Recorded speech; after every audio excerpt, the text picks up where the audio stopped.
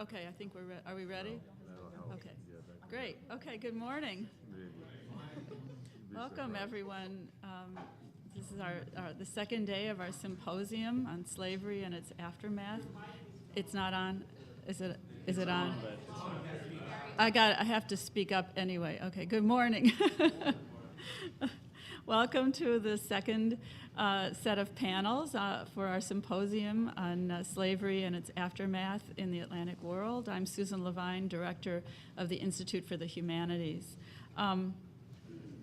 Before we start this morning, I just want to say a couple of things. One is that the proceedings of our symposium, as you can tell, are being taped, and they will be available online. If you be sure to leave us your email on one of the sign-up sheets outside, we'll send you a link when it's ready. And that is available to be used in classes or however you would like. Also, the panel this morning, after the panel, there'll be a break for lunch, and we will reconvene here at 1:30 in the same room. If you would like a list, there's a list of restaurants in the area out on the table outside, so you can check with that as well. With no further ado, I would like to introduce our first panel this morning. The topic is Caribbean and Black Atlantic Thought. Our moderators are Sunil Agnani from the English and History departments at UIC and Natasha Barnes from English and African American Studies here at UIC. So, all right. We'll follow the order on the program. I should just mention Mamadou Diop is not able to attend. He let us know it's not on the electronic version of the program, but it is on the printed version. So my apologies, or apologies from Mamadou. Professor Sunil Agnani and I decided we were going to break up the labor here, and I was going to introduce Professor Goudie, and he was going to introduce our Professor Smith. What's interesting, though, Sean Goudie doesn't know this, but I have connections now, and I just discovered today with both of them. So I'll talk briefly, but I'll make it short. Sean Goudie, who I absolutely wanted to come here, he doesn't know this, but there was a job at Vanderbilt a couple years ago that I was at Emory and I applied for. It was on Global at Black Atlantic. I didn't even get interviewed, and I thought, hey, what's up with this? And Sean Goudie got that job, and when I saw what he did, I said they made the right choice, okay? And today, talking to Professor Smith, who's from Jamaica, and my mother is Jamaican, we lived on the campus, we just also discovered that we're relatives. So it's a real global fest here for me. Let me do what I'm supposed to do here and introduce Sean Goudie, who is an associate professor of English at Penn State, where he also directs the Center for American Literary Studies. And as I was thinking about what to say today, I remember that wonderful talk that Professor Falola gave yesterday about how to do the new kind of scholarship, the new kinds of connections we have to look for. And of course, we've been trying to do that for a couple of years, but the question is how to do these remappings that have the right kind of intellectual rigor, that are not, as one albeit older professor in my old English department at Emory called loosey-goosey scholarship. Professor Goudie is not a loosey-goosey scholar, and he does the kind of work that we need to see, and that really gives us a model for showing how these new scholarships can come together. Professor Goudie is the author of many scholarly essays that challenge the boundaries of literary disciplines. And the book that he's most famous for, his 2006 book, it's called Creole America, the West Indies and the Formation of Literary Culture in the New Republic, was a master of that kind of work. I'm trained as an Anglophone Caribbeanist, and when I read that book, I thought, my goodness, to think about the ways in which he's bringing together a period, not only two sort of regions that we've sort of conceived of differently, but he's thinking about time in new ways. It was a real master work. And that book won the MLA Prize for the best first book. And as I've said, it's a completely original remapping of the cultural nexus between Creole elites in the Caribbean and the newly formed republic. I could go on and on, but that's not what I'm here for. I'm just going to introduce, ask us to welcome him. We're very happy to have him. He's been great. And his paper today is Mixed Up in America's Business, the Past Future of U.S. Caribbean Literary Relations.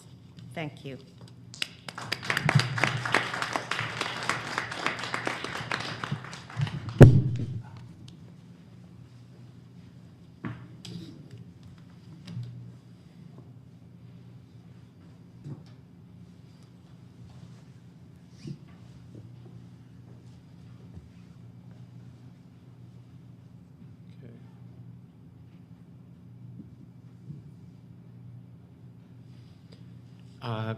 Thank you, Natasha. That's really quite moving. You know, the funny thing is that after having read Natasha's first book, I didn't know how I was the one who won the first prize, because Cultural Conundrums is one of those books that makes a profound impact on somebody. If you want to read a moving introduction to a book, read Natasha's introduction on the beheading of the Empress Josephine, and you'll say, wow, that's the way to write an introduction to a book. So thank you, Natasha, for that lovely introduction. And Sunil, thank you as well. Susan and Linda, you've organized a fantastic event. And you know, as Natasha talked about, I direct a center. In fact, I'm going back tomorrow to run a symposium at Penn State that I'm also presenting at, which is like double suicide to present when you're organizing an event. But these things just don't happen. These are a year in the making or more, and so congratulations to you all. Enjoy, you know, the fruits of having done a fantastic event for us. I want to thank, too, all my fellow presenters. I mean, one of the great things about coming to symposia like this is that you get to, it's a unique thing of our profession where you get to know people through their work and admire them, and in some sense love them, if that's too strong a word, and then you finally get to meet them sometimes years after you've come to admire them so much. And I find that, you know, for those of you who are graduate students who are looking forward, that these are the kinds of events that can be very reaffirming. If you're doing kind of work where there aren't a lot of folks doing that kind of work where you are, this is where these kind of events really can be sustaining. So thank you to my fellow presenters, because it certainly has been an event like that. I'm going to talk a little, my second book is almost done now. So I'm going to give you a flavor for some of the stakes of that book, and then talk about a couple authors that you probably haven't heard anything about, to give you an example of the kind of connections I'm trying to make in that book.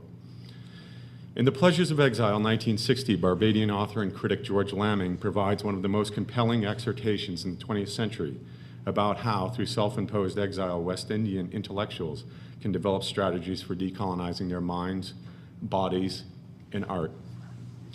The Pleasures of Exile is less remarked upon for the ways in which it glimpses, from Lamming's mid-20th century vantage point, what international political economist Anthony Payne, in the context of the late 20th century, describes as, quote, the many linkages between the U.S. and the Caribbean that have reached a sufficient depth and intensity across, and I've got the quote on board, across such a range of issues that they must be seen to have created a novel structural context in emergent Caribbean America. More attentive to geopolitical and economic entanglements than to cultural linkages between the United States and the Caribbean, Payne's phrase, novel structural context, is nonetheless highly suggestive. In Pleasures of Exile, Lamming enacts his belief that art, literature, and other cultural forms of expression, considered in the structural context of uneven Caribbean American development that shapes them and to which they respond, might provide a unique foothold for imagining strategies for critiquing and perhaps even redressing the unsustainable, catastrophic effects of patterns of trade, financial flows, and labor migration in the Caribbean American region that unfold in a fashion that is far from being symmetrical or mutually beneficial. Central to my first book that Natasha talked about, Creole America, is the argument that the emergent Caribbean America that Payne locates in the late 20th century, in fact, emerges from the late 18th century onward. Accordingly, attendant cultural forms and patterns of trade and labor migration of an emergent Caribbean America are coterminous with neither Lamming's relatively late mid-20th century recognition of and participation in them, nor Payne's late 20th century vantage point. Instead, they develop across 2 centuries, reaching a especially palpable manifestation as early as the late 19th century, a moment characterized by the mutually dependent phenomena of a dying European colonialism and a rising U.S. imperialism in the Caribbean. As Lamming provocatively remarks, we have always been mixed up in America's business.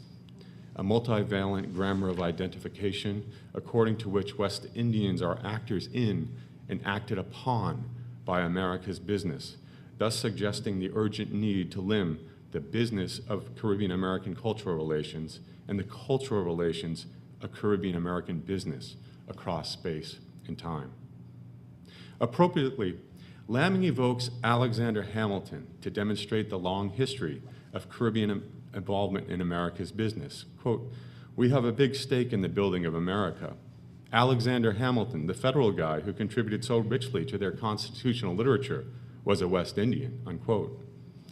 As Washington's Secretary of the Treasury, Hamilton embodied the great uneasiness that many Americans expressed about the unpredictable, potentially disastrous effects on the nation and national character of extensive relations between the slave colonies of the West Indies and the putatively free and democratic states of the independent mainland, what I have termed elsewhere the New Republic's Creole complex.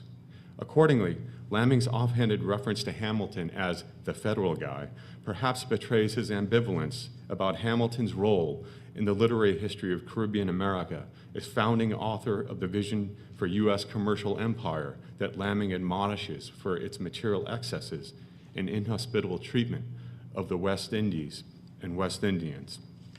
Writes Lamming, "It's a different America that the West Indies can explore. America is very much with us now, from Puerto Rico right down to Trinidad, but America is one island only, and we are used to many islands. The less money and the more islands, the better it may be for America herself," unquote.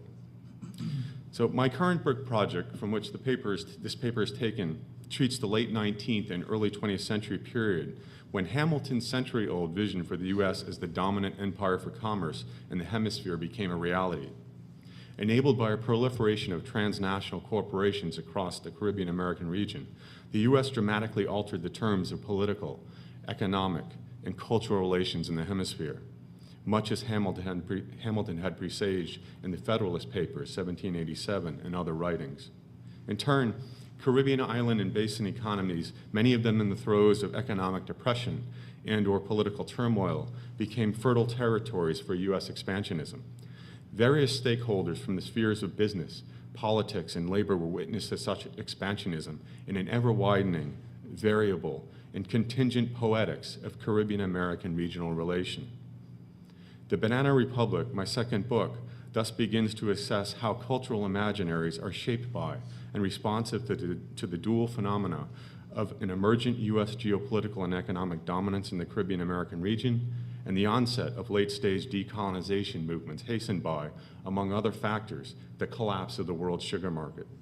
It does so by demonstrating the value of plotting a field of writing, Caribbean American regionalism, that is not bound exclusively to the object of studies for scholars working in Latin American and Caribbean studies or the generic characteristics of U.S. regional literary traditions, even as it acknowledges and extends from innovative scholarship in these and other areas. For historians and literary scholars focused on the U.S., regionalism typically denotes the geographies, histories, cultures, and identities of regions, the South, the West, Midwest, New England, and so on, subtending the larger organizing rubric of the nation, making the region, in effect, the subnational. In contrast, the regional as an organizing frame of reference in the Caribbean refers to supracolonial and post-1962 supranational Caribbean region, a multilateral alliance uniting would-be discrete colonies, nations, and dependencies across the archipelago and Caribbean basin on the basis, in part, of a common culture and history. Finally, In the field of international political economy, region, a more usefully treatable unit of analysis in the context of systems critique than world or globe, denotes a concretely defined area wherein participants located in relative proximity engage in sustained political, social, and trade relations, frequently according to asymmetrical relations of power. By considering these multidisciplinary conversations on regionalism in the context of one another, I argue for the mutually formative influences of the global and the local to allow for a Caribbean American regionalist line of inquiry, responsive to several concerns identified by scholars of the new international political economy, such as Payne, whom I quoted at the outset. Specifically, I stress the need for scholars to assess how writers and artists from North America and the Caribbean imaginatively engage the question of whether political and business leaders, laboring populations, and intellectuals and artists comply with and/or resist U.S. empire building in the Caribbean from the last half of the 19th century to the present. Further, critics of Caribbean American regionalism might attend more systematically to how traveling to and from or residing in the Caribbean and North America inflects writers' endorsement of or challenges to U.S. expansionism and the twin phenomenon of an accelerating and decelerating decolonization movement across the region. Such work would unsettle notions about what constitutes center and periphery, or the local and the global, in a Caribbean American region where the paradoxical forces of migration and occupation render such binaries radically unstable. Indeed, a more multivalent critique that treats authors writing from a plurality of locations across epochs and spaces in Caribbean-U.S. relations, identifying points of contact and divergence between them while resisting the temptation to privilege any one of them, might allow for a more ethical poetics of Caribbean-American relation.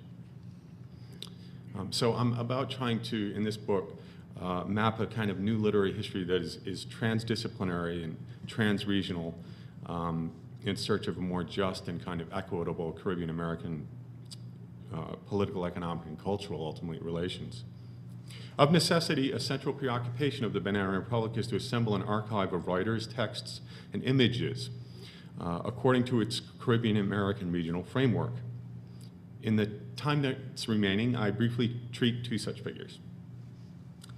The only son of Nathaniel and Sophia Peabody Hawthorne, Julian Hawthorne was a prolific and widely read fiction writer and journalist in the late 19th and early 20th centuries. His work is lightly treated today, almost not treated at all, and his Caribbean career is virtually unexamined. In 1893, Hawthorne relocated from Long Island to Jamaica with his wife and their 7 children. In so doing, he was retracing Caribbean ventures of earlier generations of Hawthornes and New Englanders writ large, who had extensive, if often disavowed, commercial and cultural relations with the West Indian plantation economies according to the ever-widening temporal scales of the informal system of U.S. empire building, the longue durée of the Caribbean American regional system. A contemporary whose identity was formed in distinct ways from Hawthorne's, Jamaican Louis S. Meikle was a U.S.-trained medical professional who, like so many brown and black West Indians, migrated outside of his home colony in search of gainful employment in the depressed economic conditions of the West Indies in the late 19th and early 20th centuries. Rarely acknowledged by scholars, Meikle traveled throughout the Caribbean American region, working on behalf of U.S. interests, including several years as part of the massive West Indian labor contingent helping to build the Panama Canal.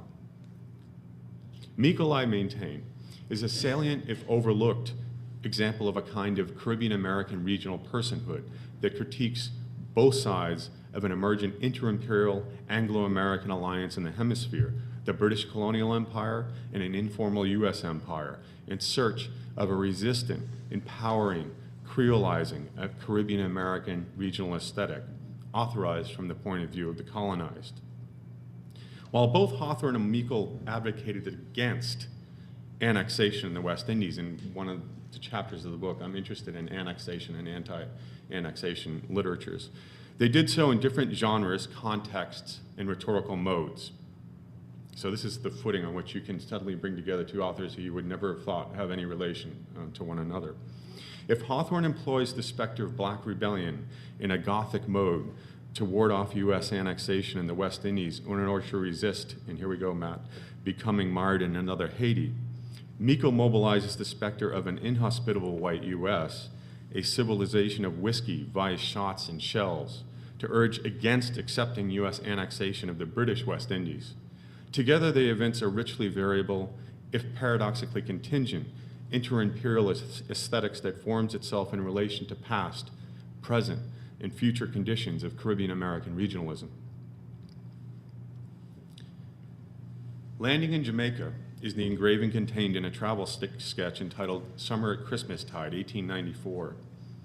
At its center is an elevated white American gentleman, almost spiritualized within the frame, who inhabits on literal and metaphoric levels the lofty position of surveillance occupied by the many agents of U.S. corporate expansionism.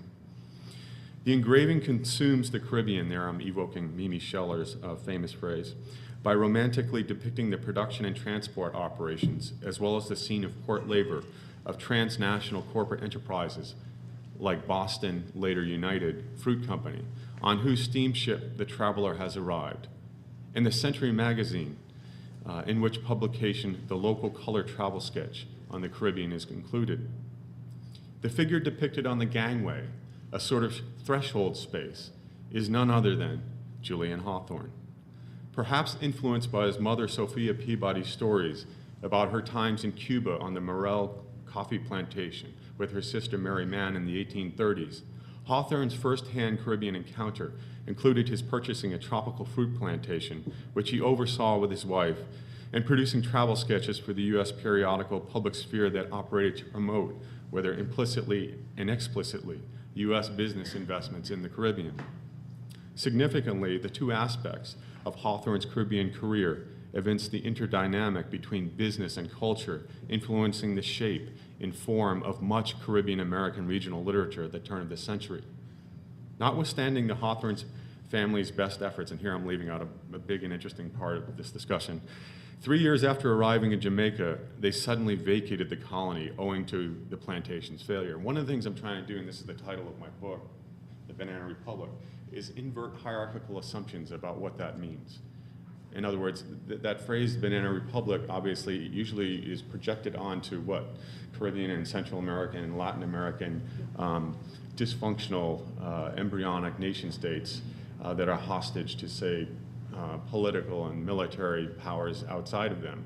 And so there's a kind of tragic, often comic account of those states that emanates from, say, the United States and Europe. What happens when we reverse our hierarchical assumptions about that? So here's this American going down who's going to live out the rest of his life and run a banana plantation, and 3 years later he's hightailing it back to the U.S., having failed dramatically at that. Once back in the U.S., William Randolph Hearst recruited Julian to write for his notorious New York Journal.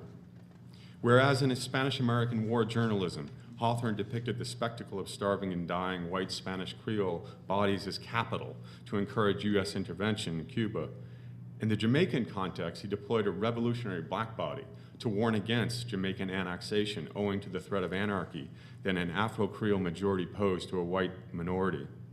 According to Hawthorne, the Maroons would always resist the imposition of Enlightenment knowledge and technologies.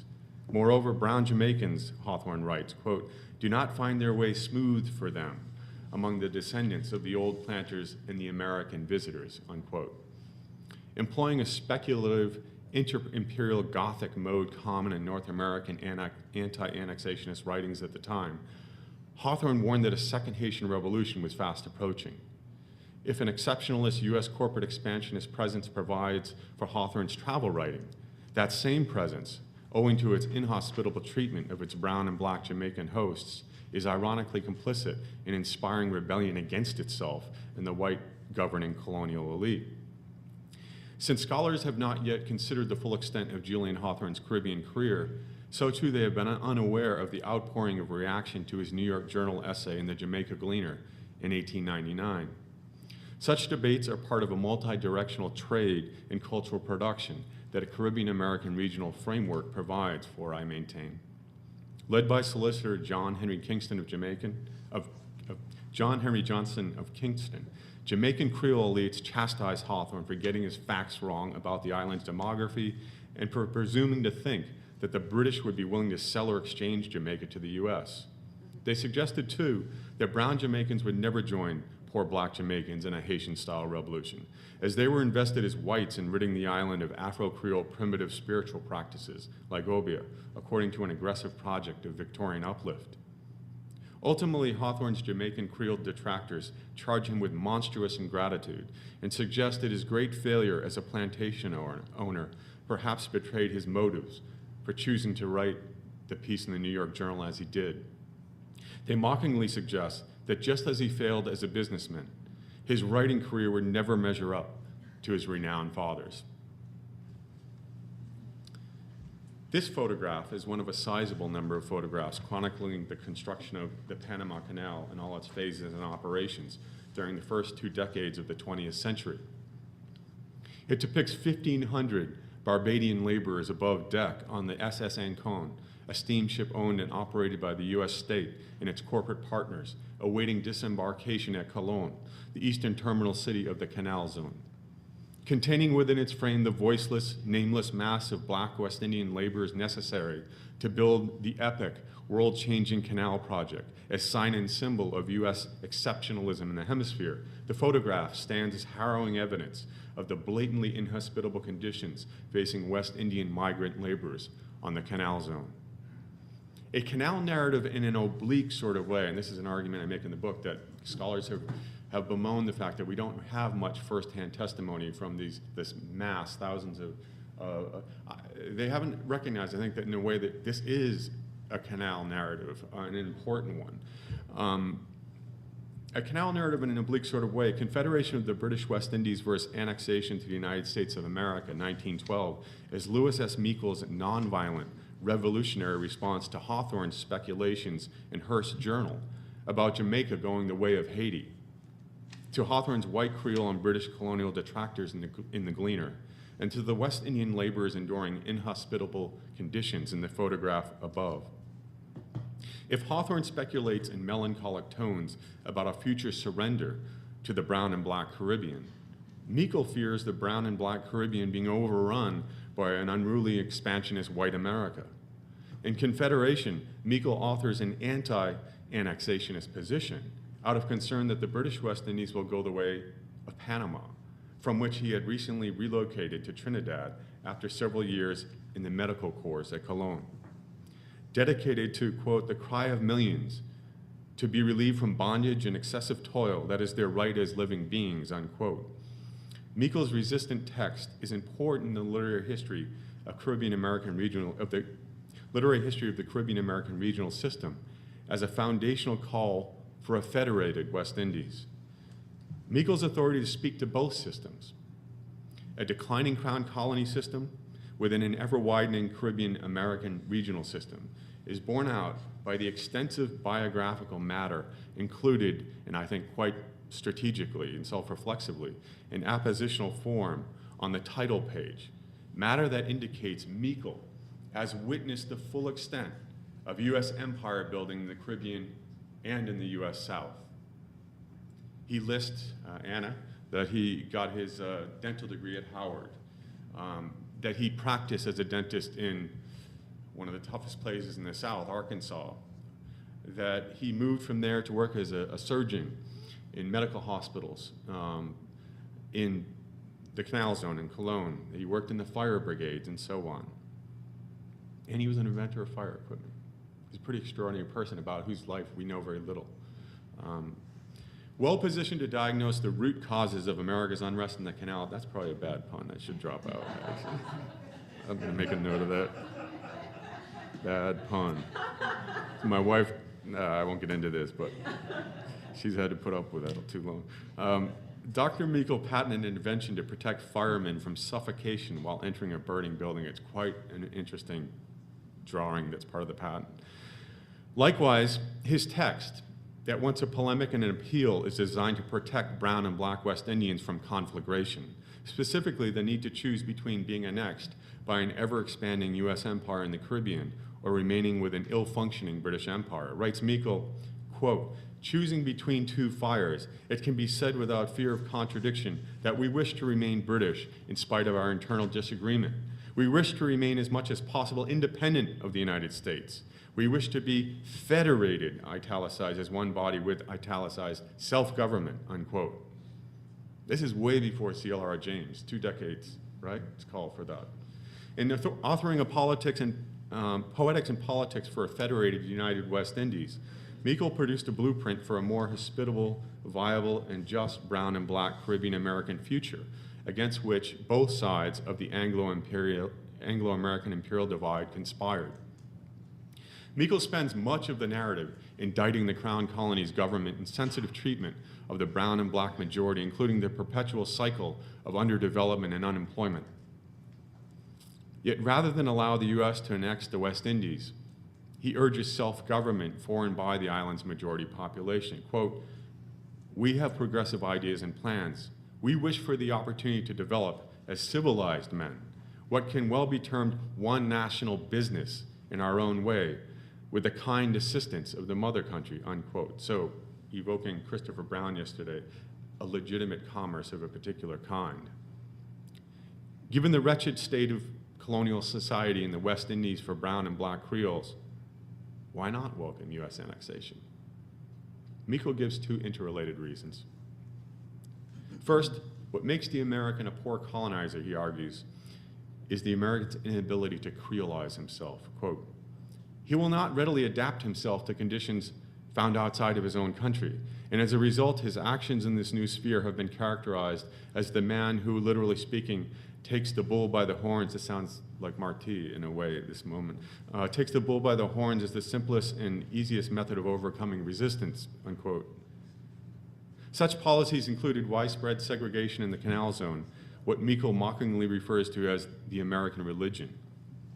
Next, Meikle protests excesses of American imperial economy in the Caribbean, including the seemingly insatiable appetite of transnational American corporations for capital accumulation by means of exploiting vulnerable brown and black Caribbean labor and speculating in lands that might otherwise be owned and operated by brown and black West Indians.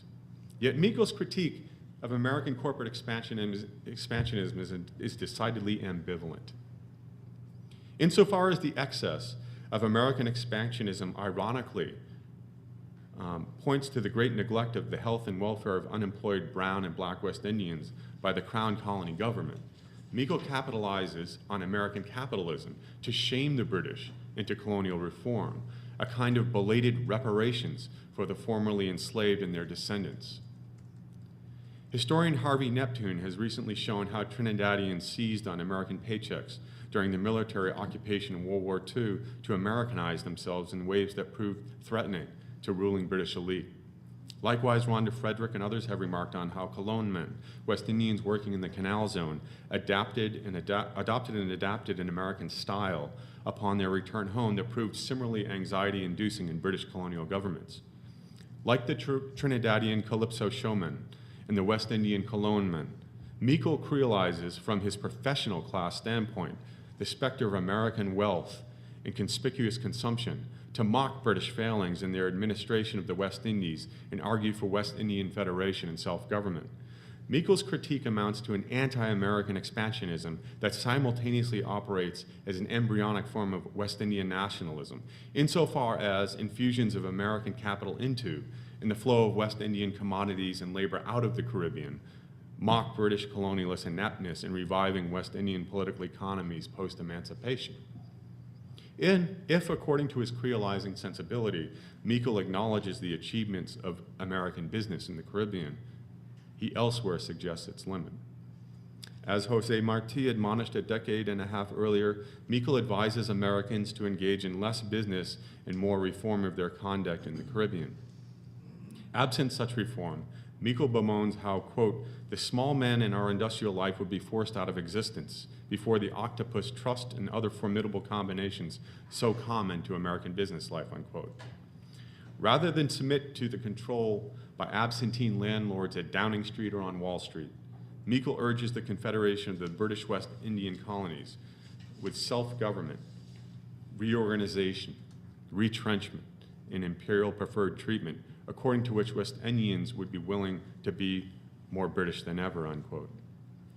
Treating Meikle's text alongside the Caribbean works of Hawthorne, writings that might otherwise remain unexamined, let alone be treated in relation to one another, suggest the value of a Caribbean American regionalist framework.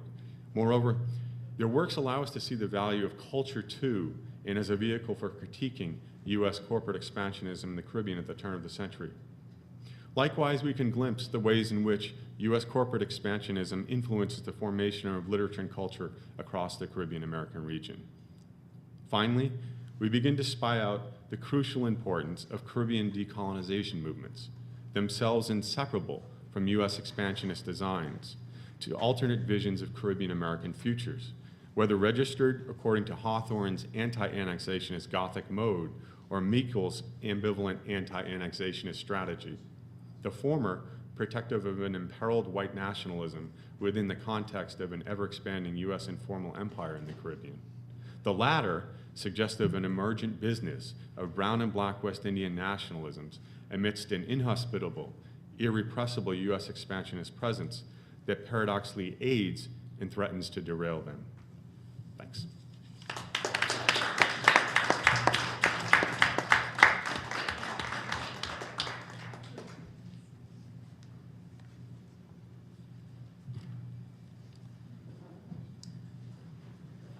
So we're just going to hear both talks, and then we'll have question and answer after, just so we have that straight. I'm Sunil Agnani in the Departments of English and History. Well, thank you all for coming. I guess maybe I'll just say for a minute why I'm interested in the conference, why I helped to arrange it with many others. I just finished a book. It's mainly on Diderot and Edmund Burke, both very Europeanist thinkers, but I was really interested when I undertook it to think of Haiti and India in relationship to their thought. Haiti and India as colonial spaces of the Enlightenment. And I sort of set about trying to prove that so that people who think about their work couldn't think about it without adding this colonial frame. So, I have chapters on Burke's response to the Haitian Revolution, which is actually mostly, unsurprisingly, negative. I mean, the Haitian Revolution is reduced to a kind of race war in a way that we see as typical of the 19th century. And but I came to that chapter after writing about his work on India, because he tried to impeach the head of the East India Company for over 7 years in Parliament. So in that regard, he's often seen as, and I think, that was a nobler strain in his thought, because Warren Hastings, head of the East India Company, had bumped off some nearby kings, and he tried to bring Hastings to justice for this.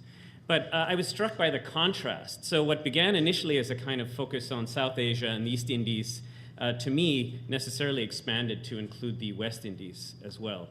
So I have a kind of riff on the two Indies in the 18th century in my project, and that's, to me, why I've found that it's actually vital to think about the West Indies and the East Indies, reviving this phrase they use in French in the period les deux Indes, the two Indies, as we still have in English, but less so in the period. So that's what I've really wanted to bring to this conference. We heard a little bit of that yesterday in Sybil Fisher's interesting reading of the way in which Toussaint uses differently some of the central concepts of the Enlightenment. And to me, I think that maybe at a more theoretical level, that's what I find necessary about adding this colonial frame to understanding the history of European thought, which is that how in the colonies, and I'll generalize for a moment like that, central concepts, whether sovereignty and the language we saw in her reading of Toussaint, are used differently, and what nature they're used differently. And so, some people, when reflecting on that, have called that an abuse of the Enlightenment, a using differently. And I think that's a very central thing to think about in what way it's used differently. These aren't conceptual errors. These are, in fact, conceptual insights. They bring out profound blindnesses within the human rights language, as we heard yesterday, in the languages of French universalism, and within British liberalism is what I would add as well. So we could write a whole different history of liberalism and empire if we look at it from that perspective. So that's my little spiel. I won't say more than that, but in organizing and inviting Matthew Smith, who came here from University of West Indies, Mona, Jamaica, I also wanted to bring a focus to some of the legacies of what we're talking about, and Matt's specialty is closer to the well, closer to the modern period in as much as he works on 19th and 20th century Haiti. So I'll just now introduce Matt, who teaches, as I said, in Mona, Jamaica, where he has both a BA and MSc degrees. His PhD is from the University of Florida. And his main area of research, as many of you will know, is in Haitian politics and society after the US occupation, 1915-1934, and Haitian regional migration in the 19th century and 20th century. So he has several articles and book chapters on many aspects of Haitian history. His book, with a great title, Red and Black in Haiti, came out in 2009. Subtitle is Radicalism, Conflict, and Political Change, 1934 to 1957, University of North Carolina Press. He was on a Fulbright, and that's how he came to Florida, so that's a good thing. He's held Mellon visiting professorships at different institutes. That was at Duke. He was, and this is my favorite postdoctoral fellowship name ever, the Du Bois, Mandela, and Rodney Postdoctoral Fellow at Michigan, where I met him. That's W.E.B., Nelson, and Walter. Let's get that straight. And he teaches, continues to teach in UWI. Now, his book won many awards. The UWI Principals Award for Best Book in 2010. The Gordon and Sybil Lewis Award for Best Book on Caribbean Studies generally, from the Caribbean Studies Association, and he's a past president of that now, I understand. And there was a nice roundtable on his book in the journal Small Acts, a great journal, which hopefully many of you will know, which covers the arts, politics, and Caribbean studies generally. That was in 2011, and I think that's an honor in itself. So I've asked Matt to just open with a few sentences about his book, and then to jump into his paper today. So please welcome Matt Smith.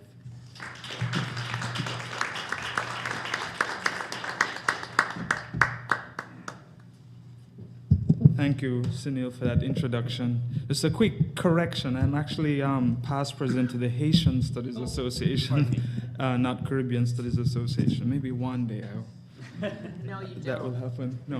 Okay, thanks. Thanks for the warning.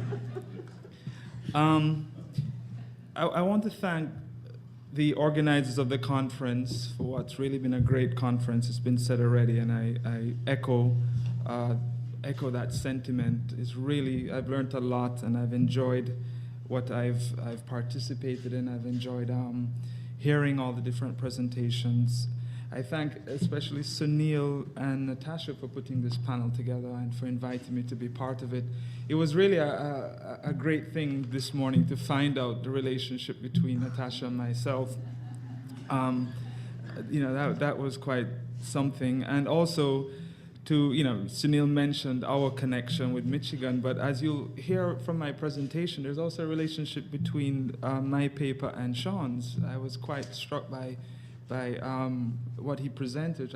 I found incredibly fascinating, and as you'll hear, there are lots of interesting parallels between what he's been working on and what I'm working on. My first book, which Sunil mentioned, really deals with 20th century Haitian politics, and I guess as a historian of the region, I tend to do what's sort of typical. After you do that, you kind of go further and further back in time. So I'm doing a lot more work on the 19th century now. As I tell people teasingly, the people I wrote about in the first book, I'm now writing about their grandfathers and becoming a lot more interested in that. But one of the main themes in the work I'm doing now is exile. And it's something that's sort of preoccupied me, and I'm trying to work through. And I'm really happy for the opportunity of this conference and this panel in particular to give me a chance to do that. And that's what I intend to do with my presentation. Of the many conditions that are pronounced in the Caribbean experience since the ending of slavery in the 19th century, exile ranks as one of the most profound. Its impact is far-reaching. The circumstances that encourage exile are well known and involve either a willful decision to leave one's country as a result of political and economic distress, or a forced departure sanctioned by the state in an effort to quash internal dissent. There's also the case of political exile of state leaders who fall from grace, a situation most associated with Haiti than with any other country in the Caribbean. Whatever the reasons, exiles and refugees, like other migrants from the Caribbean, have brought the Caribbean experience to wider attention. people from the islands surrounded by the Caribbean Sea have ever since the first days of colonial rule made of that sea a highway for travel to other places, an escape and entry into the wider Atlantic. And Sean gave us an example of Louis Meikle there and his journeys. The personal impact of exile is manifest in several domains, but most obviously in Caribbean culture. The Rastafari faith in Jamaica has had as one of its fundamental beliefs that blacks in the Caribbean are in a state of displacement, taken by force to a faraway Babylon. The Rastafari desire for repatriation to Africa as necessary to bring an end to centuries of exilic life in the Caribbean is not uncommon, nor is there spiritual and cultural preoccupation with exile. Caribbean writers have consistently written about exile and a yearning to return to an imagined home. Barbadian writer George Lamming's The Pleasures of Exile, Martinican writer Aimé Césaire's Return to My Native Land, José Martí's writings when he was in exile, Jamaican Tom Redcomb's famous poem A Song for Exiles, or even Bob Marley's Exodus, all address the exile experience from several angles. Common to all these examples is a melancholic sense of rootlessness and guilt that exile creates among those who have left the region. There's also a persistent theme of the Caribbean exile as wanderer, moving in and out of different locations across the Atlantic while searching both for a spiritual and physical home and a rationale for their displacement. It is a perceived inability to settle completely in a foreign country that produces the guilt. Bob Marley captured this perfectly in Running Away, easily the most poignant of his songs written while he was in exile from Jamaica in 1977. Quote, "You must have done something wrong why you can't find a place where you belong," end quote, which is followed later by the rationalization of the decision to leave. Quote, "It is better to live on the housetop than to live in a house full of confusion, and so I made my decision and I left you," end quote. If exile has been a persistent theme in Caribbean history, weaving in and out of narratives of the nation at various points on a temporal map of the region, in Haiti it has been woven completely into the fabric of Haitian national history. Exile has always carried a powerful resonance in Haitian culture because it has been a pervasive aspect of Haitian life. 20th century cultural references to exile and displacement are numerous. In the decades since the coming to power of François Duvalier in 1957, which precipitated mass migration from the island, the theme of exile has been consistently and most powerfully articulated by Haitian writers and singers. From René Depes's famous poem L'Exile, in which he compared the country itself to a departure gate in an airport with people waiting to leave, to Edwidge Dantica's novels, the theme is ever present. Rodrigue Millien, in his painful song Nostalgie, written in the 1970s during the Duvalier years, captured with precision the loneliness of the Haitian exile. Quote, "When someone leaves his country far away and life is mistreating you and you want to kill yourself, take me back to Haiti, take me back to Haiti," quote. The longing to return, whether to Africa, Europe, or Haiti, has been a constant theme in Haiti and the Caribbean, and it's linked to the long centuries of slavery. Metaphors of slavery and its associated sense of displacement are replete in the literature on exile, not only the 20th century writings of Depes, Daniela Ferrier, Dantica, the art of Edouard Duval-Carrier, and the music of the Haitian diaspora, but also in references to the social conditions of the Caribbean's populations during the period of slavery. In 1793, 2 years after the outbreak of the slave revolt that would lead to the Haitian Revolution, Brian Edwards wrote in his History of the British Colonies of the West Indies that the captives working in the Caribbean sugar plantations were Africans in, quote, perpetual exile. Perpetual exile, a weighted term that suggests an unending sense of displacement, a condemnation of the exiled subject who is punished to live forever adrift and away from home. But this term perpetual exile, used by Edwards in 1793 to describe the experience of slavery for the enslaved, took on a different meaning in the course of 19th century Haiti. By 1867, a version of the term was, in fact, written into the Haitian constitution as a form of punishment for dissent or challenge to the Haitian state. Opponents would be banished to, quote, perpetual exile from the republic. By then, exile had already become an omnipresent part of the Haitian experience. It is clear then that exile in Haiti has had a history of its own, and its history has been tied to the evolution of the Haitian nation-state since independence in 1804. Despite this, exile has not been given sufficient treatment as a historical subject by itself.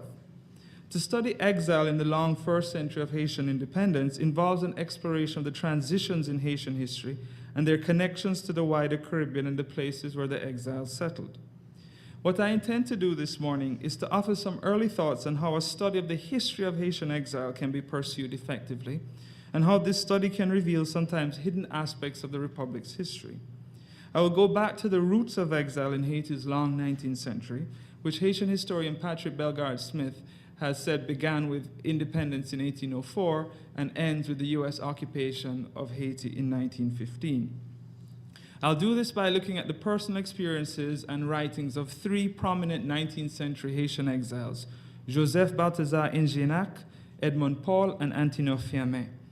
None of these men were ever president of Haiti, but they all held political and intellectual influence. Common to all three was their forced departure from Haiti for political reasons. They each settled in locations across the Caribbean at different times. Notably, none of them settled in North America or metropolitan Europe. From afar, they wrote extensively on Haiti's predicament and the impact of exile on Haiti and their personal lives. Through reading of the books they wrote in exile, I hope to show that it is possible to arrive at a fresh perspective of the place of exile in the unfolding of Haiti's post-independent development. Let me begin by looking at Joseph Ingénac. General Joseph Balthazar Ingénac published his book Memoir in Kingston, Jamaica, late in the summer of 1843. It appeared at a decisive moment in the country's history. Haiti had entered a long phase of destabilization that started in May of that year, with the country's first coup d'etat and Haiti's first case of presidential exile. The president who suffered from this revolutionary overthrow was Jean-Pierre Boyer, a veteran of the Haitian Revolution and ruler of Haiti since 1822. He was the first Haitian president who was exiled, and as I will make clear as I go along, most of Haiti's presidents in the 19th century, going all the way up to the 20th century, in fact, had spent some period of their career in exile, whether before they were in power or afterwards. And one can follow that genealogy all the way up to Jean-Bertrand Aristide, who was the last of Haiti's presidents to date, who's been exiled. Ingénac was Boyer's Secretary of State for much of the time that Boyer was in power. As such, he had tremendous influence on the shaping of the country's policies. Ingénac joined Boyer in Kingston following the coup. It was not Ingénac's first exile. In 1799, during the war between Toussaint and Rigaud in the Haitian Revolution, Ingénac was denounced by Dessalines and followed hundreds from Saint-Domingue who emigrated to Jamaica. He returned from exile in Kingston in 1802 and participated in the War for Independence. His second exile to Jamaica, 44 years after his first, offered the aged Ingénac an opportunity to reflect on the circumstances that led to his exile, the transformations in Haiti, as well as his influence on the early years of Haitian state formation. It is clear in his memoir on which side of the Haitian political division Ingénac placed himself. He explicitly defended himself against the accusations of treason laid by Haiti's revolutionary government of 1843 and proclaimed himself the ever-faithful patriot. Quote, "I am confident that my memory and my reputation will be avenged, and that the name of Haiti, happy, free, and triumphant, will sound in my ears until I go into my grave," end quote. In his recount of his exile, Ingénac maintained that his primary obligation had always been to Haiti, even above his own protection. When he left Haiti with his wife, it was quietly and, in his words, quote, "perfect poverty." He had not saved any of his finances in a foreign country, and his confidence in his country and his countrymen, according to him, knew no bounds. The fundamental reason for the 1843 revolution was the denial of the Haitian state to allow for liberal reforms. It was an authoritarian state. Restrictive laws, including the 1826 Code Rural, drafted by Ingénac himself, drew great resentment. Haiti, a free nation, had limited the exercise of freedom. In the countryside, the rural code, in tandem with a tightened militarism, created severe restrictions for the Haitian peasantry. From exile, where he was now restricted in his own movements, Ingenac placed himself on the outside of the problems that created widespread distress and revolution. He also claimed that he repeatedly told Boyer to introduce more liberal policies into his administration. He claimed to have supported the ideas of the revolutionaries, but was unable to get Boyer to agree to them. Quote, "If he had listened to my advice, I believe that it would not have been necessary to go the recourse of revolution for ameliorations," end quote. Now, let me pause here to just sort of drive what I think is really important about this moment. This was the first coup. This was something that was very unfamiliar in Haitian history. The revolution that had overturned Boyer and forced him into exile, and also Ingenac, was very new for Haiti. And the idea of a sort of liberalism entering into the Haitian political space, kind of achieving the goals laid by the Haitian Constitution of 1803 and the following constitutions of 1805, the liberal movement tried to recall some of that. And it was really kind of uncharted waters, so to speak, for Haiti's leaders at the time. So Ingenac is really writing within that context. And so he doesn't know what's happening next, and as a result of that, his self-defense should be seen in that light. But his self-defense is also indicative of the function of exile writings.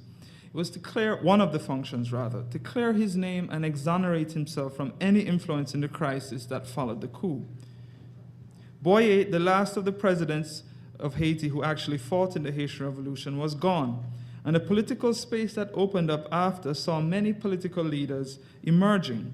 The popular liberal movement of the Army of the Sufferers, the Piquets that Sibili Fisher mentioned yesterday, in the South, had raised the stakes of the political competition and kept alive the demands for a more liberal democratic structure than that which prevailed under Boyer. Ingenac had no way of knowing, of course, that the revolution of 1843 would lead to a cycle of instability and with it an institutionalization of exile. The men he wrote about, the ones who were responsible for his overthrow and exile, had also been forced out of Haiti when their time came. Although Ingenac was able to return to Haiti, where he would die in 1847, many of Boyer's successors were not, and most of them, like Ingenac, ended up in Kingston, Jamaica. For the next 4 decades, the Republic's politics were defined by a conflict between the authoritarian rulers who applied perpetual exile as punishment for dissent and their exiled opponents who conspired from afar to overthrow them.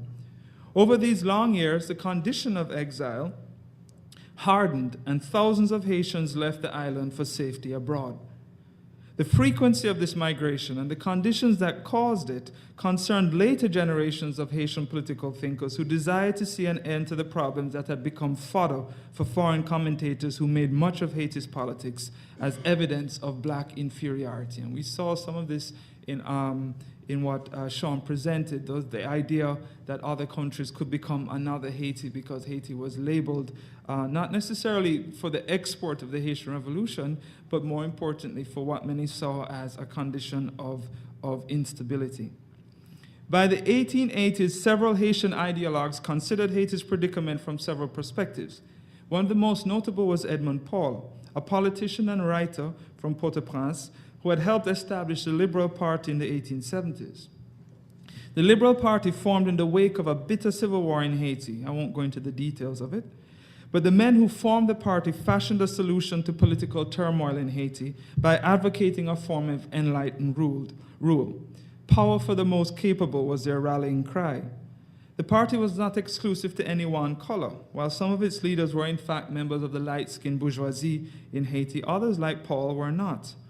A bitter and violent clash in the Liberal-led parliament in the summer of 1879 provoked yet another coup and more exile. Liberals were forced out of the country, some literally running for their lives as the rival National Party assumed power.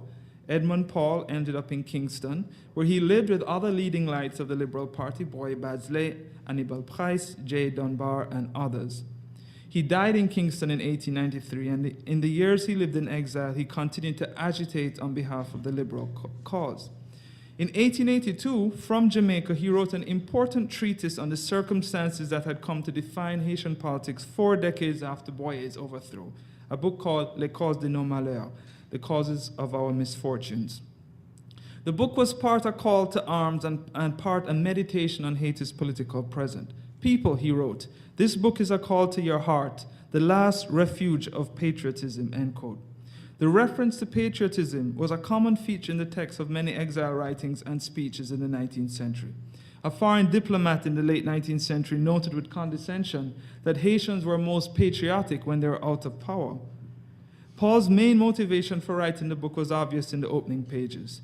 It was a strong critique against his nationalist successors who had forced him out of Haiti. It was also an attempt to bring their failings to international attention. In Paul's case, the situation was deeply ironic. Haiti's president and leader of the Nationalist Party was Lucius Salomon, a man who had spent 20 years of his life living as an exile in the Caribbean. For Paul and his colleague Annibal Price, who also wrote extensively from Kingston, Salomon had destroyed the country and the liberal program of democracy that they had created in the 1870s. Even worse, Salomon had made it almost impossible for them to return home. In Les Causes, Paul's indictment against Salomon is scathing. He detailed the extent to which Salomon had reawakened a divisive color politics, dismantled the economic and political structure of the country, and replaced it with a brutal authoritarianism that kept Haiti back. Salomon's achievements with various modernization projects, which drew him notice outside of Haiti, including one of his achievements, it was under his rule that the heavy indemnity that Haiti was forced to pay to France after 1825 was finally settled, was for Paul, writing almost 80 years after Haitian independence, quote, a false imitation of 1804. Yet Paul was insistent that Haiti's politics under Salomon was not to be taken as an indictment of the country as a whole. To quote him, the field is still open for those of us who have faith in the future. Haiti is imperishable, and it remains a unique place in the world. Exile as punishment is a theme repeated in the book. Quote, if one is found abroad, lost, crazy, he cannot see his homeland without a passport. This is the issue right now with several exiles living in Kingston, end quote. It was a cruel retribution on Salomon's part, since, as Paul was wont to point out in the book, Salomon, while in exile in 1872, protested against the denial of passports to exiles, since passports were a constitutional right for citizens. And this was something that was very commonplace with Haitian presidents at the time. They were very concerned that this massive exile community living outside of Haiti, living in nearby islands, could organize coups to overthrow them. And as a result, they actually denied Haitians outside passports to re-enter the country. And in some cases, too, by the 1890s, there were constitutional changes that said that if a Haitian lived outside the country for a certain number of years, even the citizenship that they had would also be denied, and they'd have to reapply for citizenship the way in which foreigners had to apply for Haitian citizenship, showing very much there the power of the exile community and the threat of it on the Haitian state. Paul further highlighted Salomon's preoccupations with the activities of the exiles in the Caribbean. In this, he was correct.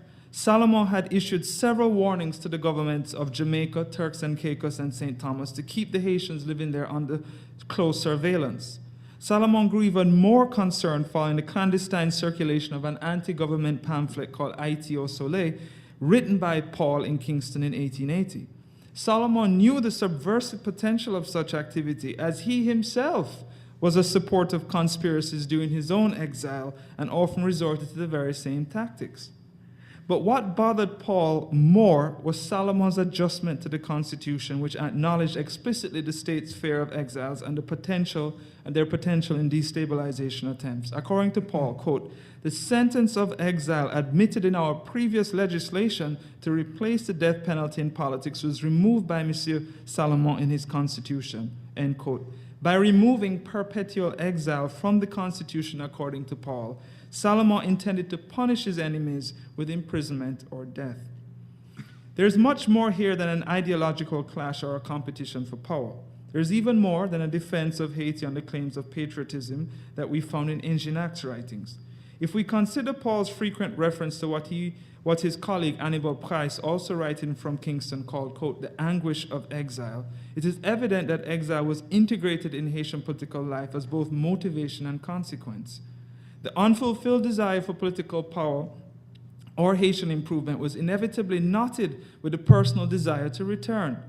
Only a revolution could produce the circumstances for that return and an end to the oppression of exile. Once again, in reference to Salomon and the events of 1879, Paul revealed his own thoughts in a line directed straight for the president. Quote, it was a revolution which broke the chain of your exile, end quote. The chain of exile is an appropriate metaphor. Salomon himself once called exile, quote, an indignity that robbed me of my freedom, end quote.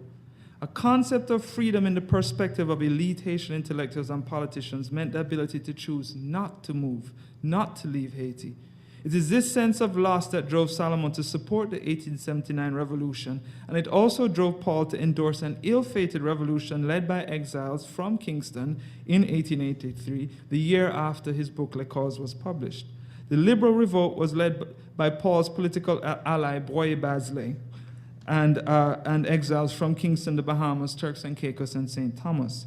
It was brutally suppressed by Salomon, and all the leaders of the revolt were killed. Liberal leaders such as Edmund Paul and Broye Basley fought for a cause that deepened within them during their years outside of Haiti. For the strength of their convictions and their determination to fight, they were once called two of the most remarkable men Haiti has ever possessed, end quote. This assessment was made by Haiti's most celebrated thinker of the 19th century, Joseph Antonin Firmin. Firmin was a lawyer, intellectual, and highly respected thinker who attached himself to Broye Basley and the liberal cause in the 1880s. After Salomon's overthrow, his political career blossomed. In the 1890s, he served as Minister of Foreign Affairs and also Minister of Finance under President Hippolyte. And by the end of the decade, he had grown more convinced that Haiti's problems stemmed from a tendency to assert militarism over liberal democracy. As the world entered a new century of uncertainty, marked in the Caribbean, this ties into Sean's presentation, by an assertion of U.S. imperialism, Firmin's political activities became more directed to creating a more liberal, open, and non-militaristic Haiti that would abandon the political practices and restrictions imposed after 1804 and become more integrated with other countries in the region. In 1885, his monumental work, L'égalité des races humaines, the equality of the human races, challenged European racism by using Haiti as an example of black progress. In his later writings, he was focused more on the future possibilities for Haiti in a changing world dominated by U.S. imperialism. His ideas won him much favor outside of the Republic. In 1902, he launched an unsuccessful bid for the presidency, which drew heavily on support from the remnants of the Liberal Party of old from the 1870s and 80s. And after his defeat, he left Haiti for exile in St. Thomas. Although he made 2 more failed attempts to become president, he would spend the rest of his life as an exile in that small Danish island. A year before his death, he published his final book, Letters from St. Thomas, written in exile there. And which was completed in London, where he spent a brief moment as Haitian plenipotentiary there. We must bear in mind Firmin's position in 1910 when the book appeared. He had a far greater international reputation and following than either Ingenac or Edmund Paul. In Haiti, the idea of feminism had taken hold for almost a decade as opponents of the successive governments since 1902 aligned themselves behind him. Firmin was close with activists, writers, and political figures in Europe, the Caribbean, and the United States. For example, he kept up a 10-year correspondence with Booker T. Washington and celebrated that as well. Many of his supporters outside of Haiti considered Firmin the best suited leader for Haiti given his experience and ideas, which were indeed ahead of his time. But Firmin, like so many others who were also banished from Haiti, suffered the longing to go back as much as he wanted to lead. Haiti was in a state of grave instability by the time he penned Letters from St. Thomas. This was just 5 years before the United States military occupation of Haiti. So his return was not assured. This point underlines the entire book, which is a collection of essays on sociology, history, education, and literature, and the wider possibilities for Haitian development. But it is most clearly articulated in the book's preface. Haitians have experienced what he calls, quote, the pangs of exile. And they can relate to the feeling of the children of Jerusalem who sang by the rivers of Babylon, where we sat down and there we wept when we remembered Zion. The Haitians in St. Thomas, he argued, knew this well. To quote Temne, the name St. Thomas invariably evokes for the Haitian a life of exile with its anguish, its temptations, often aggressively proposed suggestions, driven both by patriotic nostalgia and the burning desire to reform an order of things thought to be bad, end quote. Here we find a sober comment on exile that has come after the decades of repeated revolutions in Haiti, which followed Ingenac's reflections. The sense of hope is still there, but it is counterbalanced by a realization that in exile, Haitian politicians often elevate their potential for bringing about the changes the country needs. Each episode of revolutionary overthrow produced men, and Temne was no different, in thinking that Haitians living outside the island understood more keenly what was to be done and could be the agents of reform. Yet he's cautious in promoting his own supremacy. It is a mature viewpoint arrived at after the bitter lessons of history. Michael Dash, in his analysis of Temne's book, has suggested that the central power of the text is Temne's, quote, remapping of Haiti's location, the archipelago of the Americas, end quote. In St. Thomas, a small island crowded with many transient foreign nationals, he was even more aware of the Caribbean's importance in the hemisphere. Temne called for a Caribbean confederation, a point that was also articulated by other writers from the region, such as Louis Miko. What is important about Temne's position was his acceptance of Haiti's destiny being tied to that of its neighbors. Where Haiti's leaders in the past, like Boye, fought to protect the country from foreign intervention, Temne argued that some degree of foreign influence and investment would be necessary if Haiti was to join the other countries in the Americas on the march toward modernization. His opponents were quick to label him a pro-Americanist who intended to hand Haitian independence to the United States. Temne maintained that without a more liberal political structure controlled by Haitians, the Haitian state would be weak and vulnerable to a more belligerent form of intervention, such as that which took place in nearby islands. A Caribbean confederation would work to the benefit of all the islands, including Haiti, as it would regulate the type of foreign intervention. To quote Temne, we are in the middle of the Caribbean Sea. It is impossible to remain indifferent to the aspirations and even dreams which are taking shape around us by joining together and attracting other Antillean islands which live today under colonial rule. The Caribbean would ultimately form a substantial state, end quote. A few months after the book appeared, Haiti suffered another coup. Temne left exile for a third and final time with the intention of contesting for the presidency. He was not even allowed to land on Haitian soil. The new president, who was a military general who moved into Port-au-Prince even before Temne's ship arrived, issued a warning that Temne was to go back into exile. His ship turned around and he sailed back to St. Thomas. Before he left, he is said to have written a letter in which he stated that he had, quote, abandoned Haiti to its fate. There was no doubt a sense of bitterness in this note, but it also suggests, however, an inversion of the exile experience. It was the exile who had given up on the island and not the other way around. Yet what is most revealing about this final note is that the hope for improvement in the Haitian political situation found in Edmond Paul's work, or even in Temne's book, Lettres de Saint Thomas, was absent in his final thoughts on Haiti. Let me conclude. One may argue that each of the writers I have discussed here this morning were all writing in a similar vein, that their comments and analysis of Haiti's political problems were similar to those of the defeated politician, something of an exile's lament.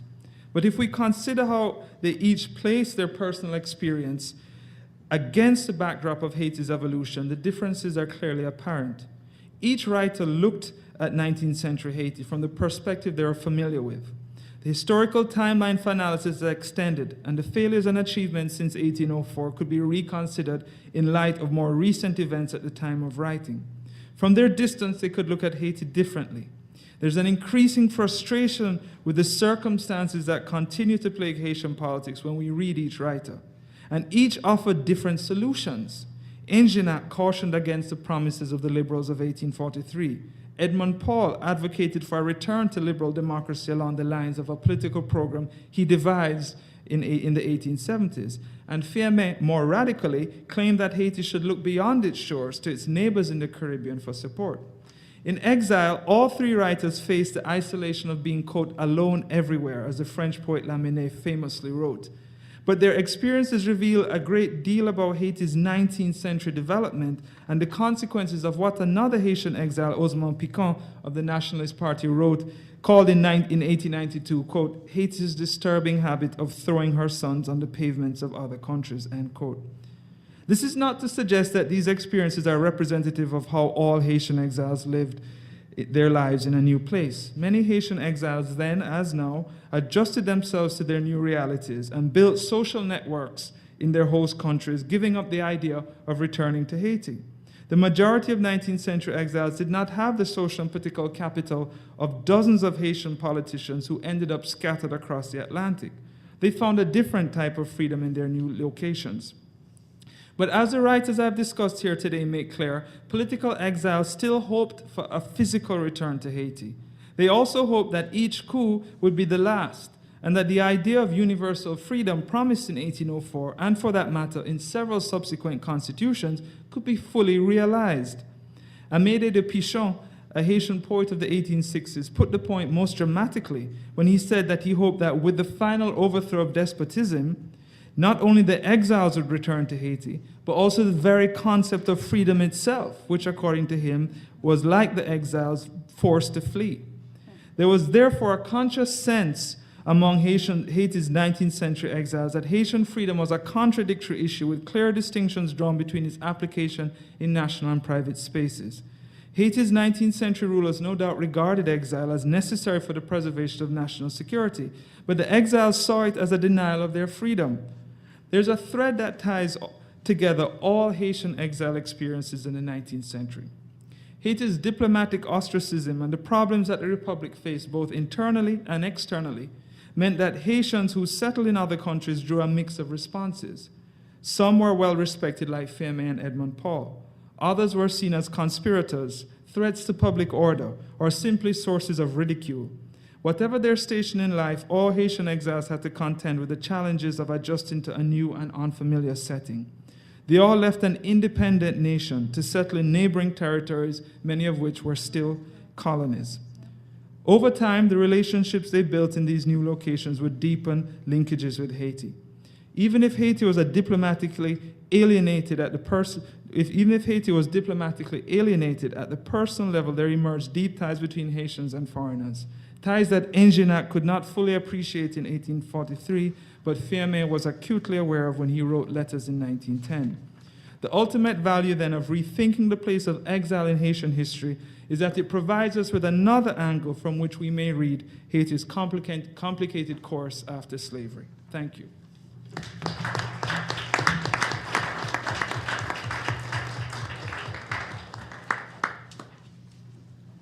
So we have plenty of time for questions.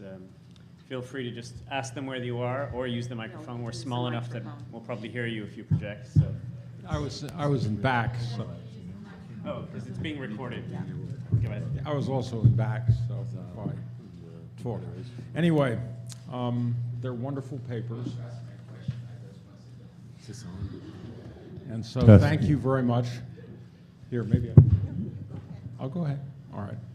So, Sean, I really like the radicalism of your treatment of this, and I wanted to put Hamilton in the context of it. Hamilton was born in Nevis, and he was an illegitimate kid. And he actually did something which poor whites, I think, often do, which is not noted by people who are nationalists, which is he saw enslavement, and instead of feeling better about himself because he wasn't black, he identified with those who were enslaved. And the Federalist Papers is Hamilton at his late worst. But when he came to the United States, he did go to school and he became a young gentleman, but it turns out he was actually bisexual. And among other things, when he was an aide to Washington, he fell in love with John Laurens. And that happened partly because they were in common Republicans, and John Laurens thought that you couldn't have a slave America. And he launched the Laurens proposal, which was passed in 1779 by Congress, which required the recruitment and freeing of 3,000 blacks in South Carolina and 2,000 blacks in Georgia. I see that you're nodding your head. Yeah. You know some of this story. So anyway, there's Hamilton, and his name is associated with the proposal, but he has letters to Lorenz saying, you know, it's Lorenz's proposal. He casts, although they're the same age, seasoned doubts on this matter. And it's partly that, you know, he came up from Nevis, and so he traveled across worlds, and John Laurens was a slave owner's son. The slave owner became the president of the Continental Congress, and as a Christian didn't like slavery but did horrible things. And he went off to study with Rousseau in Switzerland, but he was a Huguenot, and so he was just going home, so to speak. And so the class point about this is actually interesting, that Hamilton saw bondage as inimical and actually fought for, the Federalists fought for gradual emancipation in New York in 1799. I think because of this experience, so that if you want to trace it as a Caribbean American experience and a contribution to anti-slavery, which is really quite distinctive, in a class way, that is in the way I was suggesting, it seems to me it might be helpful. And the question I have for you is, aside from that, whether he maintained an imperialism of a standard sort toward the Caribbean, being an author of the Federalist Papers, summoning the Shays Rebellion as the haunting specter of something that they wanted to put down. So I wondered if there was an extension of this to the Caribbean. So that's a question for you. Okay. I really liked, Matthew, your theme of exile, which is a brilliant theme, and may you pursue it happily. In poetry, as well as politics, I mean, Marx was in exile, Lenin was in exile, but it's a common thought that poets are often exiles and that they get a vision from going into exile. But you trace people who are hungry to return to power, even though you trace them through Marley and other songs, which initially made me think you were going to go somewhere else a little bit than these exile leaders.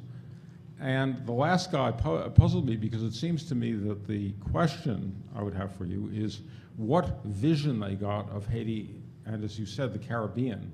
And the last fellow, whose name I don't quite recall, so I won't botch it up, had this thing. But the other thing he had was a long correspondence with Booker Washington. So Booker Washington was, you know, blacks are 5 fingers of the white man's hand or something of that sort. He wasn't Marcus Garvey. He wasn't Malcolm X. He wasn't a revolutionary. He wasn't, I mean, perhaps he's a visionary in ways I haven't studied him that I don't know. But when you mentioned him, it didn't give me the feeling of, here's somebody who went off and came back with a vision. You know, or if I think of Lenin being in exile, I think of somebody who came back with a real political vision for Russia. And if I think of lots of other exiles, like Tom Paine in various ways at various times, I can think of a lot of things. And it just seems to me that there's a lot of space for you to do more comparisons and to think about what vision they actually drew aside from, boy, I feel bad being in exile, and can I get back into power? Which, you know, is sort of the minimal thing. So my question for you is are there other aspects of the vision that they got from being in exile of what? Maybe I should say one more thing. The Haitian Revolution is the great enemy of the United States because it is the emancipation of slaves. And so, with the exception of John Adams, who was otherwise almost totally reactionary, every American president until Abraham Lincoln didn't want to recognize Haiti, and the Bush administrations 1 and 3 overthrew Aristide, and Clinton allowed him to be restored on the grounds that he not have social programs. So it does seem to me that, you know, you're dealing with the sharpest case of American imperialism. That is, the nastiness of American imperialism is horrific in many other places, but about Haiti, it's about as bad as it gets. And so it just seems to me, maybe, it just occurs to me offhand that maybe that thread, I mean, you've probably lived it, so, you know, but, you know, if that thread came through a little more sharply, it's not just part of the Caribbean, it's like the demon for the United States, and inverted, it reveals the horror of what American imperialism is. So, questions? Thank you, Alan. Next time we'll bring you up on the panel.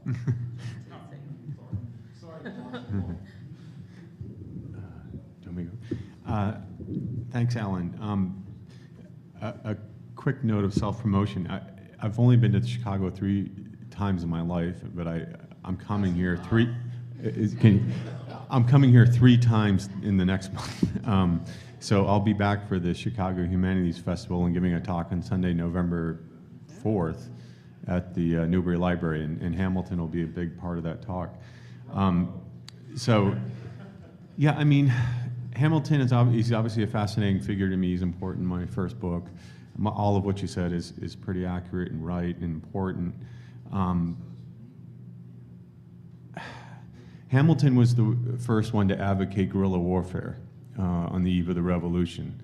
And I think to a great extent he understood that from black insurrection in the Caribbean and his keen awareness of that kind of warfare. He was the one who introduced into the American mind an alternative vision of empire.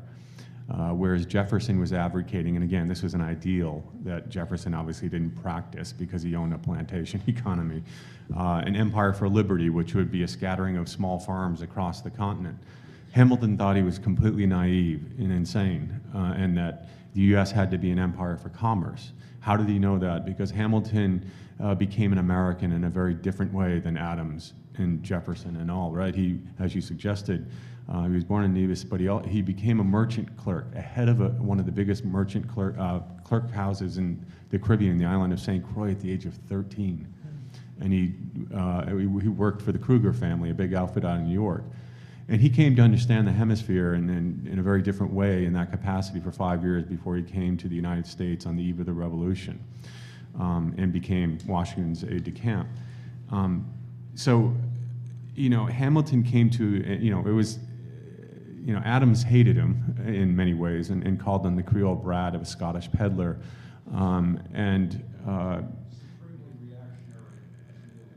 Yes, but what Hamilton tried to argue is that the United States, as a fledgling empire, could not survive if it didn't become the dominant empire for commerce in the hemisphere. We had to have a strong navy. We had to, why? Because America was extraordinarily vulnerable after independence. The French, Napoleon wanted to what? Come into the South and take over the United States through New Orleans. Haiti stopped that, the Haitian Revolution. And obviously there were threats on all sides, but the Spanish and the British. You know, the War of 1812 was just around the corner again. So Hamilton knew what it meant to be under siege. The island political affiliations of places he were in could change overnight, and did change overnight, depending on the imperial wars that were taking place in the hemisphere. So I'm fascinated by him, like you are, Alan. I think he's really important as a writer and a figure for this kind of for making connections between the United States and the wider Caribbean. He came to embody in many ways, as I said, the deep anxiety and the contradictions of the early republic that people had about our deep connections on political, economic, and other levels between the putatively free and independent colonies, or now states of the mainland, and the West Indian slave colonies.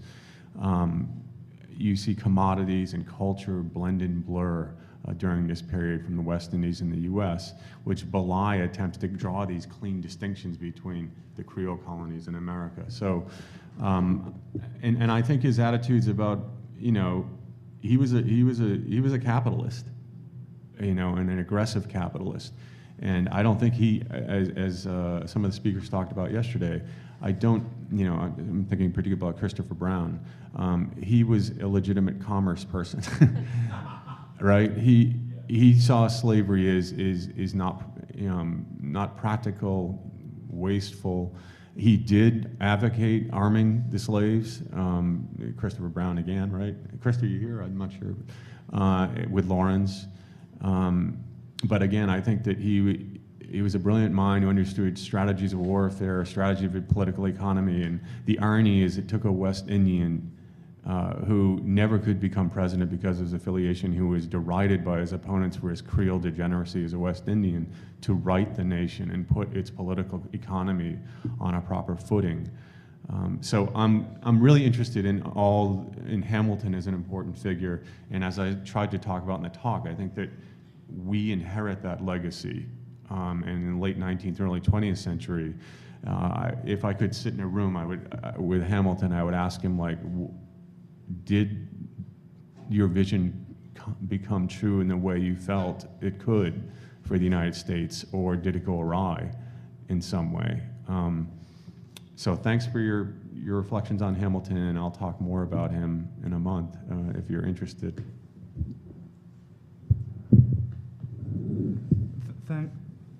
Use that. Okay. Thanks for your questions and comments, Alan. In the larger project, I consider a wide range of exiles, non-political people who were never presidents or even presidential hopefuls. I chose these three just for this presentation because I wanted to kind of pick people who you could sort of span the 19th century, somebody who was writing in 1843, somebody in 1882, and then someone writing in 1910 to sort of see the differences there. But yeah, I do look at a lot of other people who are also exiled from Haiti and looking at their writing. Now, of course, not everybody's writing, right? I mean, that's the other thing too. You can't get the whole full sense of what that exile mentality is like. And you can't even get the sense of what the numbers are like. I mean, even that is difficult to get a hold of because these are largely transient. A lot of them don't take citizenship in the countries they go to, partly because they do want to go back to Haiti at some point in time, and with the restrictive laws regarding citizenship in Haiti, that's a preventative for them. So it's really hard to kind of find the numbers. In terms of Temne, who I spoke about at the end, he perhaps had, it's interesting you mentioned the absence of vision, because it's something that you see for a lot of Haitian political leaders who come to power, particularly during the 19th century. But I do think Temne is somewhat unique because he actually did have an idea of what it is he wanted to achieve, and he had a following outside. I mean, he started a political party. I didn't bother going into that in my presentation, but there was a party around him known as the Progressive Party. They had a manifesto. They had all of these things that they outlined that they wanted to implement in Haiti. Confederation was something he comes to in 1910, but a consistent point that he made throughout his writings was this idea that Haiti has too many military leaders. In fact, he himself was general and refused to use the term general. I mean, it was, there's a famous interview he did where a reporter called him general, and he, says, "Don't ever call me general. Haiti has had too many generals, and that's the source of our problem." But he was somebody who was critical politically, and because of he had a reputation for honesty. When he was Minister of Finance and Foreign Affairs in the 1890s, he was seen as incredibly honest. He also had a connection, and you mentioned Booker T. Washington, but he also had an early connection with Frederick Douglass, when Frederick Douglass was Minister of Haiti.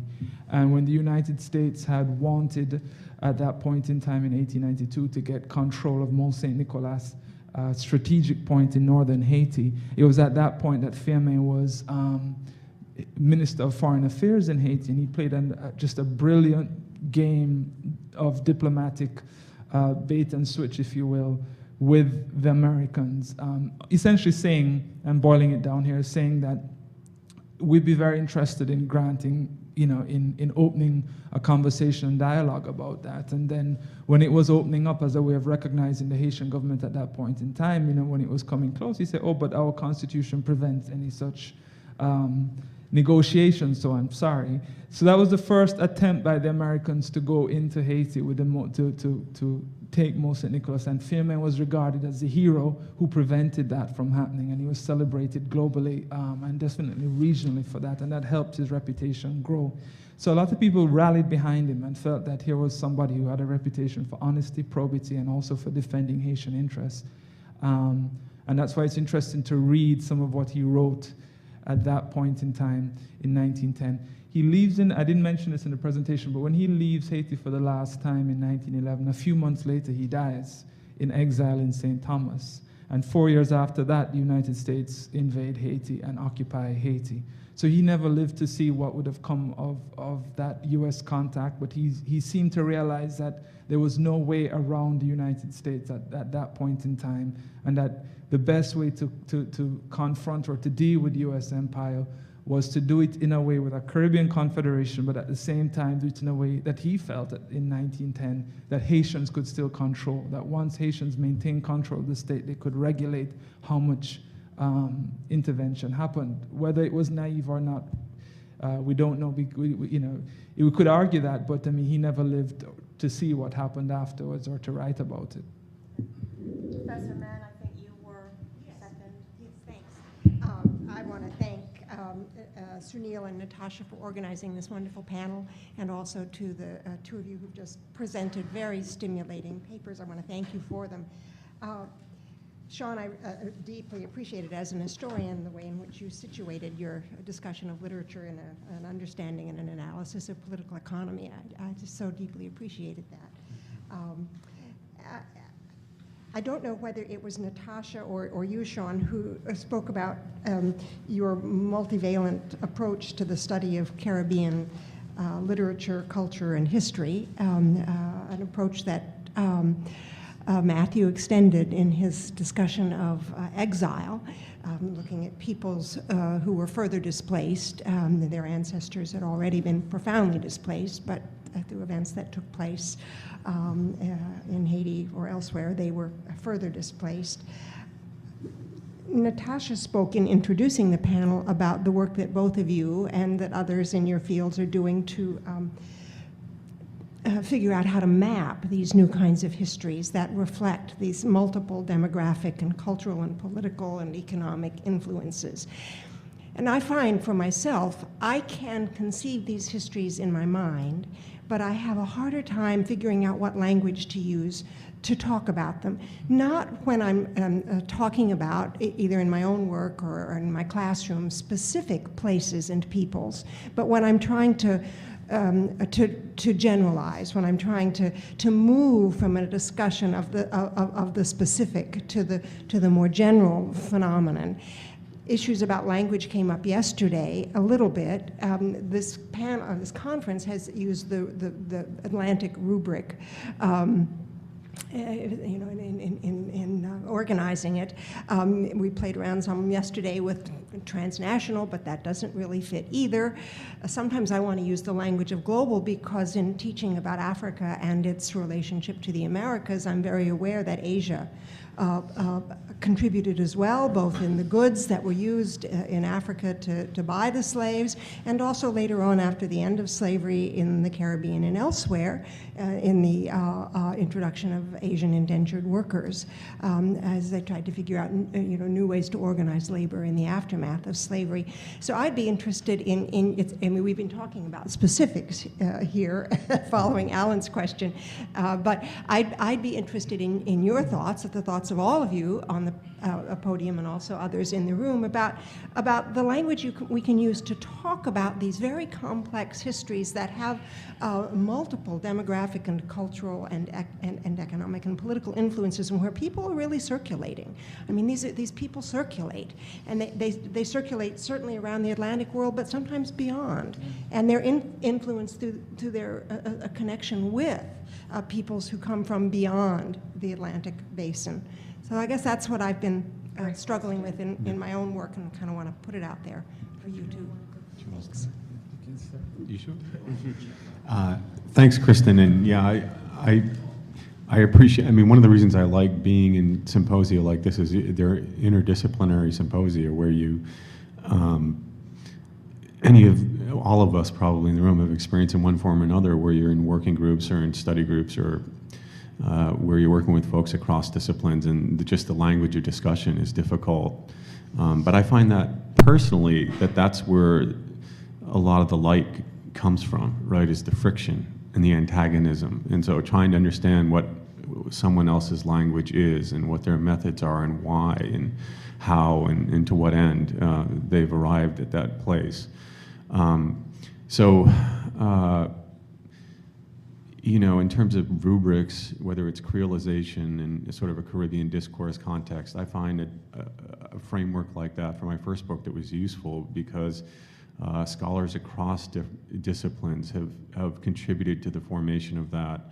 And yet, you know, American literary and culture, despite the fact that Americans in the early republic were Creoles, they wanted to define themselves as Americans, as somehow exceptional in the hemisphere. So importing a discourse like that was jarring to scholars in American literary studies, specifically into the early American period.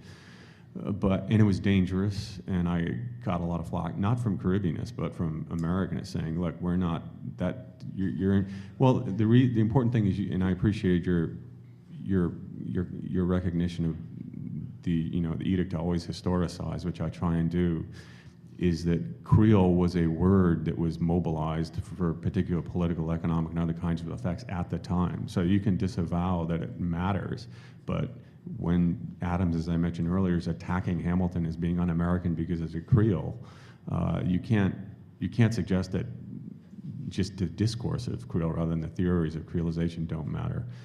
In this particular book, something that's bothered me is on the literary scholar side of things, is the way in which, as we continue to seek paradigms like the planetary, to understand the craziness of globalization and seek to locate American literature in sort of global contexts, is the ironic evacuation of the responsibility to locate those paradigms in concrete context so as to seek justice, I think, in some ways. Literature and culture, whether it's the figures that Matt was talking about or you know, the exilic consciousness of somebody like Lamming that I talked about, is that I think that's part of our responsibility in our classrooms and as scholars is to not develop paradigms that somehow ironically transcend the relation between literature and culture and economics, for example.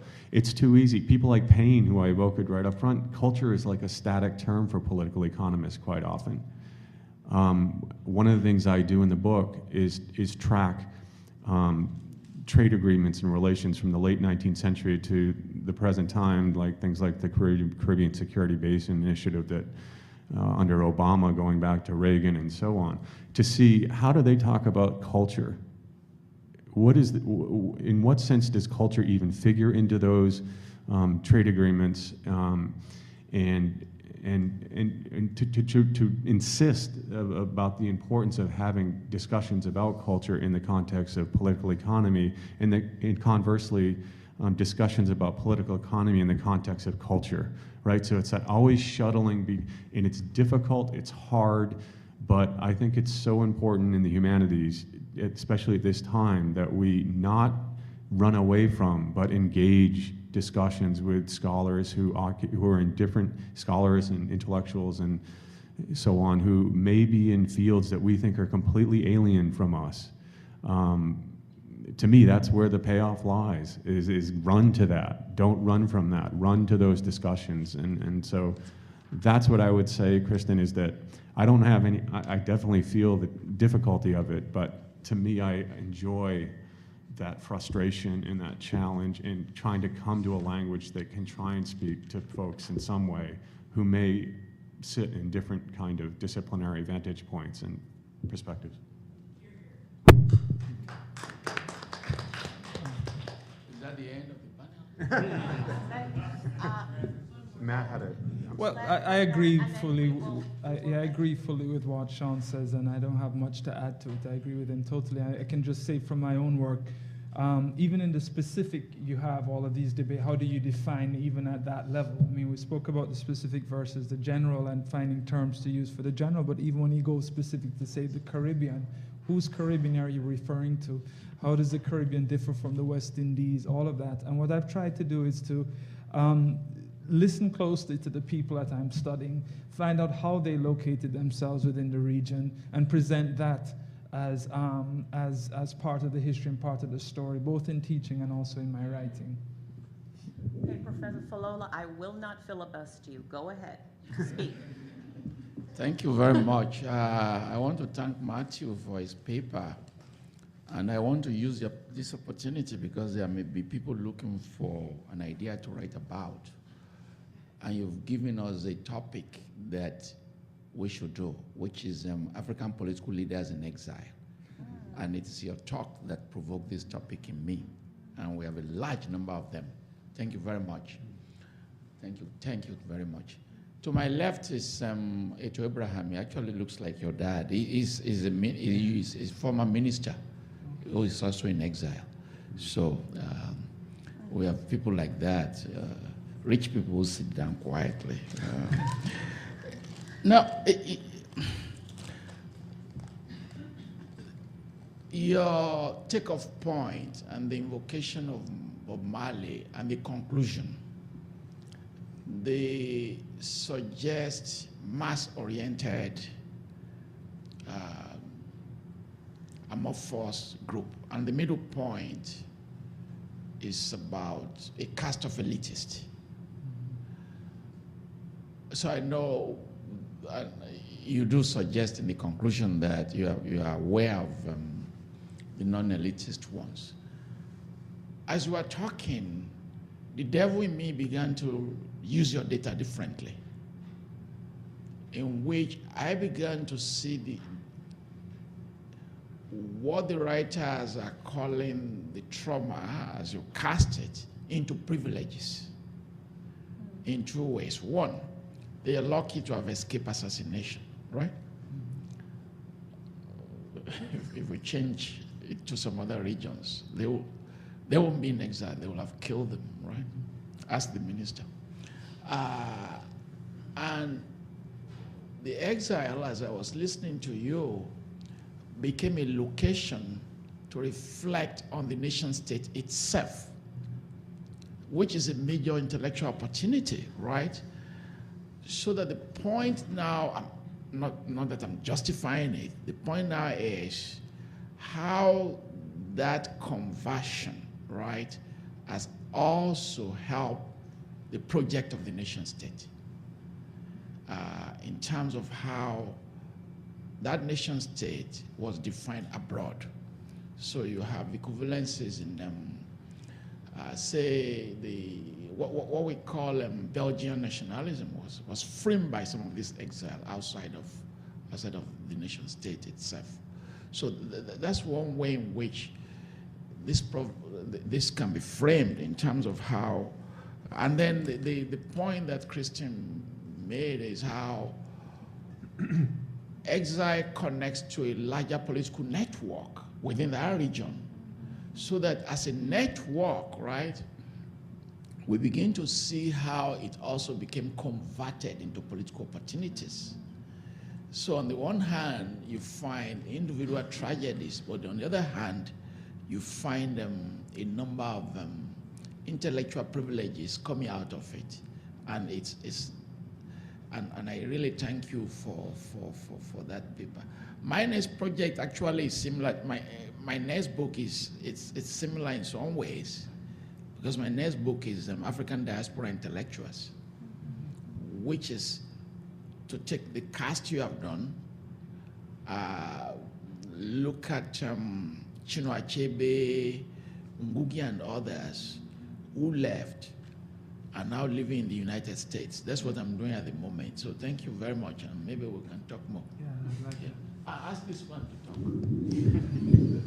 talk. I just wanted to quickly add that, one of the areas we can think about this issue that Professor Lolo eloquently put, is a network of exilic figures who are conflicted and mount a kind of critique from those kind of positions that Matt was talking about. We haven't talked much about the Hispanophone Caribbean, but obviously from the time of Martí and even before, I could direct you to the work of somebody like Rodrigo Lazo, whose book Writing to Cuba talks about from the mid-19th century forward, the filibustering expeditions of Cubans in exile in America, writing to and from that position of exilic consciousness in ways that are speaking to a kind of nation state that doesn't exist, but not being at home in the United States either, but in writing, I guess as as Foucault would have called it, a sort of specular border intellectual who doesn't exist in any one place, but writes from and to the border, and thus is able to submit both sides to critique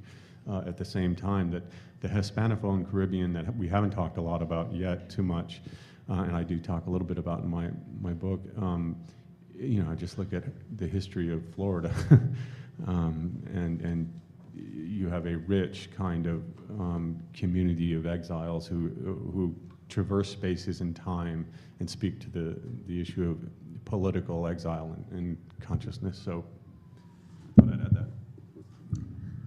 Yeah, go on. Just to appreciate both panels, and if I can beg your indulgence for a moment, just to talk about this, to riff on what you were just saying, to talk about the question of exile and movement, and the term that came up was friction, and to speak to Professor Mann's inquiry, and I don't think I have any great answer, but I think we can think about exile and travel and movement and friction in terms of a kind of vision, right? And I think travel and friction are useful if we locate vision in terms of lenses, right? Whether they're the lenses in our eyes or the lenses that we put on our eyes to see better, right? And so these lenses come about through friction, and that friction is painful, particularly if we think about it as embodied in flesh, right? Because through friction, we rub off our flesh and we have to grow new flesh and see differently. And so I think the challenge is to be willing to go through the kinds of the pain that comes out of friction and the way that changes who we are, and to be willing to be dislocated even for a moment through the encounters with other people, right? And so it has relevance to the Atlantic, to the Black Atlantic, to all kinds of Atlantics, but it has relevance to any kind of scholarship and any kinds of political inquiry, right? Like, as long as we want to maintain our embodiment in a particular place, right, where we can have power, do we have to give up a little bit of that power and authority and have it like rubbed away, and to deal with the vulnerability of that in order to do something new, right? And I think as scholars, we are so often rewarded for standing in our particular places and giving other people our visions, right? Instead of like taking off and putting on someone else's glasses and seeing through their eyes, right? And so I think we can work through that kind of notion, and it requires the kind of interdisciplinary scholarship and the kinds of interdisciplinary conversations that we've been having since Thursday night. And so I just I just want to say that the panels were inspirational, and I think the notion of exile is useful, and I think that we ought to perhaps be willing to exile ourselves from our own authority, as painful as that might be, in order to do the work that we need to do that's about joining with other folks, right? And so I guess it's clear I'm obsessed with joining in bodies, and that kind of eroticism perhaps is not necessarily something that we like to talk about, but I think that eroticism is one route to something that's not necessarily freedom, but it's certainly something that we can talk about as change and moving to a different kind of place. Thanks. Thank you, Corey. Nancy? I promise 50 words, okay? Yeah, go, take your time. Do you want me to wait? No, go ahead. Okay. I'm not. I just Yeah, go want to say this has been one of the best panels I've ever attended, helping us who deal with the intellectual and ethical issues of someone like me teaching Caribbean literature. You bring us back to the founding spirit of Caribbean writing back in the early 20th, mid-20th century, when people like Césaire and Lamming, thank you for Lamming, C.L.R. James saw their work, their poetry, novels, plays as theory, you know, and finally to that tremendous image that James goes back to in Melville of the Fellowship of the Keel, Yes. of the refuse of the world creating the new world. So I think this discussion has been invaluable, and thank you so much. Thank you, Nancy. Thanks so much for that. A word I would throw in addition to exile and thinking of James, is what does it mean to seek, you know, to seek something like asylum? And you know, he's writing this powerful work while being interned on Ellis Island. So, you know, I think this is implicit in what Corey was saying, that there can be sometimes a too easy celebration of being in exile. And so for James, and what Lamming recognizes in the play, he meditates on in Ishmael at Home, that wonderful chapter on his friend in the great, you know, this is something that David Scott sort of is working with in Conscripts and Modernity. But what is the significance of this profound tragedy that C.L.R. James finds himself interned off Ellis Island, accused of being a communist, and yet the great power that James is able to take that space and seek a kind of asylum in the home of Melville, in the, you know, in the Pequot, in that renegade castaway crew, you know, thinking, shuttling back and forth in history between, say, Brathwaite's meditation on the Haitian boat people. That term asylum, what does it mean to seek asylum as much as perpetuate and live in a perpetual state of exile is worth thinking about, it seems to me. Could I just add one point to that? I think that's a really important point, Sean, and I thought about this as well during the discussion just now, the importance of location when we talk about exile as well, where these exiles are going to, what their lives are like when they go to these places needs to be factored into the discussion very much, because you know, sometimes there is a sense, and it comes through in their writings as well, where they almost romanticize their position in these areas. But if you look more closely at where that location of exile is in its own history, at the point that those exiles arrive there, it's really crucial in mapping out what their experience probably was like, which is why I like Sean's point about looking at the United States and the Caribbean as a sort of the Caribbean America paradigm. And a place like, I mean, it's no coincidence that two of the three writers I discussed were writing from Kingston, which had the largest groups of Haitian exiles coming in the 19th century. And they create communities, they create networks that exist beyond the nation state, beyond the border. And those networks build lines that go back and forth between Port-au-Prince and Kingston constantly. Yeah. And that even at the point where the Jamaican government is concerned about the role that and Michelle has written a bit about this, the role that Haitians in Jamaica may have on creating uprisings in the colony. And they actually passed a law in 1865 banning Haitians from coming into Jamaica, but they can't, that can't exist for a very long time because of the dependencies both at the kinship family levels as well as the commercial and business networks that have developed among a core elite of exiles. So it exists now, it's beyond the political, beyond the border, and also beyond the nation state. And over time it becomes so knotted, so complicated. And this issue of asylum is very much built into that. The reason why you have so much Caribbean exile of Haitians, Caribbean-based exile, particularly in British territories, was because of the liberalism of British asylum laws, which is why Marx ended up in London, and it's also why these guys I spoke of ended up in Kingston. Okay, I know Susan is looking at us. Kristen, do you want to say something really quickly? That, yeah. Right, exactly. These kinds of experiences, they don't express it in their own voice, and often these sorts of experiences are documented. Yeah. In the archives. I did want to talk about that too, because one of the books that you mentioned in your talk, Sean, was Harvey Neptune's book, Caliban's, yeah, Caliban and the Yankees. And in Trinidad, where I've spent half of my life too, during there was a naval occupation of a base, and it produced, going back to, to Kristen, your thought of how does this come from below?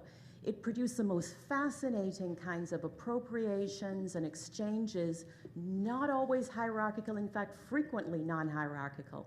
As soon as the carnival came back, working class Trinidadian black men formed a new site of memory around these American soldiers. They began dressing up as sailors. And you can still see this in carnival today. Fancy sailors, drunken, disorderly sailors, bad behavior sailors, a way of appropriating this kind of American, masculine, but rebellious, very non-British forms of masculinity that they embraced. And that's something we have to think about too. These exchanges that can take place that are not always about intellectuals, but culture, and the way that culture is sort of inscribing new ways of being. Actually, I have a question. I take the prerogative of the chair. And I admit this is way outside of my own area. Yeah. But you can stop. No, you can't. No. You can't. She's the boss. Yesterday, Professor Falolo was talking about the issues of diaspora. And in listening to the discussion today about exile, I wonder if you can talk a little bit about what's the difference in those two terms, or the communities that you're talking about. What difference does it make if you call them exiles or if you call it a diaspora? That's a very good question. And even if you add the other term, Susan, of refugees, I mean, what difference is it to call somebody a refugee, an exile, or part of a diaspora? I mean, there are some sort of legal differences, I understand. The thing that I try to look at with what I'm doing is the practice of it and how those were distinguished. In the records, some Haitians who are leaving Haiti are referred to as refugees, and other groups are referred to as exiles. Those who are referred to as exiles are quite often elites who get some form of permission to depart the country during a moment of crisis. And that permission is granted either by the state or, in certain instances, as I mentioned before, the British consul, actually. The British consulate would actually provide some permission to leave. So it's a formal granting of exile. And that makes a huge difference for the arrival in their location, because they're arriving either, a refugee would perhaps be arriving on a boat and setting sail themselves, or just jumping on the first boat they can get to leave. And it's not just Port-au-Prince, it's other regions across the littoral of Haiti going to the southwest, and end up in a nearby island, Bahamas, Turks and Caicos, Jamaica being the principal ones. Or you had someone who actually arrived on a ship with the Union Jack flying from it, which created a different sort of dynamic and presence when you arrive, and that's important. But coming to the term of diaspora, though, I personally consider it all diaspora, right? I consider that they are creating a diaspora that is scattered, really across the Caribbean at this time, and you do have elements of diaspora in Europe and North America, but they're all comprising that diaspora, because when they arrive, they're relying on each other. Even if one may be elite or someone is a non-elite, one came over on a ship with a British flag, one came over on a boat, they're all arriving in locations where the people there are not necessarily speaking their language, no French, no Creole. They have to rely on each other for building networks, which develop over time and become rooted in the host country. But to me, it all comprises this idea of diaspora. Do you want to add something? Professor Falola, do you want to say anything about that? No? Okay. Okay. It's declared over. Thank you very much, and we will reconvene at 1:30. Thank you so much.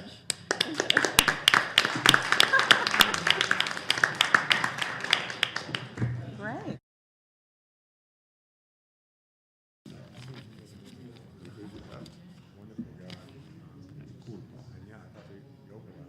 Okay, welcome back. I hope everyone had a good lunch.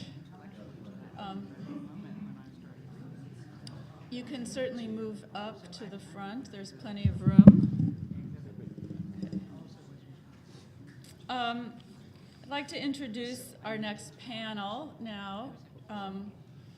We have two panels to go, and both of them I think are going to really add to the conversation that we've been having in the last couple of days, and I look forward to that very much. The next session is titled Colonial Legacy and Future of Sierra Leone. I'm going to introduce Dick Simpson from the UIC Political Science Department to introduce the panel.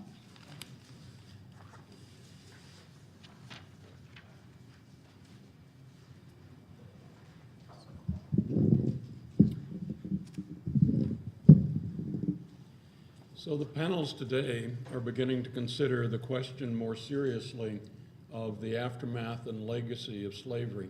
We're moving through the centuries to the actual current day struggles of life and death in the future, both for us and for peoples in disparate areas. This morning, the panel on the Caribbean characterized the time in the Caribbean today, or in the immediate last centuries, as turmoil and exile. And now we turn to the aftermath of slavery back to Africa itself, specifically with Sierra Leone and the effects both before and after slavery, and the possible future of a post-Civil War Sierra Leone. You've already heard a little bit about the first contributor. Arthur Abraham was indeed the Minister of Education, Youth, and Sports in Sierra Leone in the 1990s. He received his PhD from the University of Birmingham in the United Kingdom. He's taught all over Europe and Africa and the United States. He's currently professor, and I love this, this is an official title, eminent scholar at Virginia State University. He's published over a dozen books and monographs, over 80 articles, serves as a consultant for governments, filmmakers, and developments.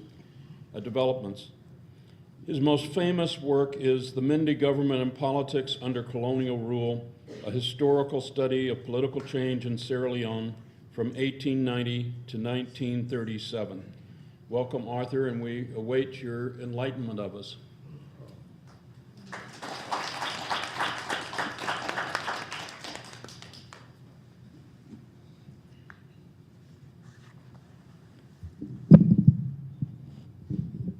Thank you, Dick. I hope I don't disappoint your very sanguine expectations. I'm literally following the title of the Mende in Sierra Leone's past and future.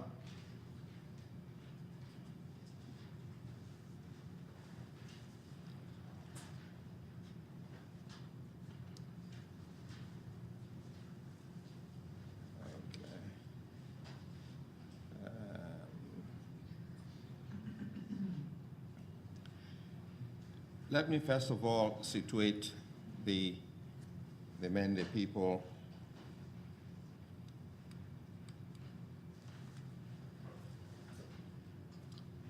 The Mende are a Mande-speaking group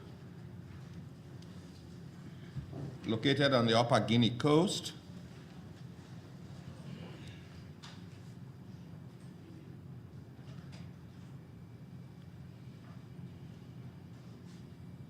which is inhabited by two subgroups that I have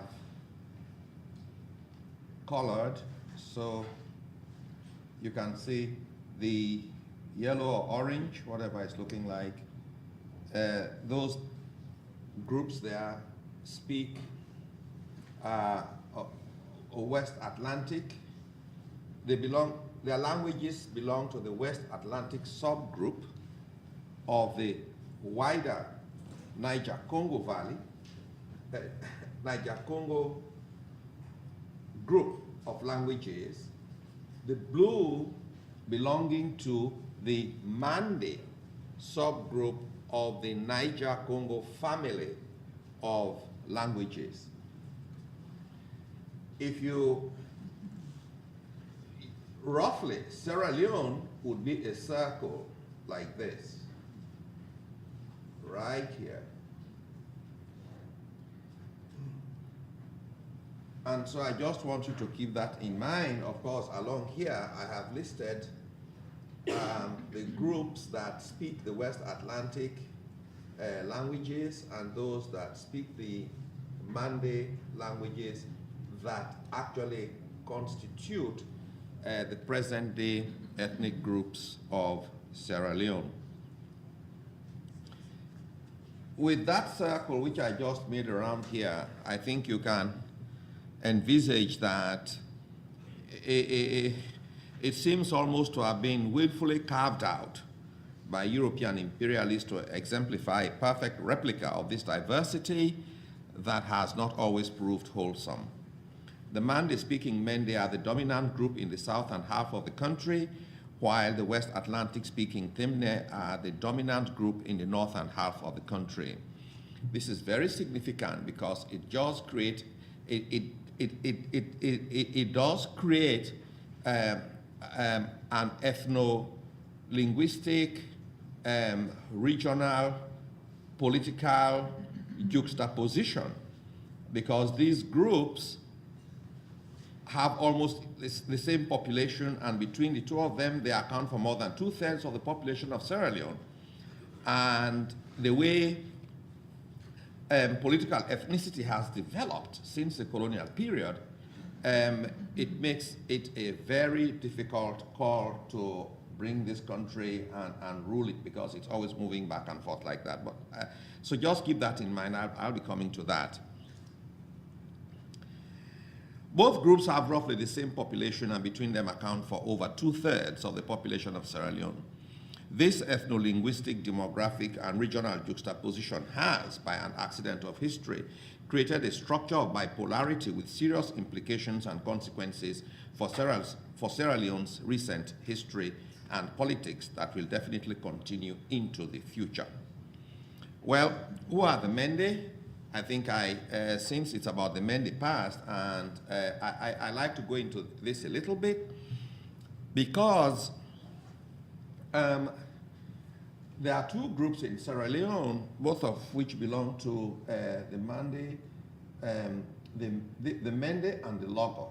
These are two groups that form a cluster of 3 languages. The third is in Liberia, of the 27 languages that constitute the Mende subfamily of the Niger-Congo family. And 2 of them are groups whose origins we don't know. That has actually been one of the serious problems of historiography of West Africa. And I have been dealing with that on and off for over 30 years. And I think I have now put a finger on it. And I can, with confidence, now postulate how I think the Mende came into existence. Even the oral traditions are not very helpful, because they recall genealogies of families, family history, rather than movements of groups. So that has become, so it's led to a lot of speculation. Much of the older literature on Sierra Leone, in fact, do speculate because they are a Mende group. Oh yes, they broke away from the large empire of Mali, and because they have a closely related language to the local, in fact, they are interintelligible. So hey, this was one invading force, and then they came and moved across and separated this group and did that, and they were a warrior group and all of this. That is in all the older literature. You know what? That's just so jejune and simply wrong. On the contrary, far from saying that the Mende are one of the oldest groups, they are one of the most recent groups in Sierra Leone. So we have reasonable grounds now to put a finger on their origins, and we'll relate that to a very major event in the history of the Upper Guinea coast that began in the mid-16th century, the invasion of another Mande-speaking group which struck the coast at Cape Mount that would be somewhere here, and then made their base and then moved into two armies approaching this part of Sierra Leone. I'm not going into those details because it will just make it a little bit complicated. These Mani armies, one of them actually based themselves between the Lofa River in Liberia and the Sewa River in Sierra Leone. And that region, because these were an invading force and they were recruiting soldiers from various other groups, that region, and actually the early Portuguese adventurers who were on this coast did notice this. In fact, even Sir John Hawkins did see and participate in one of those wars, supporting one group against another. His is one of the very clear early British involvements in this. But that whole area, because they had this leading armies recruiting people from various groups, formed a veritable ethno-linguistic melting pot, at the core of which were the Bandi. The Bandi actually forming the third.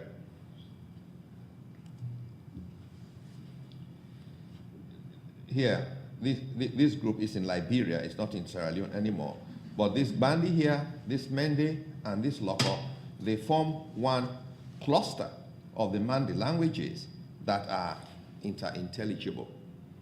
So, but the Bandi were at the core of this group, the center that the Mani armies created. The westernmost part of the Bandi, according to the early Portuguese records, and I've tried to interpret this using linguistics, they wrote it as D-O-G-O, but because some of these syllables are in free variation, and for instance, D and L in Mande languages are in such free variation that you can actually replace one for the other without changing the meaning of the word itself. So what they wrote as D-O-G-O, I have said, in fact, by linguistic interpolation, comes out to Logo. It was Dogo, and then it comes out as Logo, and so those must have been the Logo. That was between the Sewa and the Moa rivers in Sierra Leone, and it was that group which took control of the armies. The first group moved, and those became the Loco.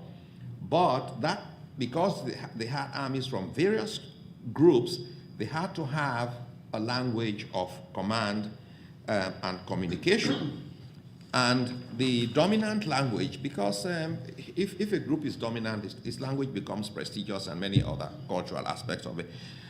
So this became the basis for this command and communication language, which evolved into a lingua franca.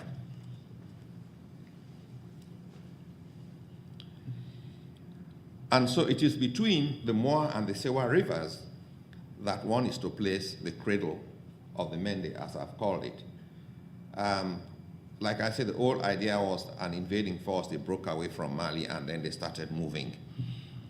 And it was this lingua franca which then evolved into the Mende language that must have been recognizable in the second half of the 16th century as Mende speakers and their descendants increasingly lost their own original languages. This process of linguistic displacement originated by the new language continued. And as it carried on, Mende speakers developed a sense of group identity as Mende people and thus became established as an ethno-linguistic group by the end of the 16th century. All of this time, there have been European observers on the coast. None of them mentions the Mende or even the Loco. But we see that after the mid-17th century, they are regularly mentioned. In fact, the first mention of Mende appears on a French map of 1656. By the 18th century, the magnetic, economic, and other opportunities created by the European presence on the coast helped give impetus to expansion and state formation among the Mende. We don't know too much about this period, but this was a general trend that was taking place.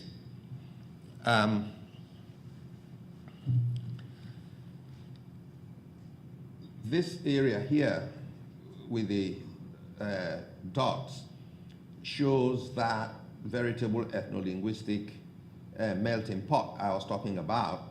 And you can see the Sewa and the Moa rivers, the western part here, the Dogo, and it was from there that this new language evolved, and that later became an ethnic, identified as an ethnic group, and that was the Mende, and then they began moving in all directions. So instead of coming as an invading force all the way, conquering people and going like this, no, it began as a language and then transformed into an ethnicity and then began to spread in all directions. In fact, the Mende language does show so many attributes by this very development as creolization, and the data I was able to lay hands on in the intercensal period between 1963 and 1974 does show that one of those practical aspects of the way Creoles function, because Mende has actually been gaining against all of its neighbors in the intercensal period. They are not, the numbers, pardon me, the numbers of their the numbers of their own neighbors declined, and their own numbers increased against them, because they increasingly lost their own languages and still adopted this, because Creoles, by the very way they function, they are easier to pick up. People can easily understand, and then so they have been gaining, and that's one of the functions of Creole.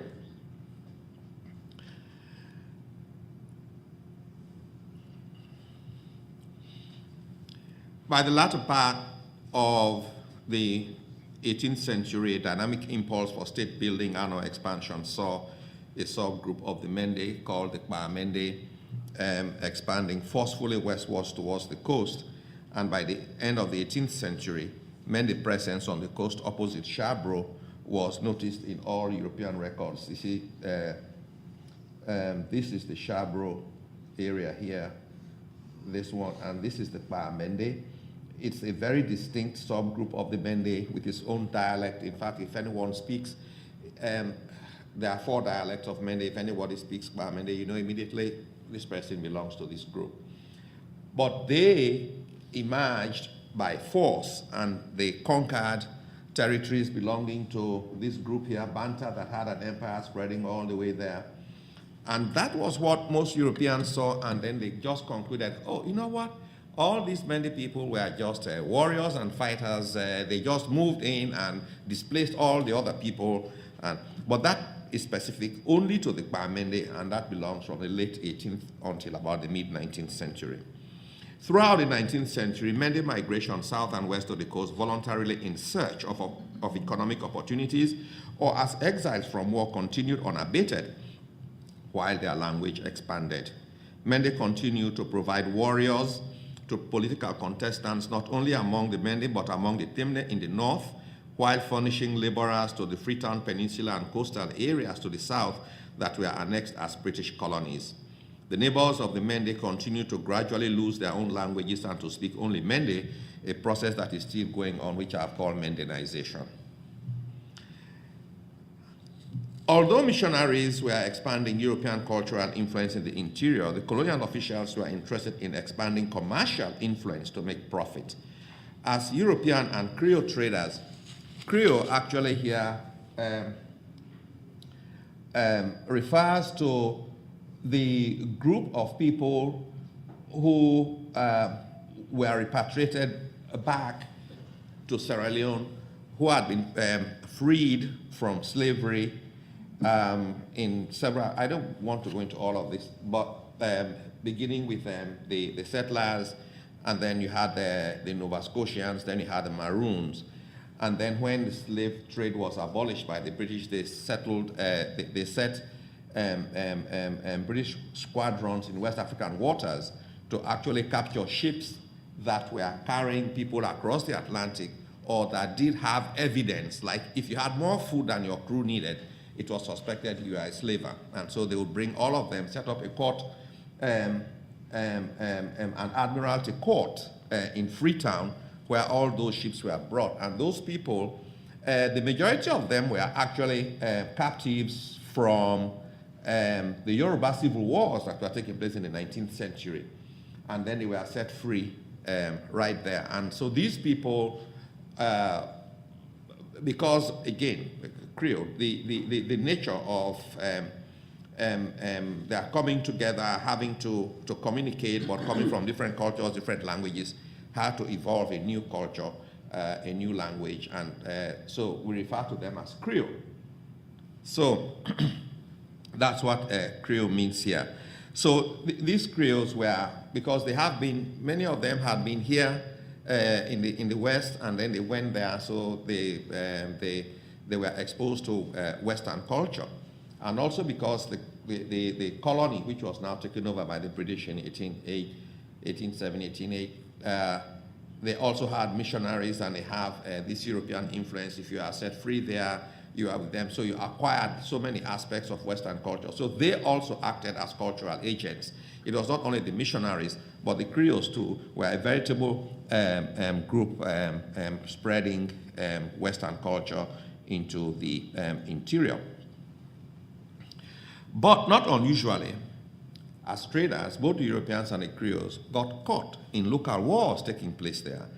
And the colonial officials began a carrot and stick policy of making treaties with interior rulers and offering bribes for keeping to the terms, but using violence and military power against infractions.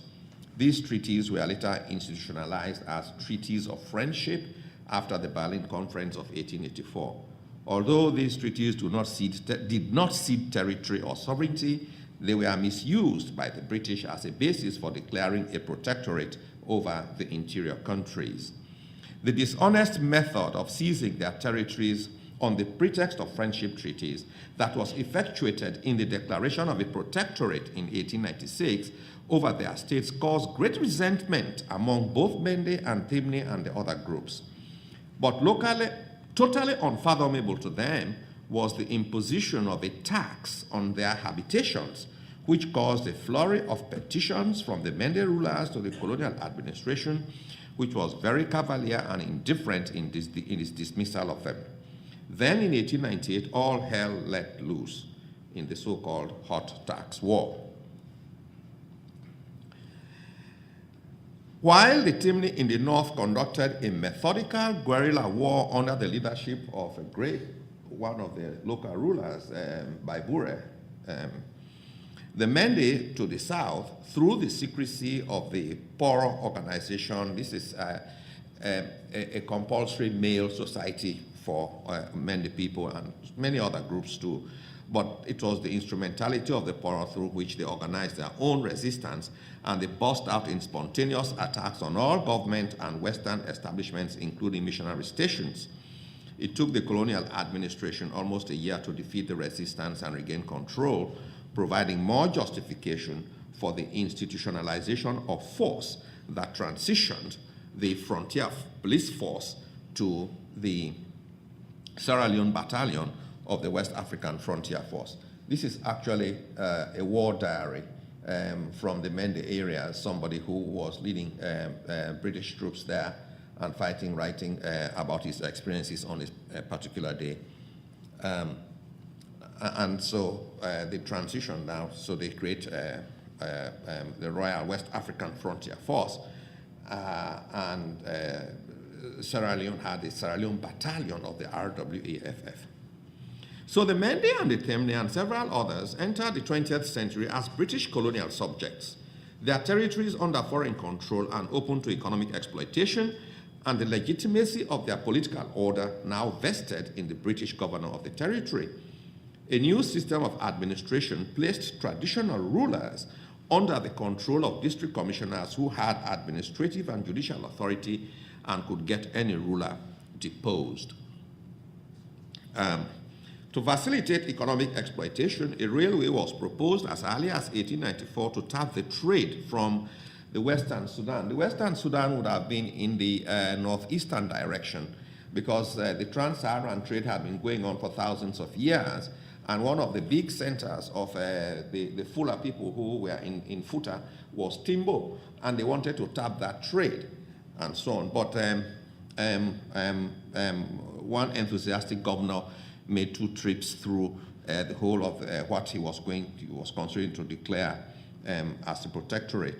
And once he went through there, he came back, and what he saw of the territory that just moved due east from Freetown, and that would be right in the heart of Mende country, so impressed him by the very visible resource of palm trees, enormous palm trees, and they wanted the oil from the palm oil, and then they also wanted the palm kernel oil because the seed too yielded another type of oil. And so he decided, well, look, we are going to have the railway there, because as an agricultural commodity, it's high bulk, low value ratio, so you really need a good transportation system. And so the plan for the railway was changed and constructed due east through Mende country, reaching its terminus in Penembo 227 miles later in 1906. A branch line was later constructed to the north, which reached its terminus of Makeni in 1915. To further entrench the colonial order, the colonial authorities opened a school in 1906 at Bo, in the heart of Mende country, for the sons and nominees of chiefs. The idea was to expose the boys to Western culture without alienating them from their native cultures. Actually, a no-brainer in social engineering. Emphasis was placed on the dignity of labor. They were not to be employed in government, as they were supposed to return home and be the model rulers that the colonizers hoped, and also become pliant tools of the new colonial order. This policy, by the way, failed. I don't want to go into that. But the Mende took greater advantage of the education provided by Bo School and other Western schools established by missionaries than did the Temne, apparently because in the north there was much greater Islamization of the Temne than of the Mende. In fact, the governors used to go around and actually beg the Temne chiefs to send their children to the Bo School. And when they did not fill the numbers that they wanted, they then established a quota and said, look, we are going to reserve so many places for the sons of chiefs from Bo School. Of course, Bo School, everybody knows, is a great institution in Sierra Leone, and so many of us are also old Bo boys.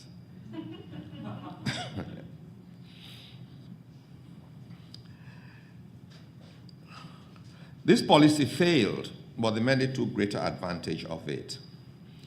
The global political realities that followed World War II made decolonization inevitable, but in Sierra Leone, the dual colonial status of the colony, you know where the Creoles were? That was a colony. Those people were British subjects. They had a different set of laws, but when the protectorate was proclaimed, those were protected persons, and so they were subjects, and in the colony inhabitants, the Creoles, they were citizens, but the others they were British citizens, and up country they were subjects. So this gave rise to a veritable storm of conflict over proposals for a unitary political system. The colony, dominated by the Creoles who had acquired privileges through Western education and the professions, were condescending to the protectorate folks. They would not brook being drowned in any arrangement that would give the protectorate a majority in government to rule them. With some delays, however, plans went ahead. While the colony supported the National Council Party under the leadership of Dr. H.C. Bankole Bright, the Protectorate supported the Sierra Leone People's Party under the first Protectorate medical doctor, Dr. Milton Magai, who was a Mende and who led the country to independence from Britain in 1961.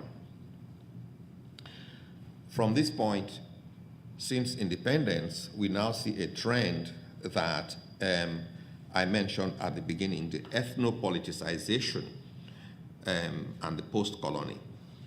Magai's cautious rule led to a split which materialized in another party, the All People's Congress, led by Shaka Stevens, whose father was from the North.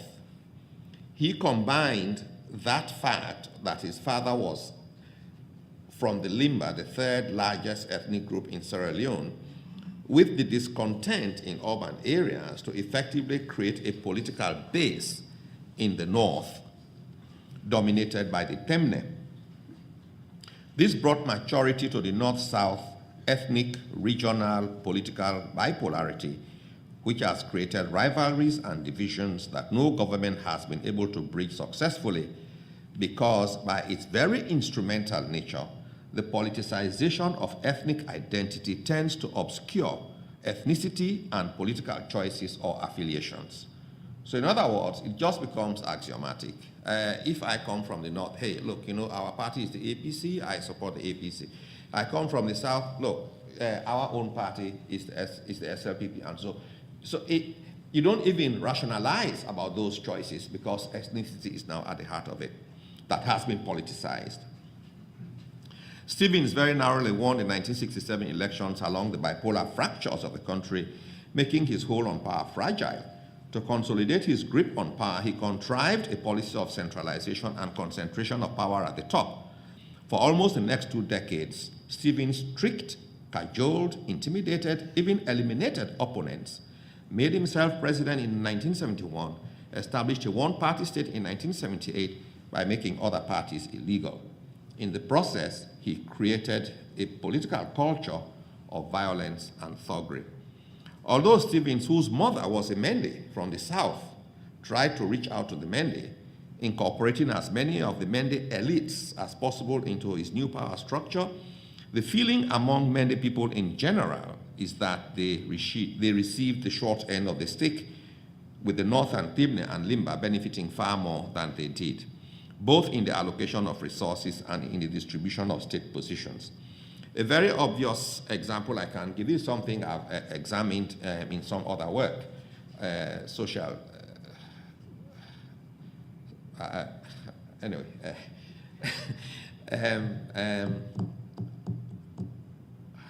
what did I call it? Anyway, but this is my argument. The World Bank came in the mid-60s and said the railway was unprofitable. It was not making money. The German government came into and said, oh yes, you have to take the railway out.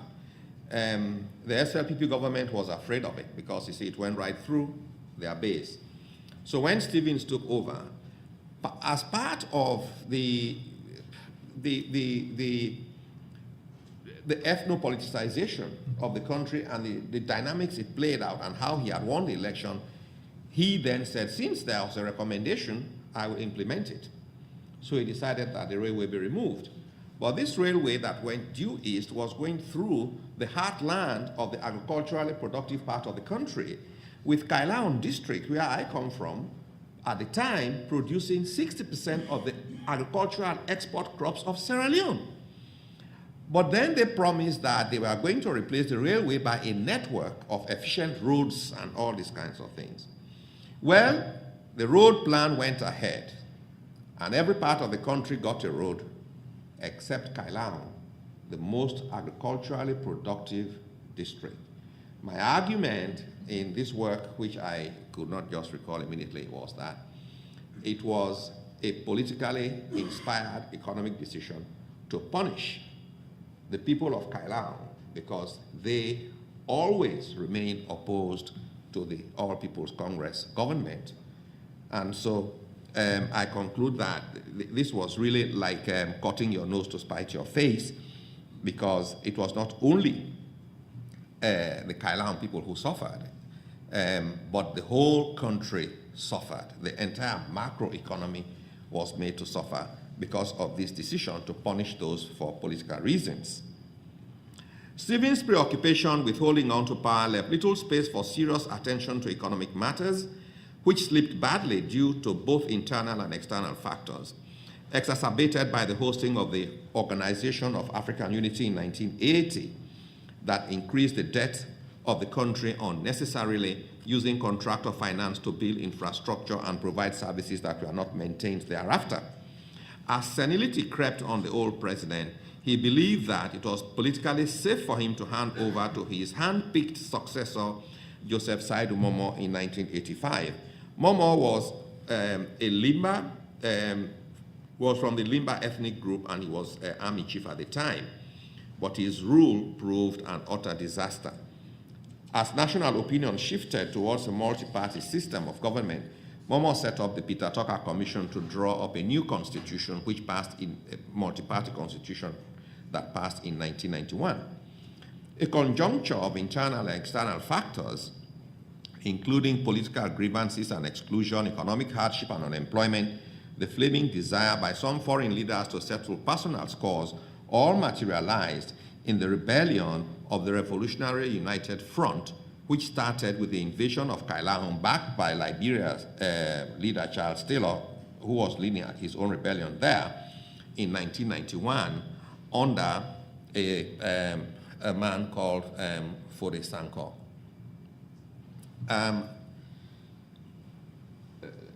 This is the ethnic map of Sierra Leone that I reconstructed several decades ago when I was doing my master's. But if you just take a straight line across like that, this is the Mende. They are the dominant group. They influence all these others. This is the Temne across there. They are the dominant group. They influence all the others. And so these two political parties, you now see the Sierra Leone People's Party, led by Dr. Magai, who came from here, dominates this part, and then the All People's Congress dominates that part. So that creates a very, very, very tricky situation that I'd like you to remember. So the Revolutionary United Front begins its invasion. The president, Momo, was under the impression that, look, these Kailan people are opposed to my government. In fact, they have brought the rebels to come and overthrow my government. I happened at the time to have been the secretary of the Kailan District Descendants Association. And in mid-1991, we mounted a big demonstration in Freetown and then marched onto State House to tell the president that any attack on any part of the country should be considered an attack on the state, and that it was his obligation to try to stave it off. The president did not remain unconvinced, and he actually, I recorded the minutes, he actually said to us, well, you can go and organize traditional resistance like people used to do in the past, use slings and stones and so on, against AK-47 wielding rebels. So I was convinced that this was not, the president was not interested. And so allowing that movement to go on, it spread by capture and violence, and the government response, reluctant and slow, allowed space for the movement to gain ground. Underfunded and under-equipped young officers sent to fight the RUF then overthrew Momo's government and formed the National Provisional Ruling Council in April 1992. Engaged in massive corruption and bent on staying in power, they failed to end the war as promised. The NPRC came under intense power then, intense internal and external pressure to hand over power to a democratically elected government. Meanwhile, two important developments were taking place. The first was the emergence of local defense militias, since the government had failed in one of its most primary objectives of maintaining the integrity of the state. So local people began to organize using hunters' organizations, the most famous of which became the Mende Kamajoisia, to defend their own territories. And they continued to fight the RUF until the very, very last minute and until the RUF was defeated. The elections of 1996 returned the Mende-dominated SLPP under Ahmad Tijan Kaba. The United Nations, all other international communities, they put pressure. So they said, well, once we have elections and we have a government, that government can now continue to negotiate and find ways to end the war. And so the SLPP won that election, really because people had been so fed up with Stevens's rule that they voted for the SLPP, which was led at the time by Ahmad Tijan Kaba, whose father was a northerner of the Mandingo ethnic group, but whose mother was a Mende. So you see, like Stevens, his father was from the north, his mother from the Mende. But people thought, well, okay, if he leaves the SLPP, then he would get their support. The SLPP government was overthrown a year later by army factions in collaboration with the RUF in the most violent coup the country had ever seen. And then they formed another government that became a pariah because the international community imposed sanctions and condemned it. The Nigerian-led Economic Community of West African Monitoring Group forces, backed by the Mende Kamajoisia, jettisoned that government in 1998, and then they returned Kaba to power. The whole of the Organization of African Unity, for the first time, they put aside the principal international law of not interfering in the internal affairs of other countries, because they actually met and said, no, that government must leave or we are going to do everything we can, which has now become, in fact, part of international humanitarian law, which is what the Western countries are using to invade or intervene in other countries, that if people are suffering, there are human disasters, then they have a right to put a stop to it. So it's now come into almost the mainstream of international humanitarian law. Although the RUF continued to be elusive and unpredictable, breaking several peace agreements, international pressure forced power-sharing concessions with the RUF in the 1999 Lome Agreement, which greatly displeased most Sierra Leoneans. Sierra Leoneans were terribly against it, but the West wanted it, and the president caved in. But true to their terrorist nature, the RUF soon proved itself by scheming to seize power by force, prompting a massive demonstration by citizens, which led to the arrest of the RUF leader Fode Sankoh. The fox had clearly been cornered. And finally, after playing his last card, and the RUF was thus forced to disarm and form a political party to participate in the country's political process.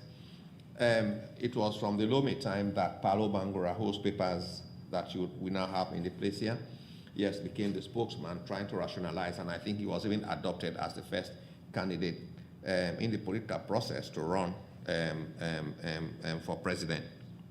They got 1.7% of the votes. Early in 2002, Kaba declared war ended, and elections later that year returned him and the SLPP for a second term. Two developments, however, made many people, especially the Mende, quite displeased with Kaba's government.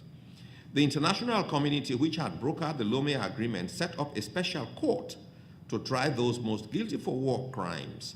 Sankoh was indicted, naturally, but what surprised most people was the indictment and arrest in his office while on government duty of Kaba's interior minister, Mende chief Sam Hinga Norman, a man who, as leader of the Kamajoisia, was most instrumental in defeating the RUF at great risk to his life. This man was regarded by very many people, most people in Sierra Leone, as a national hero. But more revealing of a sinister plot was his inhuman treatment while in custody and the opaque fetishism of his incarceration and trial, ending in the grand paradox of a hip replacement surgery that was quote-unquote successfully done in Senegal, but with the chief dying shortly after. British High Commissioner to Sierra Leone, Peter Penfold, who lived through all these events and shielded Norman several times, mounted a spirited defense of Norman and disparaged the special court, whose very basis was challenged by some legal luminaries to no avail. Penfold argued that Norman was an agent of Kaba and his vice president. And so if they indicted Norman, why would the president and his vice president not be indicted as well? But, quote unquote, particularly incongruous, as Penfold put it, was the role of the United States government, which, while pushing for the special court, signed an agreement in secret with the Kaba government to exempt U.S. citizens from being sent to the International Criminal Court to stand trial for atrocities and human rights violations. The mysterious death of Hinga Norman after a successful hip replacement in Senegal could very well have been murder, in my opinion, and deserves to be fully investigated. This was a very severe blow to most Sierra Leoneans, but more especially to the Mende and the Kamajoisia.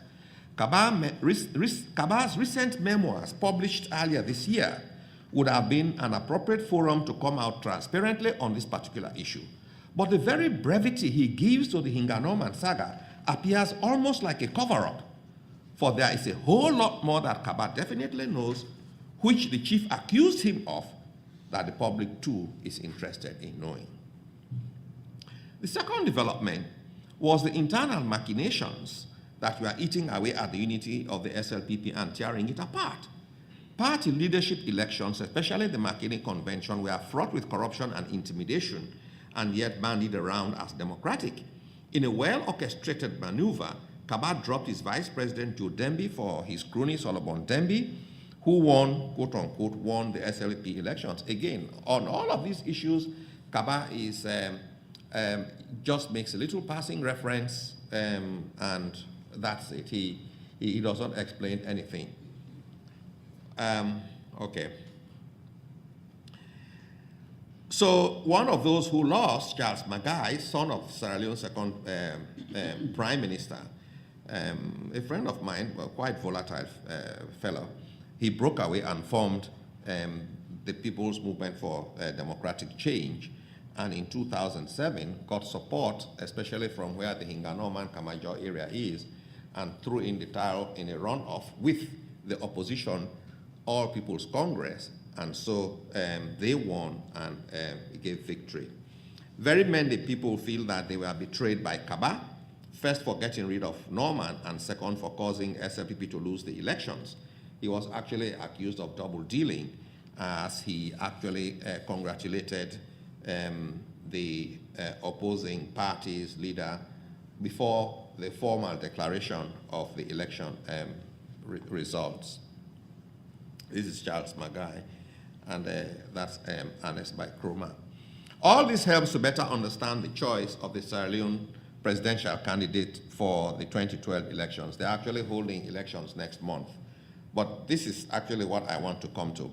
They elected retired Brigadier Julius Maada Bio, who polled 223 votes against the person who was strongly favored to win, who got 186. My interpretation of why the people decided to choose Bio, look at his background. He comes from the ruling house of Sobini. He was in the military. After that, he came to study here. He studied in England and France and so on. But getting him elected so as to challenge this other group for me, may have an unfortunate political consequence because it is playing directly into the ethno-regional bipolarity of Sierra Leone's political landscape, whose attributes favor elite political domination rather than mobilization for national development. So already there appears to be political motivation to attack him and so on. Everybody is making inroads into the other parties' stronghold basis and so on.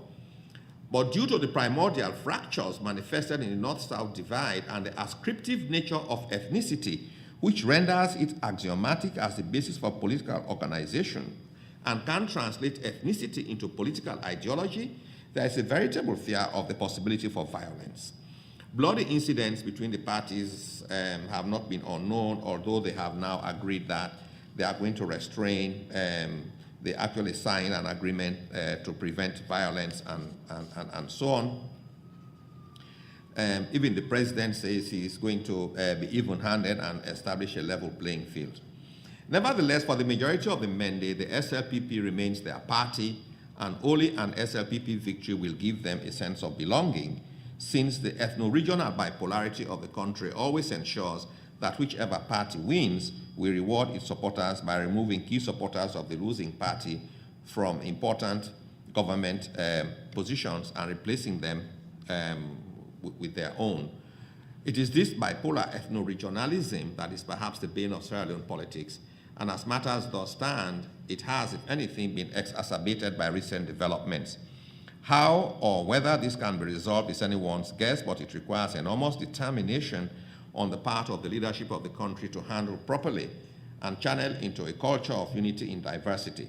Whether the SLPP wins or loses the 2012 elections, the Mende will continue to be an important force, even as their fortunes rise and fall, just as it has in the recent past.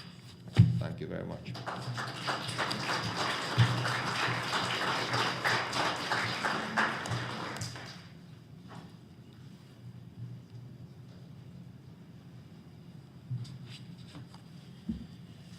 Now, for the other side of that ethno-historical divide in Sierra Leone, we have Joseph Bangura, who is the Associate Professor of History and the Director of the African Studies Program at Kalamazoo College. Professor Bangura holds his PhD from Dalhousie University in Canada. His research interests broadly include African colonial history, state security, and governance in Africa. His most important book so far is one that you saw in the library, Sierra Leone Beyond the Lome Peace Accord. He's currently working on a new manuscript, Historical Dynamics in the Making of a Colonial City in British West Africa. Professor Bangura.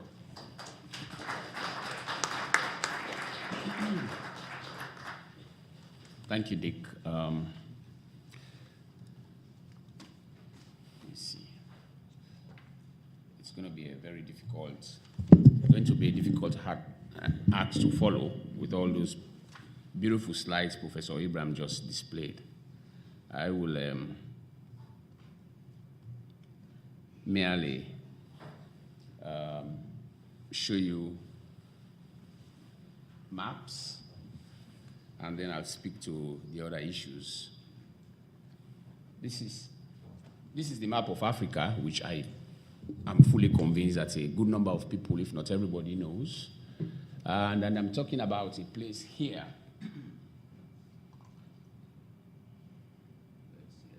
Yeah, that's Sierra Leone. That's where you can locate Sierra Leone. And to be more specific,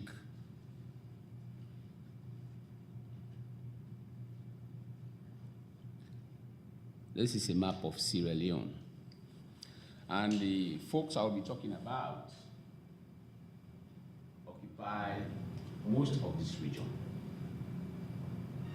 Temne, up to what turned out to be Freetown, which was the colony of Sierra Leone.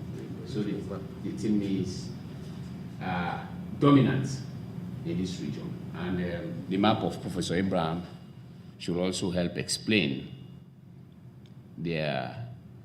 their position and location. And the final map I will be showing, or I'm showing to you, is this one. So the Temne are one of the largest ethnic groups there, and their influence has spread up to the northern interior, neighboring the Limbas, the Kurankos, the Susus, and of course Freetown, Colonial in some ways, and so on and so forth. Okay, so those are the guys I'll be talking about. My paper is divided into 3 sections. Section 1 locates the Temne in Sierra Leone's history. It sketches the history of the Temne from the point of migration to the occupation of what turned out to be the Sierra Leone colony in the 17th century. The second section examines the Temne in the Sierra Leone colony. This section probes the social dynamics and the role of Temne Islamists, community leaders, and marketers in shaping the history of the colony.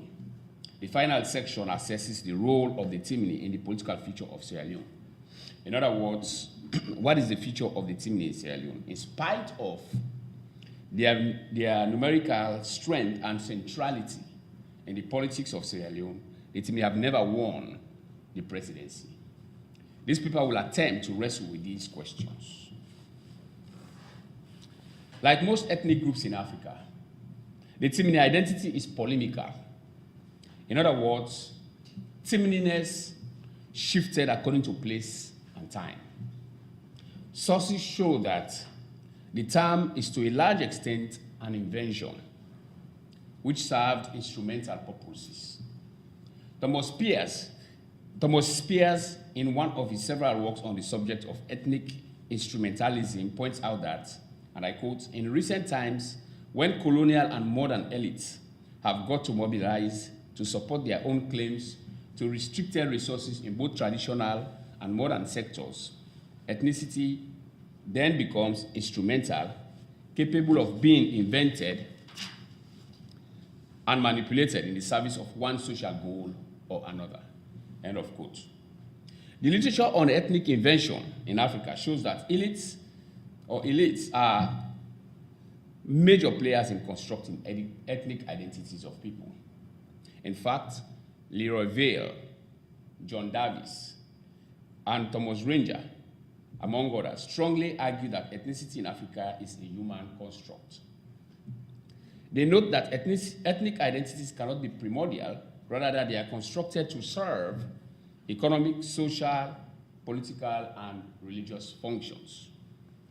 Given this, the historical evidence shows that from the 18th to the 19th century, the Temne and other ethnic groups in Sierra Leone constructed their identities for diverse reasons.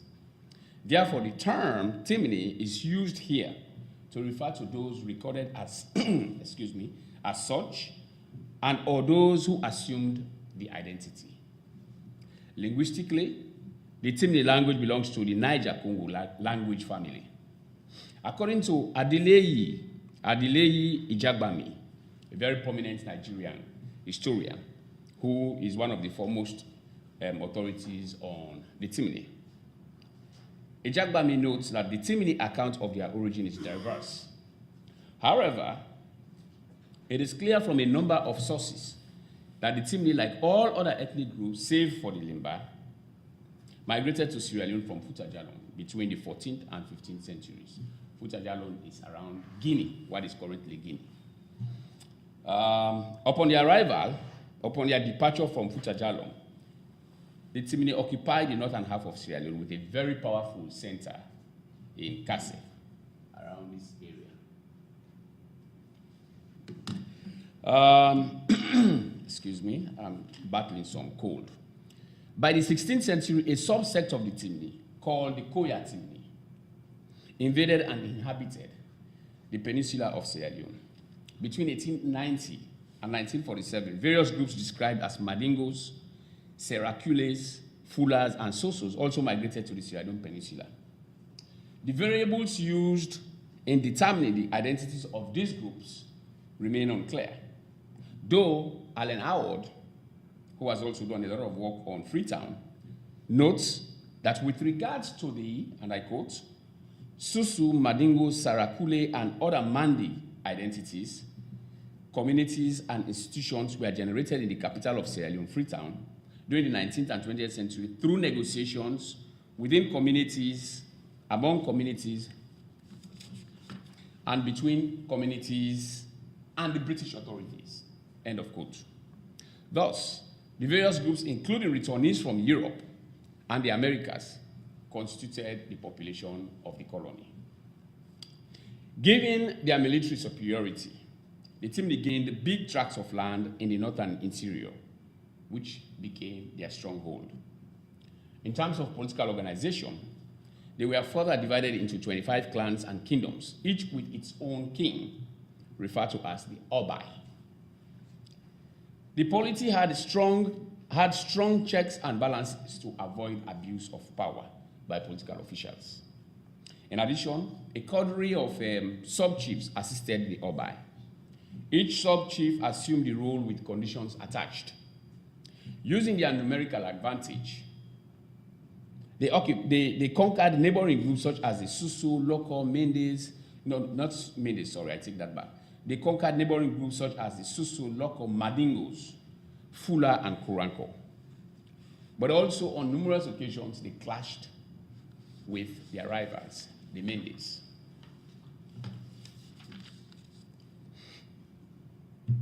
As they grew in strength and stature, the Temne spread to the coastal peninsula, pushing aside the Bulong in the 17th and 18th century. In other words, toward the end of the 17th and the beginning of the 19th century, the Temne firmly controlled what later became the Sierra Leone colony, or Freetown.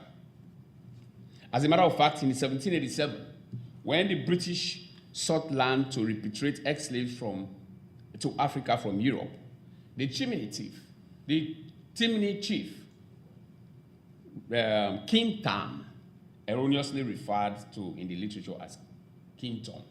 Obviously, when the British went there, when the British interacted with him, they struggled and they wrestled with his name. And so they constructed the name in a way that suited their own convenience. And so from Tam, they were calling him King Tom. But for our own purpose here, King Tam negotiated the contract with the British. It is claimed that the king did not understand the content of the treaty he signed with the British, giving the land away permanently. The apparent misunderstanding of the terms of the land deal the king signed with British philanthropists resulted in several clashes between the Temne and the new settlers until both parties reached a final agreement in 1807. In the peninsula and in the northern interior, trade became the principal occupation of the Temne, while the Temne establishment endorsed a grant of land to the British to settle. Returnees, Temne subjects showed unease about the project as a whole. Christopher Fife, somebody we consider to be the godfather of Sierra Leone history, captures a sentiment expressed by a Temne trader when Governor Clarkson negotiated the land with King Tam. And one such sentiment reads, and I quote, "In March 1792, soon after Governor Clarkson landed in Freetown, a Temne woman had come up to him and pointing her foot at a cannon lying amid the confusion on the beach. And the woman cried out that he, Clarkson, had come to take her away a country. Clarkson replied that the British, only came as friends without such intentions. Yet, within 15 years, he, Clarkson, had been proved wrong and the woman's prophecy was fulfilled." End of quote. Such mistrust and suspicion lingered for a long time and affected the relationship between the Temne and the settlers from which Creole society emerged. I'll talk a little bit about the Creoles later. Professor Abraham has already given you some insight into what the term Creole means. The settlements was partitioned into various communities. That is, the various batches of free slaves created their space which reflected their values and points of origin. Between 1787 and 1820, 4 batches of free slaves occupied the new settlement. The Black Poor from Europe, the Nova Scotians from Canada, the Maroons from Jamaica, and the captives from the coastal areas of Africa. In the Balkanized settlements, Freetown emerged as the most prominent, simply because the entire settlement later came to be known as Freetown, which was just one slice of the various settlements occupied by the returnees. The Temne and other indigenous groups lived side by side with the returnees, later known as the Creole. The term Creole refers to a group of colony-born children residing in the colony. And there has been a lot of controversy over the term.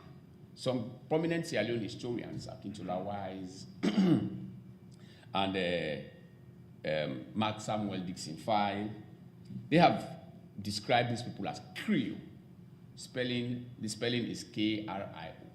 I have contested that vehemently. I said I disagree with that term, and in my MA thesis, I was able to prove that the old usage appropriately described these people, which is C-R-E-O-L-E, Creole. And I'm supported by 1 or 2 other people who consider themselves to be Creole. But my research indicates that they were Creole rather than Creole. And so the term will be used in this paper as Creole. I'll stick to the old usage, which is Creole.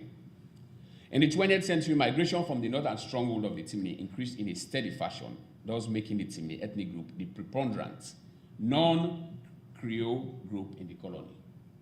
As a matter of fact, the preponderance of their population proved challenging to the colonial government. Between 1890 and the 1940s, the Temne population grew faster to become larger than all non-Creole groups in the colony. Clearly, the rise of the Temne population affected the demographic makeup of the colony. So I posed some questions. How did these migrants survive in colonial Freetown? Because the makeup in colonial Freetown was kind of a little different. It was urbanized, it was an urbanized setting, very metropolitan also. And then these people were streaming from the northern interior to come to Freetown. So how did they survive? Well, the historical records reveal that the Temne tribal authority that emerged out of this population provided orientation and economic assistance to these migrants. However, what benefit did the authority derive from its role in helping the migrants? Finally, why and how did the Temne organize around the political structure like the Temne authority in colonial Freetown? How did this make Temneness influential in the colony after the 1940s? These questions will be explored here. But with the introduction of constitutional reforms in Sierra Leone from the 1920s to 1940s, the Temne practically led an anti-Creole coalition against Creole cultural arrogance and political ambitions. The migrant communities occupied different sections in the colony, while the Creoles, who were largely from the returnee group, lived in the central and the western parts, including the peninsular towns, the Temne and non-Creoles such as the Mende, the Limba, the Madingo, the Loco, and Fula occupied the eastern and central sections, especially places called Bambra Town, Susan's Bay, Kisi Village, Rokupur, Wellington, Waterloo, Hastings, and Kisi Road. However, though the Temne and others had a particularly strong presence in the eastern central sections, they also settled in the peninsular towns like Adonkia, Leicester, Gloucester, Laka, etc., etc. The Temne and other non-Creole groups continuously flocked to Freetown. The Creole became alarmed at the large number of immigrants visiting and residing in the colony. They urged the colonial government in newspaper articles to curb the flow of immigration to the colony. Several governors, including Clarkson, Hay, and probing struggled with the presence of quote-unquote natives in the colony. In 1895, the colonial government adopted an experimental scheme designed to control immigrants and curb migration from the hinterland to the colony. The government allowed, for the first time, the Temne to elect within the colony a tribal headman to serve as liaison between the colonial government and the Temne. In 1895, the Temne elected their first tribal headman called Almami Bobo. His responsibilities included settling of disputes among the Temnes, of course in the colony, adjudicating cases of witchcraft, crimes of fornication and adultery. Bobo set up local courts to deal with these cases. This is because the colonial administration lacked the manpower and resources to preside over these cases. This was also the period of what is called indirect rule in African history. I don't want to bore you with the concept of that, but it was a situation where the colonial government used Africans themselves to rule themselves, to use Africans to rule themselves. And the colonials were the superintendent, they were supervisors, the Africans were merely, deputizing them. But in this case, Almami Bobo was the one who liaised between the government and the preponderant number of Temnes in the colony. So more importantly, the colonial courts could not try cases that involved customary law. So they deferred to the Temne chief. The government therefore gave Bobo a free hand in dealing with such matters among his people. The chief had authority to levy corporal punishment on defaulters and culprits. Usually when a complainant reported a matter of theft or abuse, he or she paid summons to the tribal headman. The feuding parties involved would attend court sessions until final arbitration of the matter was achieved. A culprit found guilty paid the court cost and other fines to the plaintiff. Appeals of such decisions could only be tolerated if the chief, Bobo, himself did not adjudicate the matter. That is, in the event of a disputant challenging the outcome of a decision reached in a lower court, the aggrieved party will directly appeal to the headman. He presided over such appeal cases and his verdict was final. The scheme which the British tried proved successful. And so what happened? They extended the scheme to the Mendes, the Limba, the Fula, the Mandingo, and the Kru in the colony. By 1905, the scheme was relatively successful to the point that the British institutionalized the idea. And then they passed what was called the 1905 Local Administration Ordinance, allowing non-Creole groups to elect their own headmen in Freetown or the colony. As the foregoing suggests, the Temne played a major role in shaping the history of the colony, contrary to what the established literature would let us believe.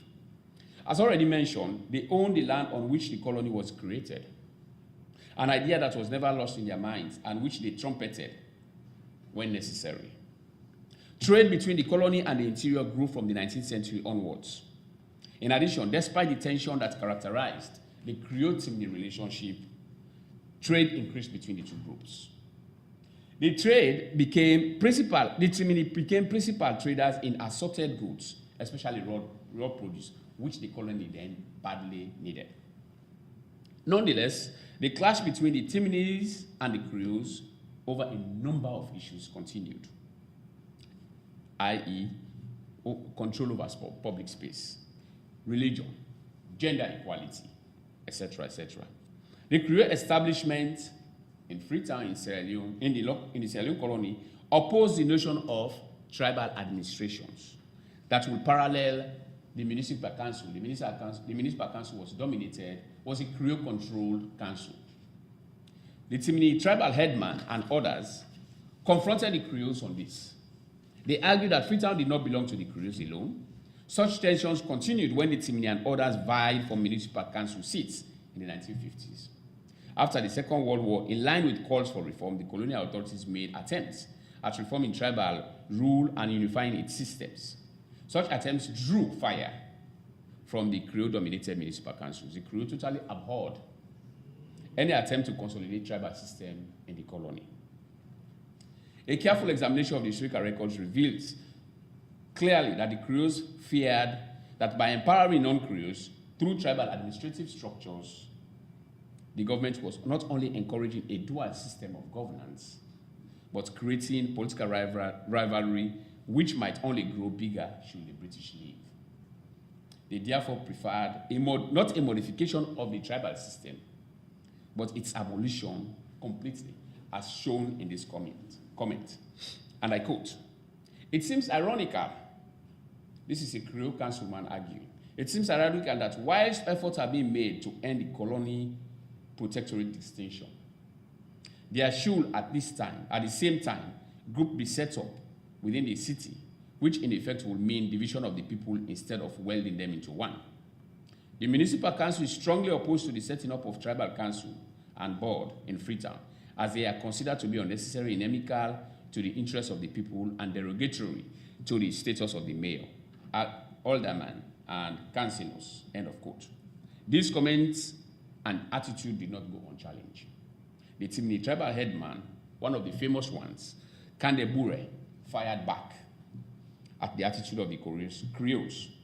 Bure argued that tribal rule gave the colony the stability it enjoyed. Tribal rule here is in quote.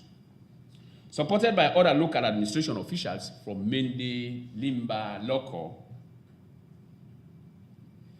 Bure charged, and I quote, "Without tribal administration, Sierra Leone government will find it difficult to administer justice in the country, and the social life of the tribes in the colony will be severely disrupted," end of quote. The debate continued. The Temne and other groups stepped up their attack on the Creoles. The Temne leader, along with leaders from other ethnic groups, took strong exception to what they perceive as Creole obstructionism on the issue of tribal rule in the colony. A municipal council representative responding to these comments also noted in the Sierra Leone Daily Mail of 1953 that tribal administration should be abolished completely. He recommended to the colonial administration that they should not, in fact, only abolish tribal administration. They should end immigration from the protectorate to the colony. Again, Bure, this Temne leader, who was head of this anti-Creole coalition, gave a very waspish response. And I quote him quickly.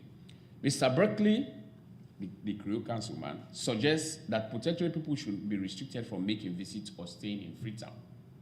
Does he want to make Freetown a reservation for Creoles? Now, can he succeed in preventing the Aborigines from staying in their motherland? Let him go to Creole land and make such fantastic suggestions." End of quote. The argument put forward by Bure, again supported by his colleagues, is that as tribal headman, he served as link between immigrants from the protectorate and the colonial government in the colony. When immigrants visited the colony, they needed accommodation, which tribal leaders readily provided. Also, many of these immigrants spoke their native languages. For example, Temne migrants in the colony spoke the language of the Temne, which is Temne. Temne itself was not enough to communicate with people from non-Temne communities in a metropolitan environment. The migrants therefore needed some orientation from their tribal authorities, including the head of the Temne authorities, junior chiefs, and others who played this role better. Bure charged that the Creole-dominated council did not have what it took to perform such duties. In addition, when people committed crimes in the protectorate and ran to Freetown to escape justice, protectorate chiefs or the government contacted tribal headmen in Freetown to bring the fugitives to justice. The suspect will usually be found, in most cases within a week or less, and return to his or her respective chiefdom. Another point of contention between the Temne Authority and the Municipal Council, dominated by the Creole, was control over space. The Creoles claimed to be in charge of the municipality of Freetown and therefore had the right to control the commercial and political spaces there. They alluded to the fact that the jurisdiction of the Municipal Council included collecting market dues and cemetery fees as their revenue generation mechanism. The Temne in particular refused to accept such rights claimed by the Creoles. Oral sources indicate that when the Municipal Council consistently maintained that it reserved the right to give permission for use of public spaces, the Temne Tribal Authority firmly rejected the idea. An informant recalled that in the 1940s and 50s, when a member of the Temne community passed, the Municipal Council refused to grant permission for the person to be buried in one of the cemeteries, Kisi Road or Kintom, Racecourse or Ascension Town. Until permission was granted, the dead was never, this particular person was never buried. He was giving me a case in point, which I'm skipping for now. In most cases, however, the views of the Municipal Council prevailed.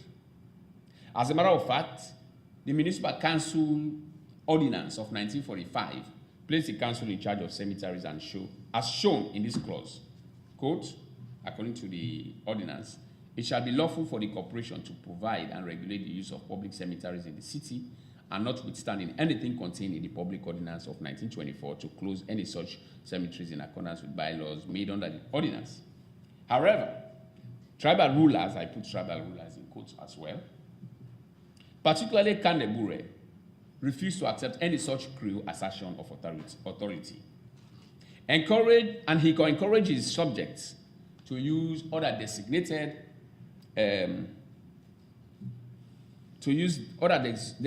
burial sites in the Temne-dominated side of the city.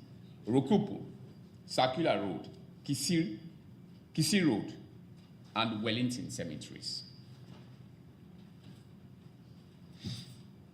This suggests that the council and the Temne Authority wanted to ease tension over use of these public spaces. Such attempts at resolution of disputes fit into the concept of shared spaces argued by Howard, who notes that communities and groups shared or contested spaces in colonial cities in Africa. The Temne leader persistently challenged Creole rights of control of public spaces, even when the statutes validated some of the Creole claims. The point to note here is that by allowing the Temne to use Rokupu for burial purposes, the Creole establishment recognized the need to deal with the Temne community in colonial Freetown. On the economic front, the historical sources show that Temne and other non-Creole women engage in socio-economic activities in the colony. In fact, in the 20th century, non-Creole women principally engaged in retail businesses as well as in wholesale commerce. Kenneth Little argues that members of the Temne and Fula communities dominated retail trade in Freetown. Allen Howard also states that traders played a pivotal role or crucial role in the economic life of the colony. Many of the traders from the hinterland who anchored at a place called Susan Bay in the 19th century spoke Temne, the language of the Temne. Apparently, Temne not only served as the medium of communication, it may have served as the language of trade as well. Though the analysis of the authors are not gender specific, it is obvious from their accounts that women may have been more active in this kind of trade. These traders operated between Freetown and the Protectorate. It should be pointed out that the colony did not have an agro-based economy. Residents in the colony imported foodstuffs and raw produce from the peninsular towns or from the Protectorate. And the peninsular towns were also dominated by Temne women traders. Temne women became notably involved in this type of trade. Many shuttled to and from the colony to trade in produce. In reinforcing this point, Vernon Dujan points out that Temne traders played an instrumental role in promoting a successful trade network between Western and Northern Sierra Leone in the colonial era. Many staple foods were shipped from Temne stronghold to Freetown. I'll soon be done, Dick. I promise. Creole woman traders who could not travel to the protectorate to buy these products relied on the supply they received from their Temne, Mende, and local colleagues. In addition, Temne, Mende, and Limba women based in the colony engaged in agricultural activities at the micro level, particularly those who lived in the rural areas, Rokel, Gloucester, Leicester, York, and Rugbury. In many of these rural communities between 1890 and 1961, the Temne constituted the bulk of the population. The Creoles and others remained in the minority in the peninsular areas. In the colony markets, traders from different communities used the market as shared spaces. These markets include the Big Market, King Jimmy Market, Bombay Street Market, and others. Temne women traded in these markets and constituted the largest single ethnic group in some of the markets where they remained regular suppliers of fish, vegetables, and other garden products. Writing about the role of markets in the economy of the colony, Usman Newland notes, and I quote, Freetown has 5 public markets. The vegetable market in Water Street, called in native parlance Big Market, and dating back to 1861. The meat market, called Garrison Street, colloquial named Grain Market, opened in 1862. The city market in Crewtown Road, created in 1899, and the King Jimmy Market, created in 1894 in the King Jimmy, in the Government Wharf area, which was very close to the Government Wharf, the port, one of the ports in Freetown. I'm going to have to skip here. Clearly, Creole women living in rural Freetown depended on the cooperation, agricultural capability, and business acumen of Temne women traders. In Rokel, one of the commercially strategic towns, for example, Temne women traders dominated retail trade, at least in 1947. I have to skip. In addition, prominent Temne women, such as Hajaratu, Sukanatu Bangura, no connection to the author, Yankade Kago, and others, shaped the economic and political history of Sierra Leone. For example, and I want to make this point as clear as I can. For example, in 1951, when Agatha convinced John, somebody who was considered to be a Creole elite and a very aristocratic Creole, highly educated, but who had a very different view of what it meant to be Sierra Leonean from the other Creoles. When he contemplated the idea of forming a broad-based women's movement, he contacted the non-Western educated women, the market women, and the producers of, raw produce and so on and so forth. So he contacted the most prominent Temne woman at that point in time, Haja Bangura, who attended the meeting together with other women, including Mbalu Conte, Bese Sisi, Adama Kamara, and Nana Ture. Attendees at the meeting paid 10 shillings as registration fee. In the end, all attendees agreed to form the Sierra Leone Women's Movement, which became one of the strongest women's movements in West Africa. Socioculturally, the Temne became active in enriching the culture of the colony through their establishment of dance societies such as the Almania, Ambasgeda, etc., etc. So not only did they contribute to the economy, they didn't participate in politics, but even socioculturally, they helped shape what turned out to be Freetown, the Sierra Leone colony. And they formed various organizations which enriched the culture of the colony. Because I'm skipping, let me go to my conclusion so I don't fall out of favor with my good friend. Clearly, as long as ethnicity, maybe to lead you into my conclusion,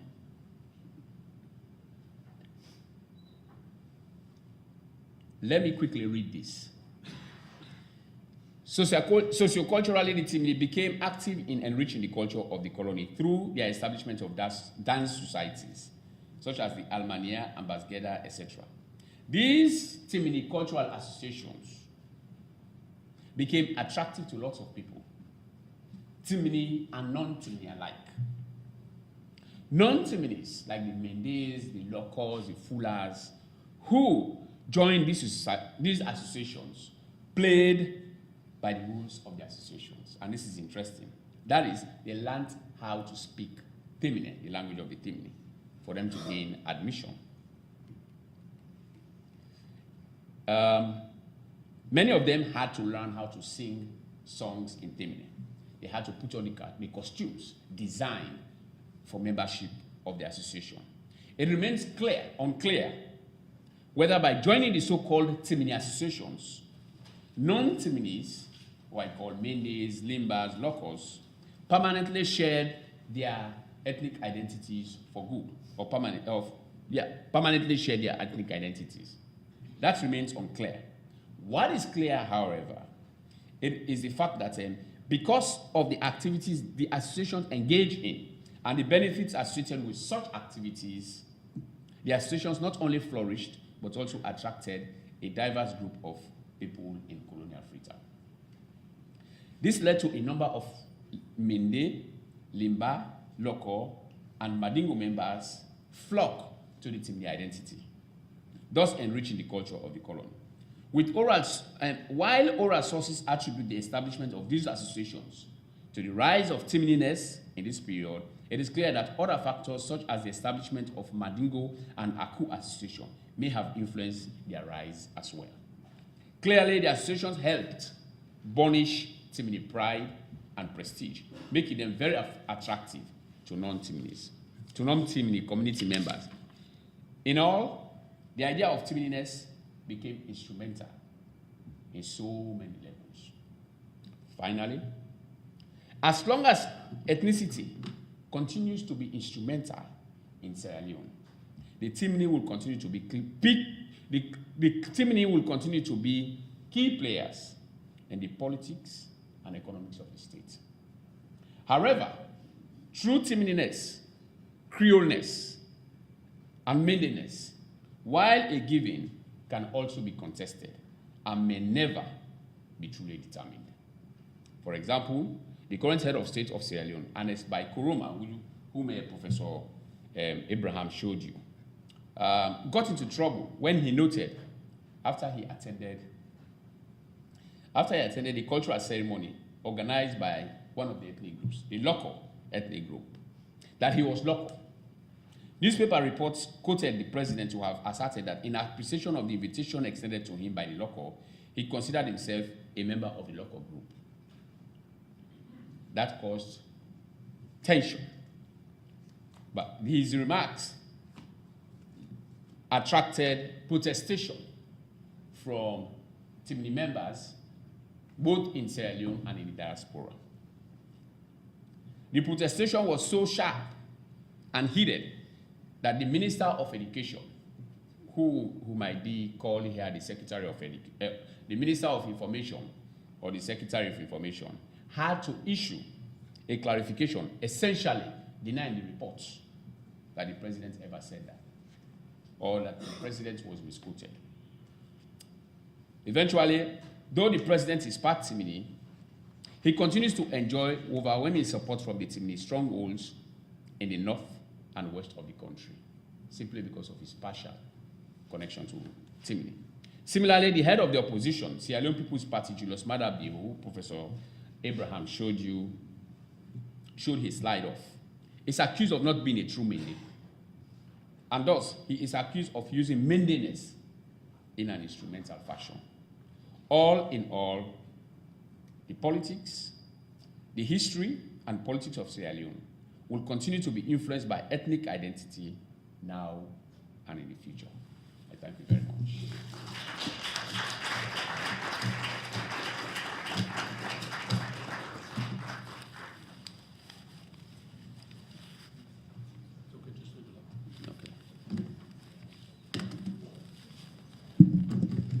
We have only a couple of minutes. We're running already over, but let me just make a comment or two.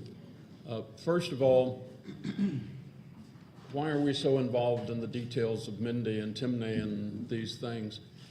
What you have just witnessed is a rewriting of the history of Sierra Leone that was not written by either the colonizers, the British, nor written by the Creoles, that is, the people who were brought back, but a telling of the story of Sierra Leone and the details of the peoples who are the majority of Sierra Leoneans. And that's part of the project that happens as we try and recover what we need to understand. The other part, which wasn't completely made clear, is what is at stake now is, after the Great Civil War of Sierra Leone, much more devastating than the American Civil War. A third of the Sierra Leoneans had to flee during the Civil War. The capital city, think of Washington, D.C., was sacked twice. Thousands had limbs amputated by the child soldiers. Most of you probably saw Blood Diamond and have a sense of the brutality of the war. It wasn't even a revolution or a civil war in the normal sense. It was an anarchy. It was an all against all, struggling merely in some cases for survival. The question for many African countries which have had such conflicts is, how now do they achieve development and democracy after such a terrible and horrific event? And part of that is the discussion that we're trying to move towards. So we'll take a few minutes for questions of the panel. We're already running over time, so we'll just take 5 or 10 minutes, but please ask your questions and our panelists will try and answer. Good afternoon. Quick question. What is the relationship of the Temne people to the Mali Empire? I know you had mentioned that the Mende were descendants of the Mali Empire and they migrated there, if I'm not mistaken. But what is the relationship of the Temne to the Mende Empire? Is the Temne language mutually intelligible to the Mende people? And also the second question would be, what is the relationship of both ethnic groups in the transatlantic slave trade?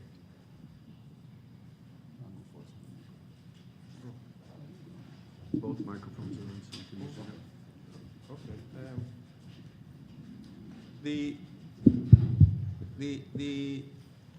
The idea of the Mali Empire and people migrating and this kind of thing seems to be a romantic speculation.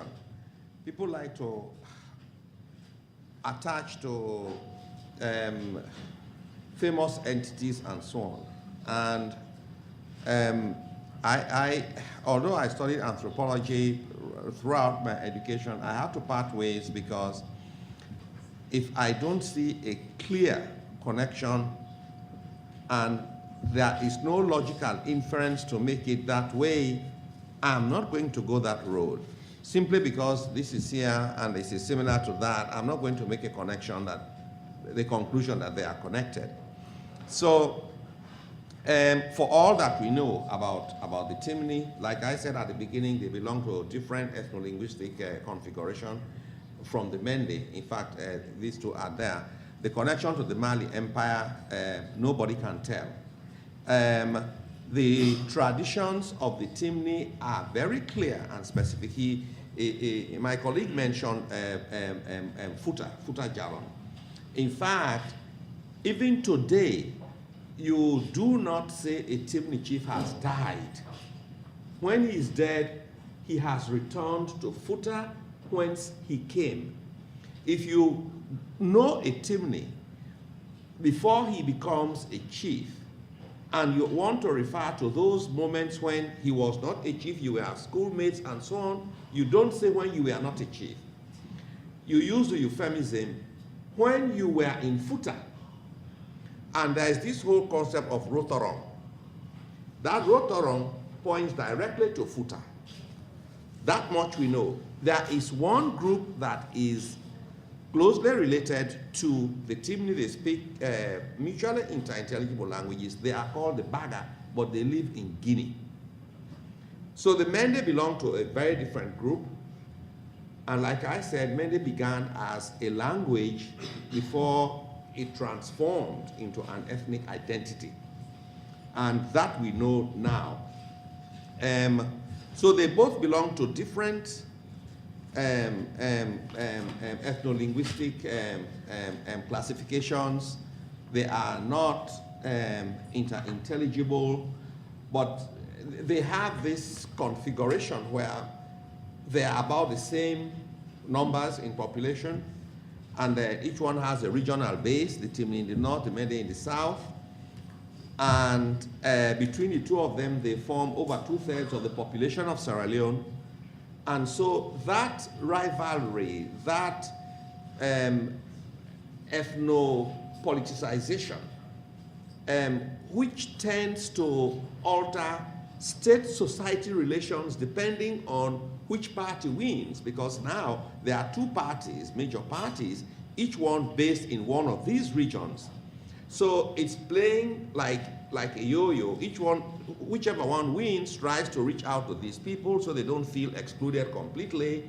This one wins, but that situation, I mean, like my colleague concluded, and like I myself have concluded, I don't know, that is going to continue for a very long time.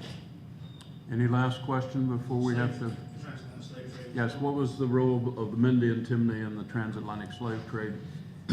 Well, both groups were captured. Members of both groups were captured. In fact, the Mende have a famous episode is usually related about the Mende. I don't know whether you've ever heard the name Sengbe Pierre. You know, Sengbe Pierre was captured in Mende land in the 19th century, and he organized a revolt on his on a ship that was taking him to the Americas. The Amistad Revolt, good. So that is a famous story which has connected, you know, African Americans here back to Sierra Leone, particularly the Bond area, where it has been established that Sengbe Pierre came from. So they have that kind of prominence. If you have looked, if you have time to see the movie Amistad Revolt, you know, each time I show it to my class, I just smile because the actors attempt to speak Mende, and it's really, really interesting to me. I like it to hear people speaking what appears to be pristine Mende with beautiful American accents. And they also speak Temne. That one is the tough one a little bit because I had to listen attentively to know that they were speaking Temne because it was colored with, again, beautiful American accents. You know, so both groups suffered, you know, and I tease all my African American friends all the time. Although I am really very, very careful not to get into trouble. But I see them, I say, hey, my friend, have you done your DNA? I say, because I can guess right now where you're from. And I have successfully guessed, you know, on a few occasions. You know, my pastor, for that matter, I saw him, and I was telling the deputy. I did not tell the pastor himself. I would have maybe run into trouble. But I told the deputy, I said, that man looks like one of my people. So why do you say that? And then I told him why. And then he said, I think he has done his DNA. He's from that region. So that tells you that the two ethnic groups, because they are the largest ethnic groups in Sierra Leone, and so during the slave trade, they paid, you know, a huge price because of their numerical strength. They were victims, they were part of it, and I strongly believe that even they were part of the returnees that came to Sierra Leone. Oh yeah, most of the Jamaicans, I don't want to go into the statistics here, but a good number of the ones that were taken to Jamaica were from Ghana. You know, the Maroons and so on. So when I meet my Ghanaian friends, I say, go get your people in Jamaica, they're still there. You know, and then they laugh.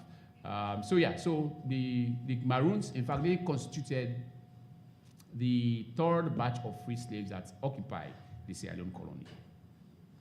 And then you had the recaptives. These were slaves that never went outside. They never got into Europe or the Americas.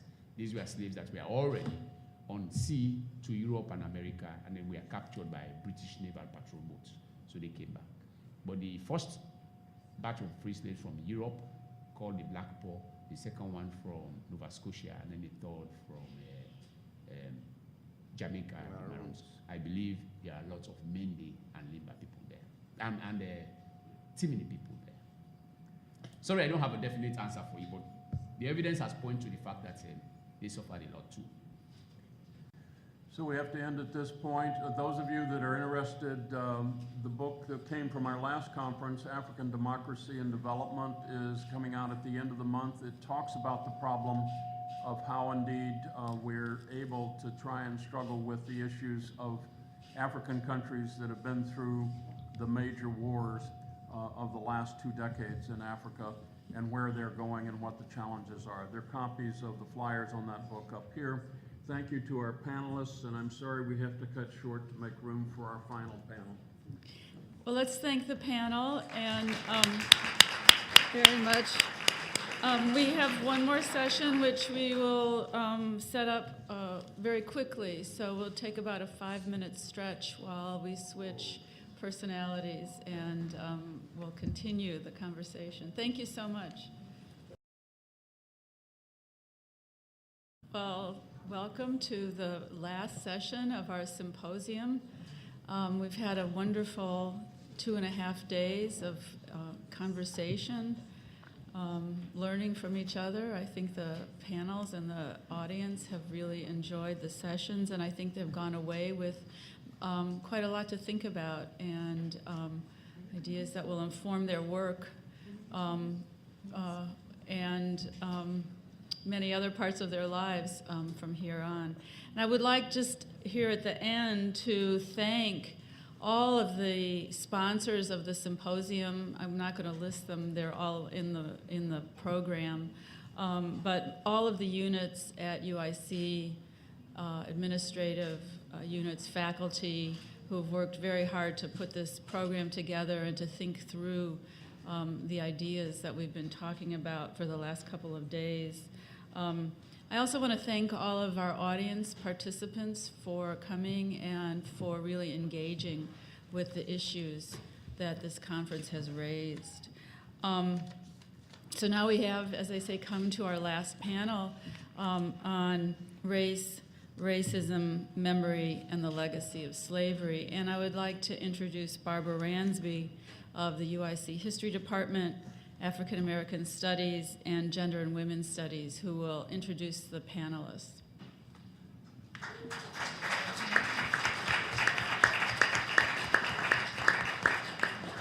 Welcome, welcome, welcome. It's nice to see all of your faces on this brisk Chicago afternoon. I have to start off by saying we are expecting Randall Robinson any moment. He is in Chicago. And so we assume he will find his way to the panel. There was a little communications glitch, but we are hoping he will arrive. But if not, we're going to have a lively conversation with our very, very illustrious panel. Before we begin, I'm going to invite Susan Robeson, who is going to explain the significance of this instrument she has a little bit later. But some of you may be familiar with the abang. The abang. Abang was used, and you'll tell me if I'm wrong. Well, I'll do it. You'll do it, and you'll explain briefly. And we feel like this will get us started in the right spirit.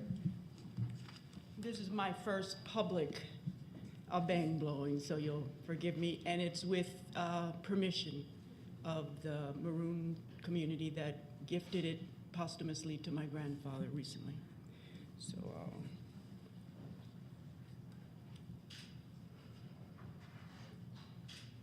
I'll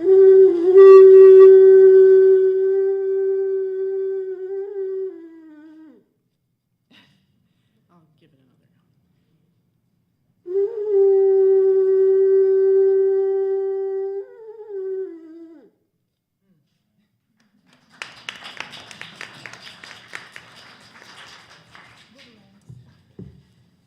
call to resist.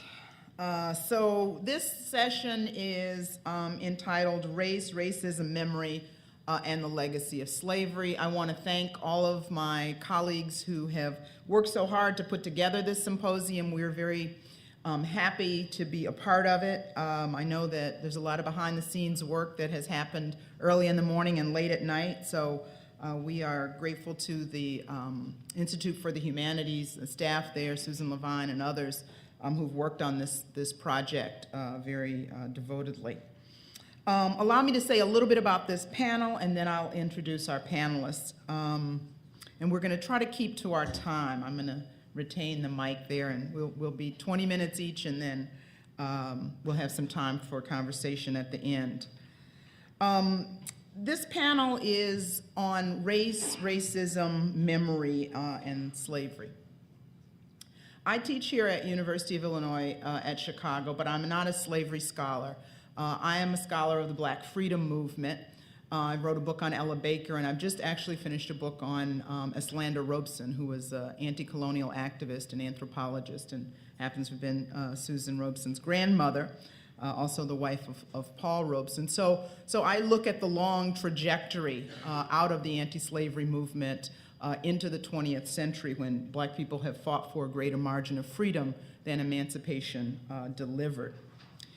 I also work with something called the Social Justice Initiative here, which helped to organize this particular panel. And the Social Justice Initiative is really about pushing and reclaiming a part of the mission of a public university, which is to strive for a greater good, to strive to make a contribution to a greater good, and also to take us beyond the bounds of the campus. And if any subject does that, and looking at the wealth of experience and the diversity of experience and wisdom in this room, the subject of slavery does, because in many ways it cannot be reduced to an academic subject. It is a very visceral subject in the Americas, and in this country in particular, in the United States.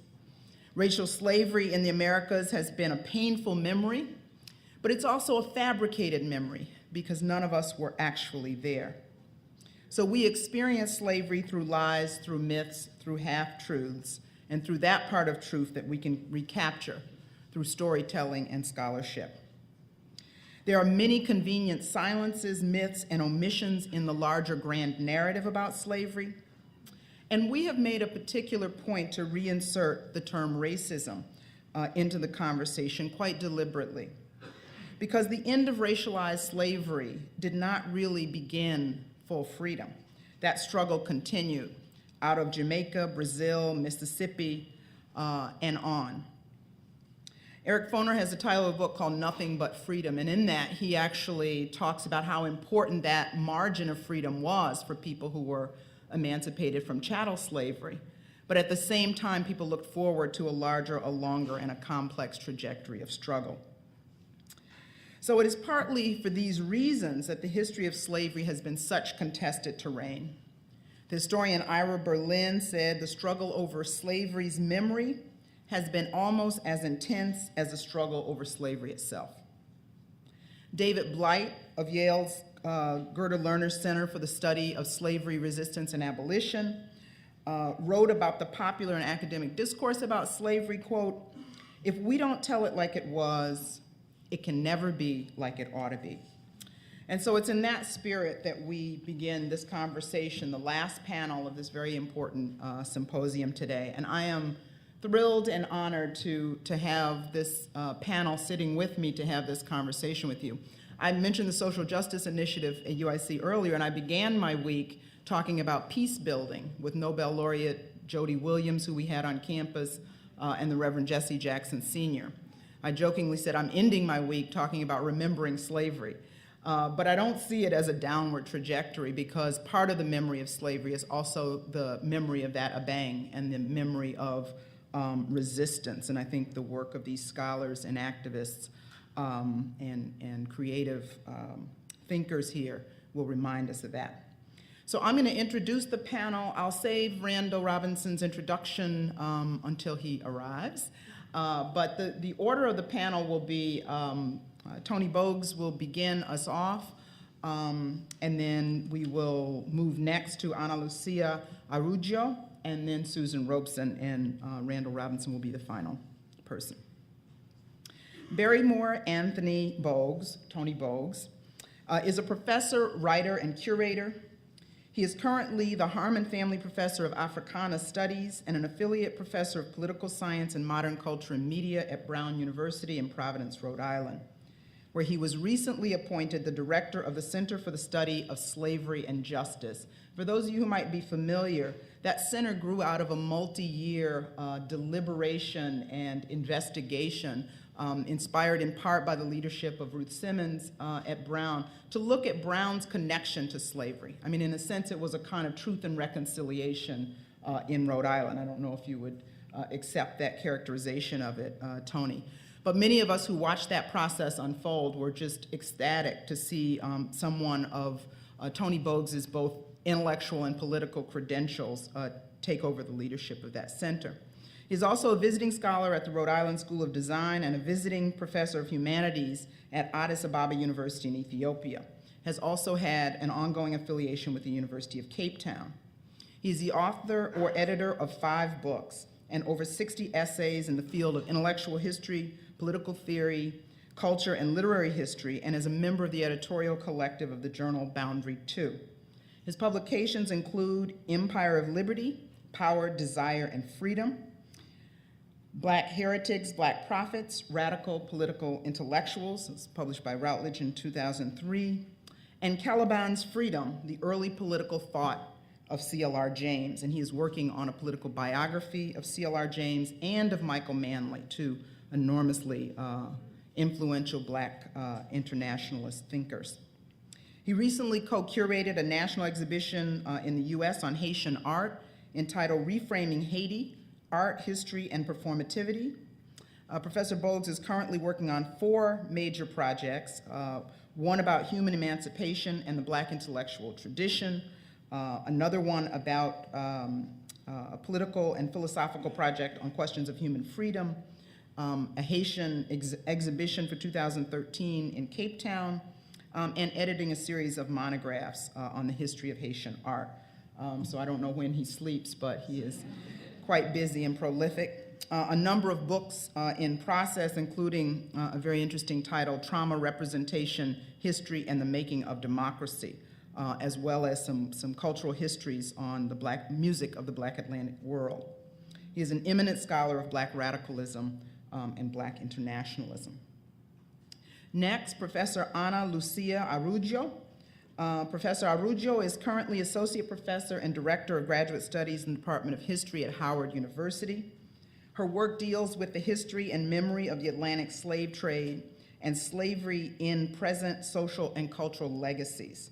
She's particularly interested in the public memory and visual culture of slavery. She's conducted field work in Canada, Benin, Brazil, where she comes from, and the United States. Her first book, and I will say the English title, although it was first published in French, Tropical Romanticism, The Illustrated Adventure of a French Painter in Brazil, published in 2008, which examines the construction of a particular image of Brazil as it relates to people of African descent in 19th century France. Her most recent book, Public Memory of Slavery, Victims and Perpetuators in the South Atlantic, is a study of the recent phenomena of memorialization of slavery in both Brazil and Benin. Over the last 5 years, she has edited numerous books, including Living History, Encountering the Memory of the Heirs of Slavery, and Paths of the Atlantic Slave Trade, Interactions, Identities. Presently, she is finishing an issue, Brazil Slavery and Its Legacies, excuse me, for the journal Luso-Brazilian Review. Next, Susan Robeson. Susan Robeson is a producer, documentary filmmaker, writer, and consultant. She recently developed a citizen journalism project in collaboration with the president of Timor-Leste, a Nobel Prize winner, Dr. Jose Ramos Horta, to promote civic engagement and build democracy in the first new nation of the 21st century. She is currently developing a feature film based on her original screenplay about the resistance of a Cherokee woman of African descent and her resistance to the forced removal of the Cherokee Nation in 1838.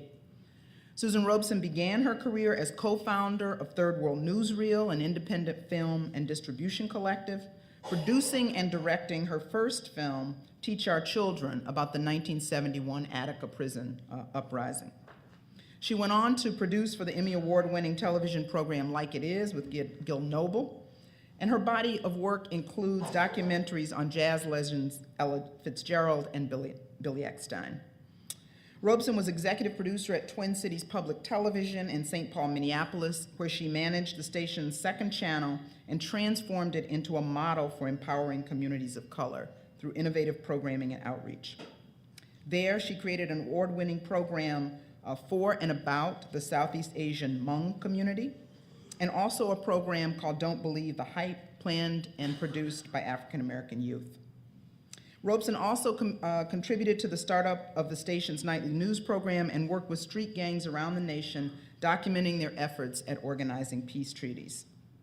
In addition to her television and film work, Susan Robeson has numerous awards and fellowships, including an artist in residence at the Walker Art Center. She's been a visiting professor in film and African American studies at Macalester College, Carleton College, and Colorado College. And she's the author of the award-winning book about her grandfather, Paul Robeson, entitled The Whole World in His Hands, a pictorial biography of Paul Robeson, as well as a forthcoming children's book, Grandpa Stops a War. She has 2 new projects on the horizon. She's filming and recording the songs of the Maroon communities, songs that have been passed down through the generations. And she's working on a graphic novel about Jamaican Maroon, pronounce the name, Quao, and resistance in the Maroon communities, and that'll be part of the topic of her remarks today. So join me in welcoming this panel, and we'll start off with Professor Tony Boggs.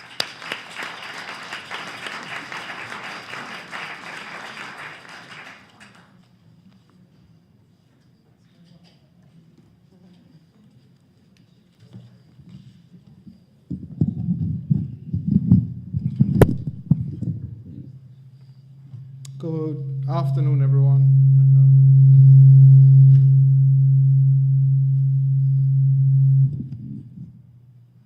All right. We need to blow the bank to make it safe. I would like to begin by thanking, first by thanking Susan Robeson for blowing the bang. Thank you very much. I think it's really an appropriate, if you wish, way to begin a last panel that is thinking around, for a symposium, that's thinking around questions of slavery. I hope you can hear me at the back, because I think if I speak into the mic, okay. Just worried about feedback there, okay. Let me begin by thanking very much the organizers for inviting me to address this symposium, and particularly for thank Professor Barbara Ransbury for putting together this panel. What I would like to do this afternoon is really to say 3 things.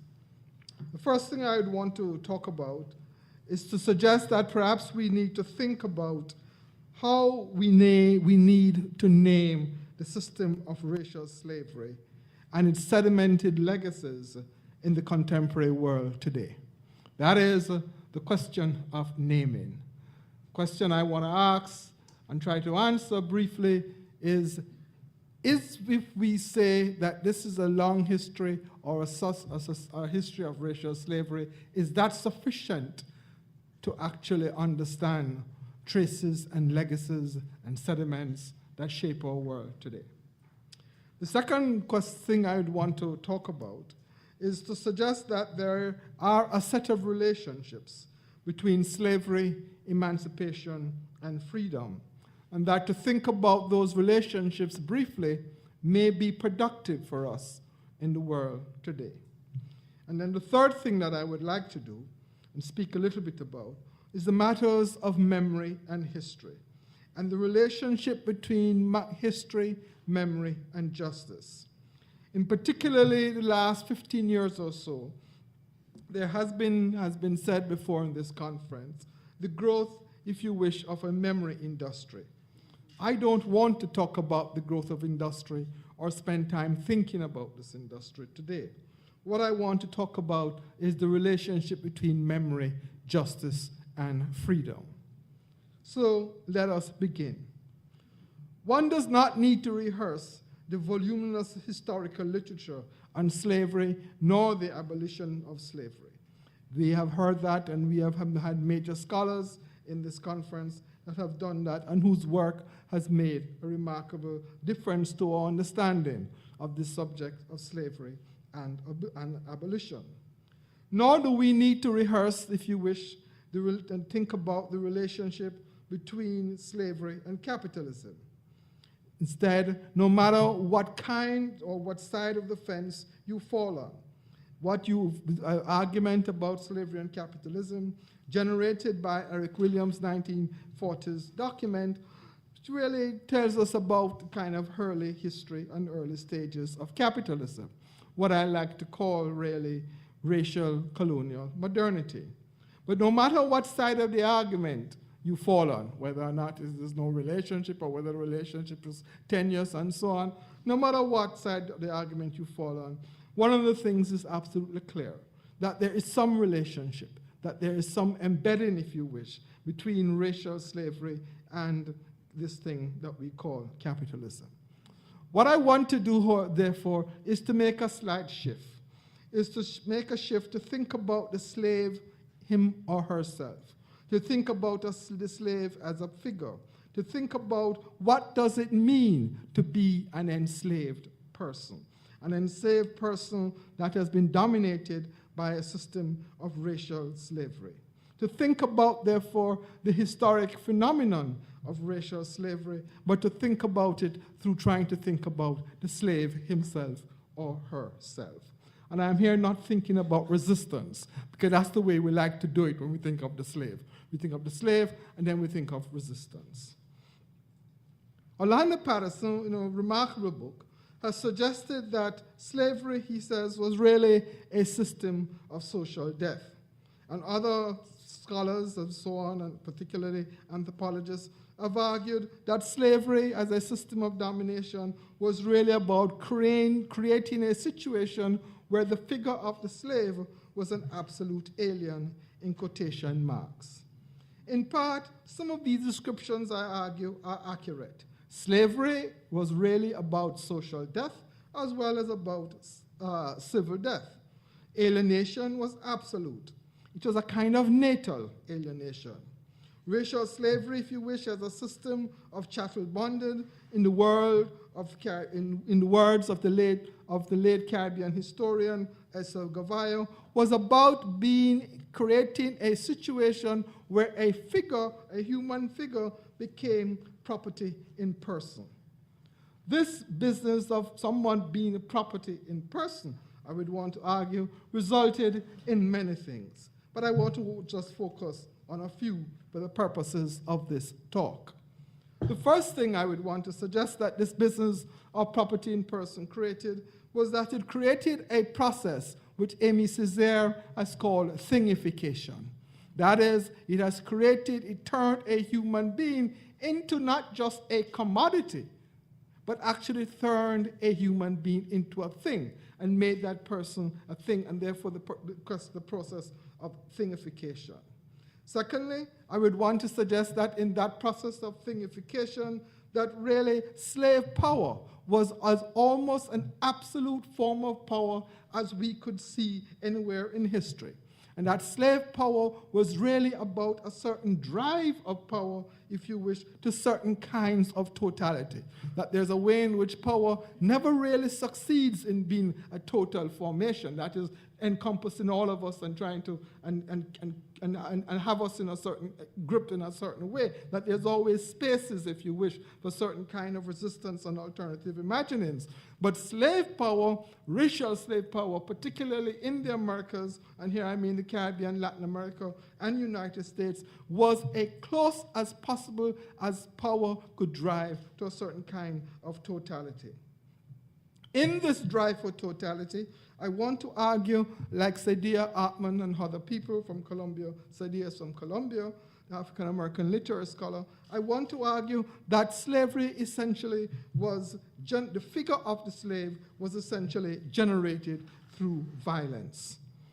Racial slavery, therefore, in my view, was a system of domination which rested upon what I like to call power in the flesh. That is, it was power that could only operate by pressing flesh, by making certain marks on flesh, by carrying out violence, if you wish, on the flesh. It pressed and marked black skin and therefore created trauma. Now I want to back up a bit, and I want to precisely say what I mean when I say trauma. I'm using trauma here in the original Greek meaning of a wound. That is, of a wound that is created. The question that we therefore have to think about in thinking about this business of power, of thinking about racial slavery and violence, is what is this character of the wound? And the wound, I would want to suggest, is a repeatable one. And therefore, the wound that I'm talking about is not a wound in the Freudian sense that it can only be seen when we have a flashback. That rather, this is a wound that is a historical wound that is repeatable and repeatable over the long durée. Therefore, it is a wound that has been constructed as a historical phenomenon. The process of thingification, the process of violence, and the process of death, organized collectively through race. In other words, race becomes a sign which organizes who can be enslaved and who may not be enslaved. So the question that is posed to us is, how then do we name this process? How do we name this historical process of trauma of the wound over the long durée? What I want to suggest to you tentatively, that it may be important and may be useful and productive for us to call this a period of historical catastrophe. As a phrase, historical catastrophe allows us a certain kind of possibilities. It allows us to begin to think about legacies, traces, and sedimentations. When we periodize history, a necessity for historical writing and historical knowledge, we'd say there is this period, there is that period. There is that epoch, there is that epoch. And what happens is that we then, at the end of every epoch and at the end of every period, there is a certain kind of closure. So this closes, this one closes, that one closes, and so on. And there's a kind of sometimes, and even though in this so-called, in this period where I think questions of linearity are questioned, but there's still a kind of line of march, a kind of certain line of progress when we think about certain kinds of historical moments and certain kinds of historical periods. But what has happened in the question of issue of racial slavery is that there is a strange twist in the human affairs in our Americas. And this strange twist of human affairs is that the past has never really been settled. And that because the past has never really been settled, it always haunts us.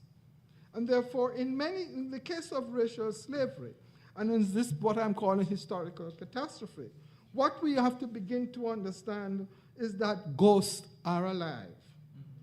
It is not so much that we can say never again, although that is important and needed to be stated, but rather we need to have a recognition that a historical process, an historical event of enormous significance occurred, that it created, if you wish, a wound upon a collective, and that it cannot be business as usual. It means questions about democracy. It means are not simply about exclusion nor inclusion. It means questions of equality are not simply about procedural equality.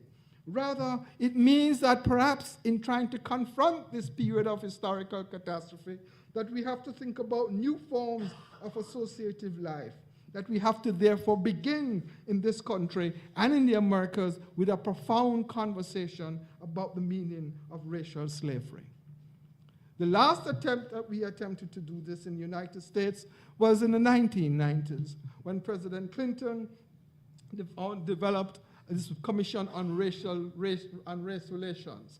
And I think it's important to look at the name of the commission. It was a Commission on Race Relations. And it was headed by the late, very eminent African-American historian who I have great admiration for, John Hope Franklin. But I think by all accounts we can say that this was not really a very public conversation. And that what at this particular moment, what is very intriguing is that in a so-called post-racial moment with an African-American president, we are in danger of not having that conversation at all. Yet, in the events of 1998, when a group of very eminent historians gathered to talk about the remarkable work done by them, a really remarkable work, David Ellis and Richardson and so on, about the slavery database, which would transform our understanding of black life in the Atlantic world between the 15th and 19th centuries. What they found was that a conference which was just for eminent historians had hundreds of people in it attended. Ira Berlin commented on this in his 203 presidential address to the American Organization for American Historians. This is what Ira says, Professor Berlin says. In the end, he says, no venue could contain the growing numbers of interested parties and buses full of would-be participants, many of them organized by church groups. Many of them organized by church groups rolled into the Colonial Williamsburg. The question that therefore we have to ask is, what is it that turned this conference of eminent historians upside down? Perhaps part of the answer resides in the unfinished business of the historical catastrophe of racial slavery. There's always a necessity in human affairs for settlement, for working through. And I'm not here speaking of apologies, as important as those are, but rather trying to think about that when you have a certain kind of historical period, when you have a certain past that still haunts our present, what is it that we need to do? What kind of reflective engagement do we need to have to confront episodes of historical catastrophe? And how can we begin to frame how we must think about it?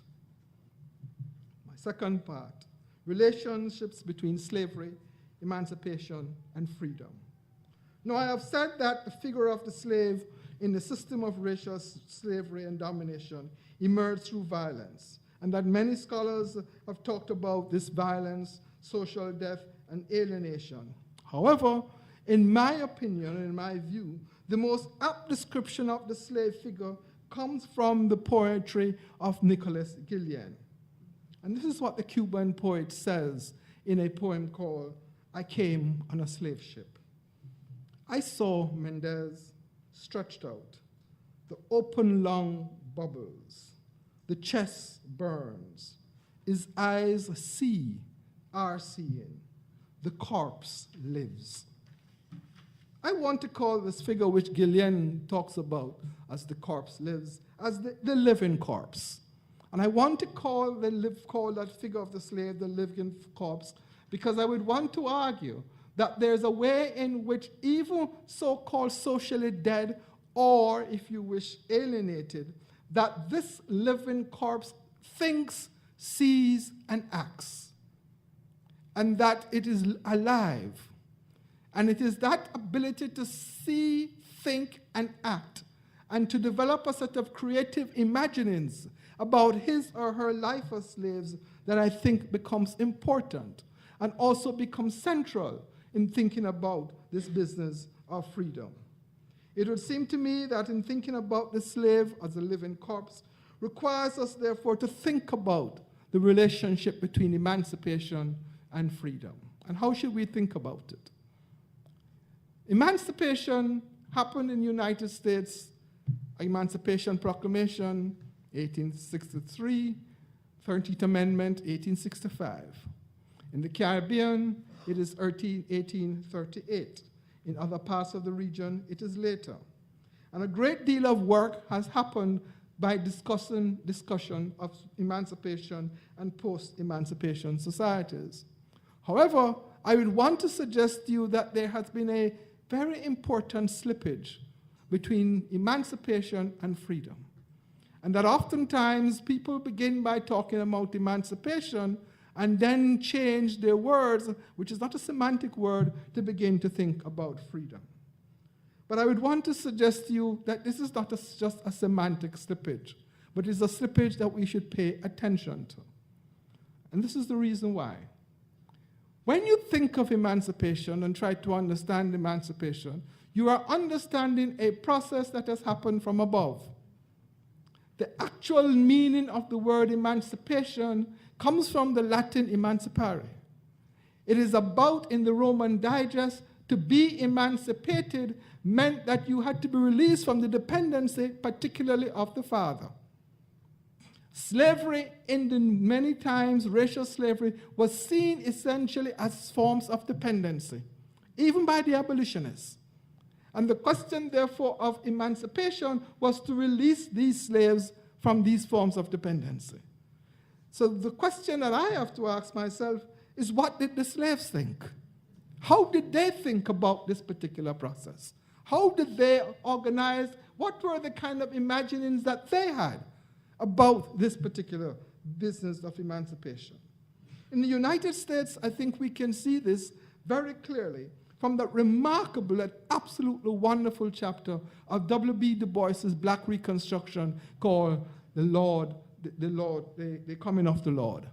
And notice the name of the chapter, The Coming of the Lord. It's not about emancipation, it's not about freedom, it's about the coming of the Lord, because it is an attempt to try and understand what it is that the slaves themselves were thinking about this process of emancipation.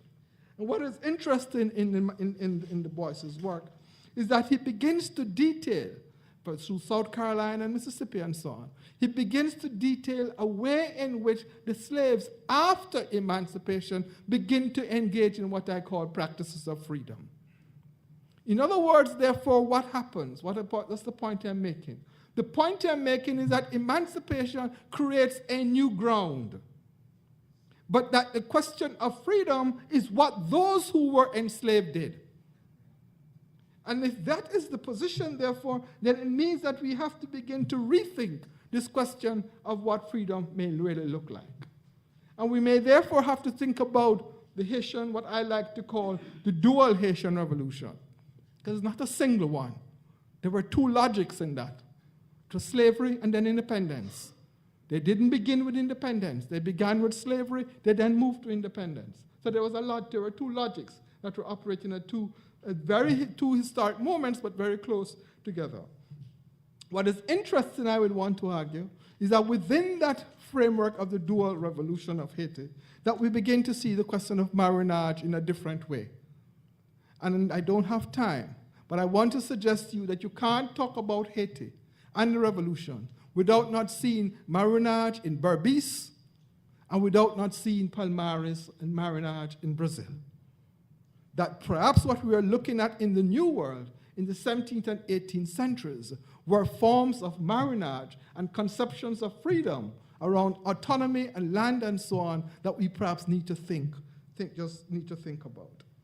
Which therefore means, I would want to suggest, that questions of freedom therefore are become very, very central in trying to think about the issues of racial slavery, not emancipation, questions of freedom itself.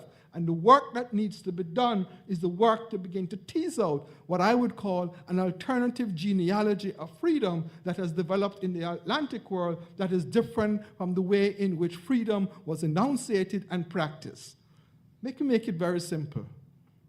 When Madison gets up in Massachusetts and say that the British has enslaved us and we want freedom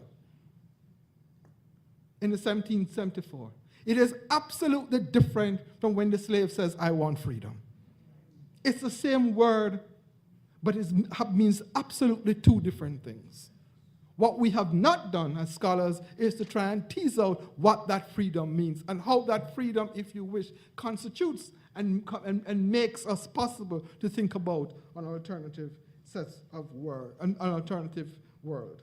So therefore, freedom is not about just simple choice, nor is it, quite frankly, free enterprise. Freedom is really, the kind of freedom I'm talking about requires us to do a long genealogy and a different kind of intellectual history.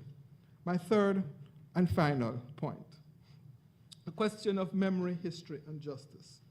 And here I return to Ira Berlin's presidential address of 2003, in which he sets up a set of distinctions between memory and history. I will not rehearse them, but I want to focus on something that he elides in this really very important address. And that is the ways in which history and memory have really relate to questions of justice and freedom. I would want to suggest that history, very briefly, really with a capital H, is really, and here I'm in a group of historians who will probably come down on me, is really about the question of the event, that history happens. That what we do, and those of historians, really is that we attempt to do historical knowledge. Once we begin to interpret, once we begin to work with archives, what we are doing is really trying to construct a set of historical knowledge. And that historical knowledge really, if you wish, I like to say, is anchored in the archive. And I don't want to get into a discussion about archive at all, but I want to say that it's anchored in the archive. Memory, on the other hand, I would want to suggest is about a recall. But it's about a recall through experience. And what the issue is I'm trying to suggest to you is that when a process of historical catastrophe occurs, then history, i.e. the event with a capital H, lives in that human experience. And therefore what happens is that memory seeks to grapple with that experience and to work through it. And that is the difference, and that is the importance. And it is by working through it and trying to grapple with that experience why memory then becomes connected to politics. And so that you can't think about the questions of politics, particularly to do with race and racism and slavery and so on, without not thinking about the way in which people think about these things, how they experience it, how they experience it in their own imaginations. What I would then want to suggest, just to think, thinking about this, is that there are ways in which we need to think about historical knowledge as truth, with a, I would argue, with a, in parenthesis, as what happened. But that to think about memory really means to think about the questions of meanings of what happened and how people have interpreted that within their own, if you wish, with their own experience. Memory, I would want to argue, is very important so that there is no what I would like to call destructive forgetting. That is a forgetting which ignores the traces and sedimentations of the past. I want to end with the voice of a 1930s, of a sharecropper from South Carolina. His name is Cornelius Holmes. And this is what he says. Then the slave question settled. The race question will always be with us, he says, till Jesus come a second time. It is in our politics, it is in our justice courts, on our highways, on our sidewalks, in our manners, in our religion, and in our thoughts, all the day and every day. It would seem to me that in grappling with memory and the questions of history and justice and freedom, that we want to think about what Cornelius actually says. But we want to also, I think, understand that the question of racial slavery has a profound consequence upon our present. W.B. Du Bois, again in Black Reconstruction, in the first chapter, in the summary epigraph that speaks of, and this is here, I'm paraphrasing him, how the black man comes to America and confronts democracy and is always part of America. I would like to add to W.B. Du Bois by saying that when the question of race is raised, when the question of racial slavery is raised, it is not just about the business of democracy, but it's a question of freedom. And the issue that black folks have asked is, what kind of free is this? Thank you very much.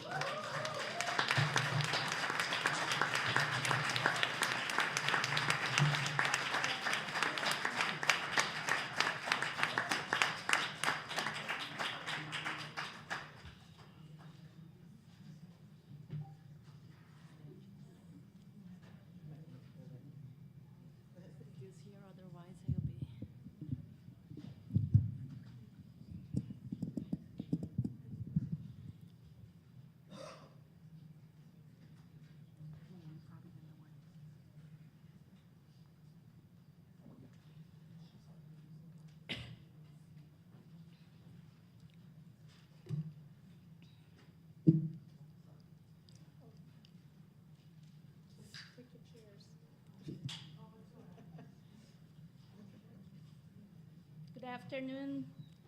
Thank you for all those who survived until the end, and we have a full room today. Thank you, Barbara, Suzanne, and Linda for organizing this beautiful conference and also this great panel. Today, the title of this paper is indeed the new book project in which I am working on now. And then the presentation I will be doing today is based on previous work that I've been doing, and it will also engage new research that I am developing. You know that Brazil imported the largest number of Africans in all of the Americas. You are talking about more than 5 million men, women, and children. And it was also the last country in the American continent to abolish slavery in 1888. Today, then, the majority of the Brazilian population, I said the majority, is black or have some degree of African ancestry. After the end of slavery, Afro-Brazilians remained economically and socially excluded. However, in Brazilian cities with large populations of African descent, including Salvador in Bahia and Rio de Janeiro, the memory of slavery was restricted to the private sphere, and to specific occasions and places, then by remaining largely absent from public initiatives. I'm not stating here that the memory of slavery was suppressed, but that with few exceptions, this memory was not conveyed in the public space. Only recently, then, the situation started changing. Then in this paper, I discuss first the application of the notion of collective memory in the study of memory of slavery. Then I explain how the memory of slavery remained confined to the public sphere and concealed in Brazilian public space. And then I examine some initiatives promoting tangible and intangible heritage of slavery in Bahia and Rio de Janeiro. Finally, I discuss how the international rise of the public memory of slavery impacted Brazil. I seek to understand how slavery gradually started gaining visibility by giving particular attention to the public memory of resistance embodied by Zumbi, the leader of Palmares Quilombo, then the largest and the longest-lasting 17th century Brazilian runaway slave community. The idea of public memory is closely associated with what Maurice Halbach called collective memory, a mode of memory carried out by social groups and societies within specific social frameworks. Collective memory, then, a reconstruction of the past in the present, becomes public when it is transformed into a political instrument to assert, to build, and to reinforce identities of these groups. Collective memory then refers to the way the past of a group is lived again in the present, the way a group associates its common remembrances with historical events. We can say that in societies marked by traumatic events like the Atlantic slave trade and slavery, in which the transmission of past experiences was disrupted by forced displacements, collective memory gives way to historical memory, a mode of memory that to some extent can be crystallized in more permanent forms, including museums, memorials, and monuments. This mode of memory is no longer a continuous flow or transmission of experiences, but instead can be defined as the common way societies or groups in a specific society recover, recreate, and represent their past to themselves and to others, regardless of whether the individuals involved in this memorialization process actually lived or participated in the events they collectively remember and convey in the public space. Engaged then in recovering their common past, individuals and groups rebuild and reinforce their identities by asserting what distinguishes them from other individuals in their own society, or by asserting what makes their society different from other societies. Examining then the collective and public memories of slavery is a complex task, because the Atlantic slave trade and slavery lasted more than 3 centuries, encompassing and affecting several regions of the globe. These memories are plural, scattered, and change over time, constituting then several layers. In addition, in Africa, the Atlantic slave trade was intertwined with the internal slave trade and the Muslim slave trade.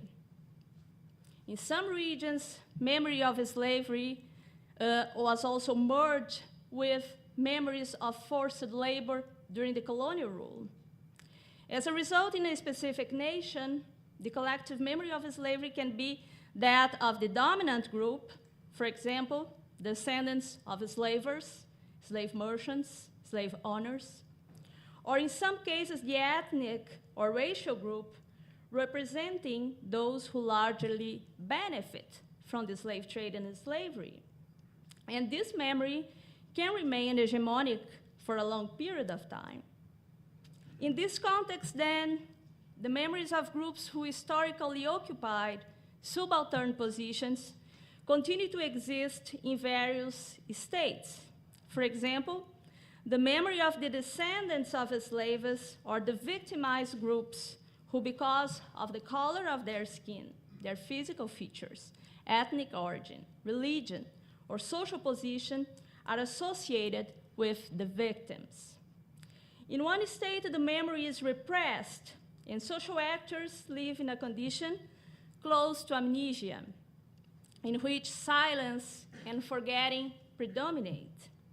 In a second state, the memory of victims is alive, but because the social actors who carry these memories remain in a marginalized position, in a place of social exclusion, these memories are hardly conveyed in the public sphere. In a third state, international, national, and local initiatives help the victims and their descendants, for whom their past is still alive, to start expressing their memories in public.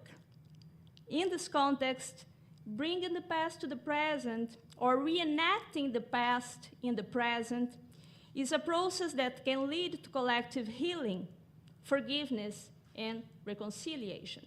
Can lead or not. Until recent years, in most European, African, and American societies, the traces of more than 3 centuries of slave trade and slavery remained concealed in the public space. With the end of the Second World War and the unveiling of the horrors of the Holocaust, the wounds of the slave past also started then to emerge. In addition, the end of the colonial rule in Africa and the US civil rights movement really great contributed then to the struggle against racism and racial inequalities led by the populations of African descent around the globe. This new context helped to foster cultural assertion and demands for official recognition of the contributions of the Black populations to the building of European and American societies, which largely benefited from the slavery and the slave trade.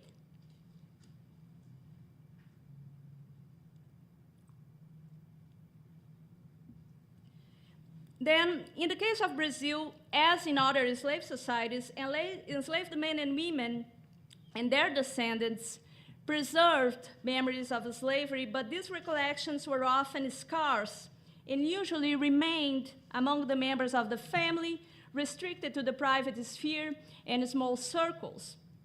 Indeed, until the middle of the 1980s, Carnival, along with some religious festivals, remained one of the only occasions in which slavery appeared in the public space. However, we can say that for the eyes who want to see, Brazilian slave past is visible through its heritage, tangible and intangible, including the charqueadas of Rio Grande do Sul, charqueadas de jerk and meat factories, the former coffee plantations of the Paraíba Valley, or the former sugar plantations and sugar mills of the Northeast region. Some of these estates were restored and transformed into hotels, even only few of them preserved the original slave quarters. However, these privately owned initiatives do not aim to emphasize the slave past and are still promoted as rural tourism. Most of these rural sites are owned by local families and were adapted indeed to receive tourists who can visit the property, stay for 1 or 2 nights, celebrate a marriage and anniversaries, and also visit the buildings of the former slave quarters, or even the sites where enslaved men and women were beaten to death. Even though in some visits it's mentioned that enslaved men and women were responsible of running these large estates, like in the United States, indeed, most sites are organized to emphasize the wealth of their owners and the luxury of their European lifestyles. Likewise, in the urban areas of former slave ports, such as Recife and Rio de Janeiro, very few heritage or touristic initiatives focus on the slave past. Indeed, until some years ago, the old port zone of Rio de Janeiro, close to the city downtown area, was abandoned, and the populations still living in that area were neglected by the public authorities. Whereas part of the Salvador port neighborhood are neglected, other areas where enslaved men, women, and children disembarked were transformed into elegant restaurants and expensive apartment buildings with a great view to the Baía de Todos os Santos, Bay of All Saints. In both cases, the various slavery landmarks do not contain any kind of plaque or stone indicating the role they played during the period of Brazilian slavery. Over the last 20 years, several slavery sites were discovered in Rio de Janeiro's Gamboa neighborhood, close to the old port. In 1996, an archaeological excavation in a private property revealed a burial ground containing bone fragments of dozens of African enslaved men, women, and children. Then this burial ground is known as Cemitério dos Pretos Novos, Cemetery of New Blacks. And during the 18th and 19th centuries, thousands of Africans were buried in this site. And between then 1824 and 1831, when the slave trade was banned in Brazil for the first time, more than 6,000 newly arrived Africans were buried there. Then more than 15 years later, after the discovery of this site in 2000, then it was actually last year, finally a memorial was organized, was unveiled at the place of this burial ground. Then this cemetery of New Blacks was indeed situated close to the Valongo Wharf and slave market, which housed then the largest slave market of Rio de Janeiro between 1818 and 1830. This site was described indeed in detail by the numerous travelers who visited Rio de Janeiro during the 19th century, including Maria Gran, Robert Walsh, and Jean-Baptiste Debré, who depicted the market and one of these ware rooms in his travelogue Voyage Pittoresque Historique au Brésil. Then, despite the numerous descriptions of the Valongo slave market in travel accounts, the exact location of the wharf remained unknown for over a century. Indeed, in 1843, the wharf underwent major works and was renamed Empress Wharf to receive the Empress Teresa Cristina, who arrived in Brazil that same year to marry the Brazilian Emperor Dom Pedro II, because Brazil was a monarchy at this time.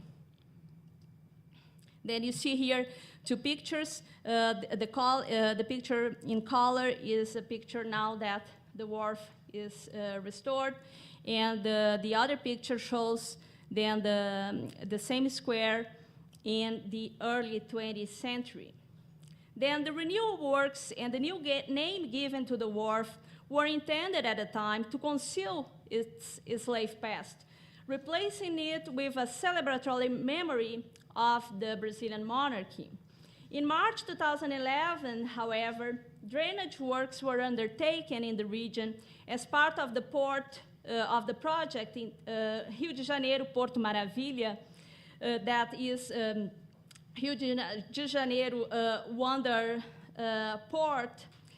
And the works were intended then to recuperate the city's old port, especially, then this is not for nothing, especially for the 2014 Soccer World Cup and 2016 Olympic Games. The excavations also recovered numerous African artifacts, including then ceramic, pipes, cowries employed in religious practices, and buttons made of animal bones. And then at the time, reacting to the discovery, the mayor of Rio de Janeiro, Eduardo Paes, stated that the ruins of Valongo Quay are our Roman ruins, and promised then that a memorial to exhibit the findings would be created in the Valongo Garden in the port zone. Then the first phase of this project was just concluded last summer and now can be visited. Another city that is also then the second major slave port in Brazil, Salvador in Bahia, has today the largest population of African descent in Brazil in terms of proportion. In the city usually depicted by Bahian tourism authorities as the capital of joy, and where tourists are received with the slogan, "Sorria, você está na Bahia," smile, you are in Bahia. There are several heritage buildings associated with the region's history of slavery. Among these sites is the Solar do Inhão, that is a former sugar mill set on the waterfront of the Bay of All Saints. Then this site comprises several buildings, including a church, some of them dating back to the 17th century. After being registered in the list of national heritage in 1940s, the government of Bahia acquired the entire site in the 1960s, and today this building houses the Bahian Modern Art Museum. In 1993, these buildings were again renovated. In the basement of the main three-story building, there is a pier and a senzala, a slave quarter, which has a direct access to the sea. The senzala's floor is fully preserved, but until 2007, indeed, it was occupied by a touristic restaurant. There, local and international tourists could eat typical Bahian food and be served by waitresses dressed like baianas, women street vendors.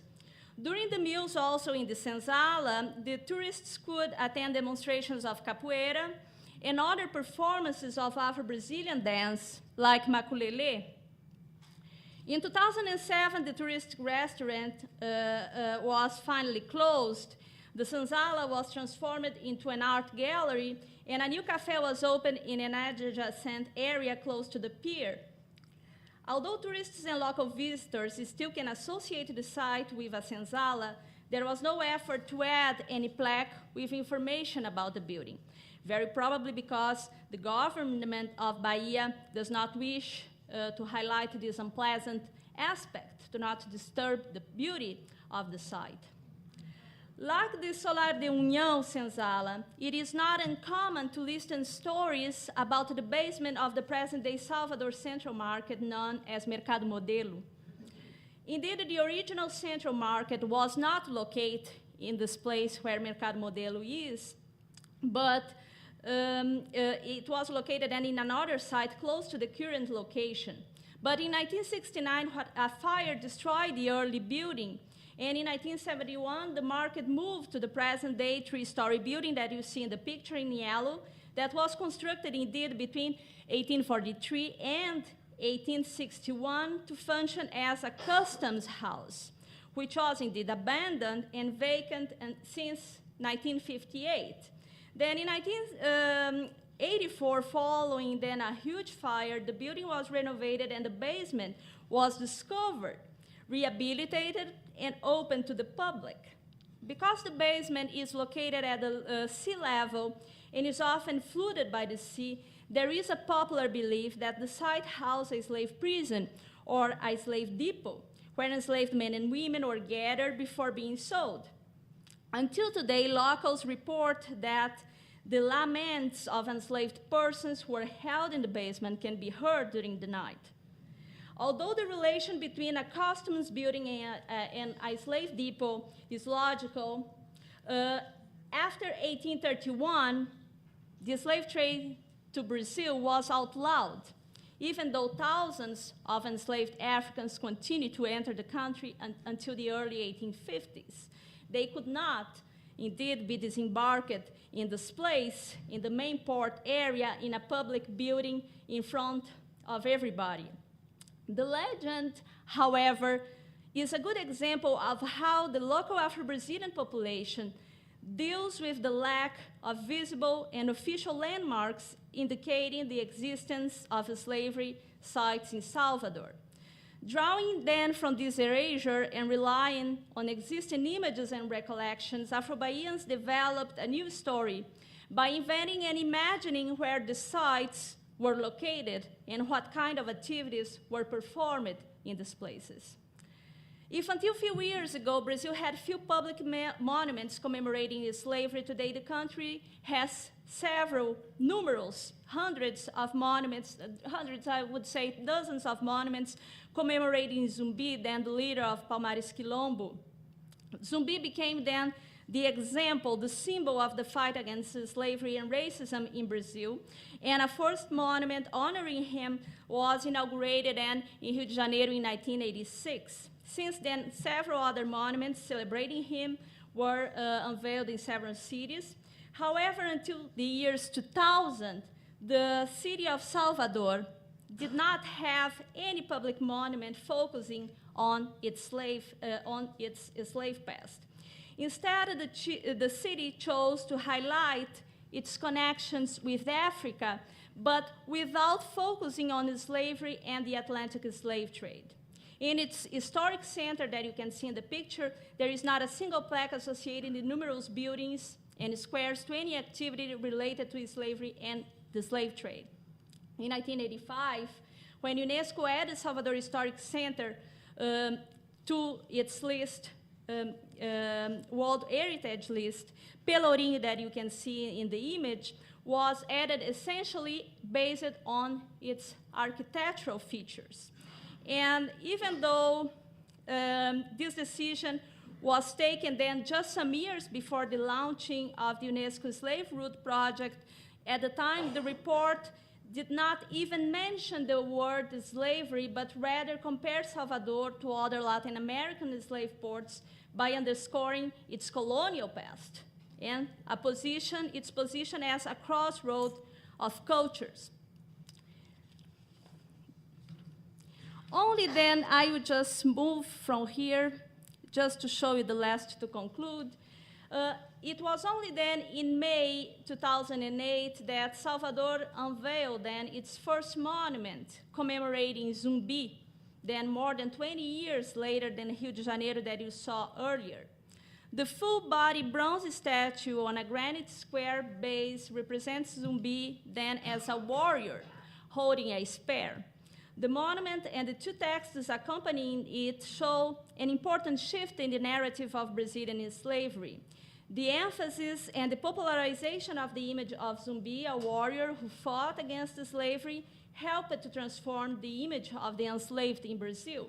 And this, I have to disagree with Professor Boggs, because all the experience of Palmares and all the experience we had in Brazil in terms of quilombos shows that the idea of social death developed by Orlando Patterson is really based only on the example of the United States. If we take several examples from Latin America and from Brazil, we see that perhaps there were attempts to input a social death, but this was never effective, at least in the case of Brazil.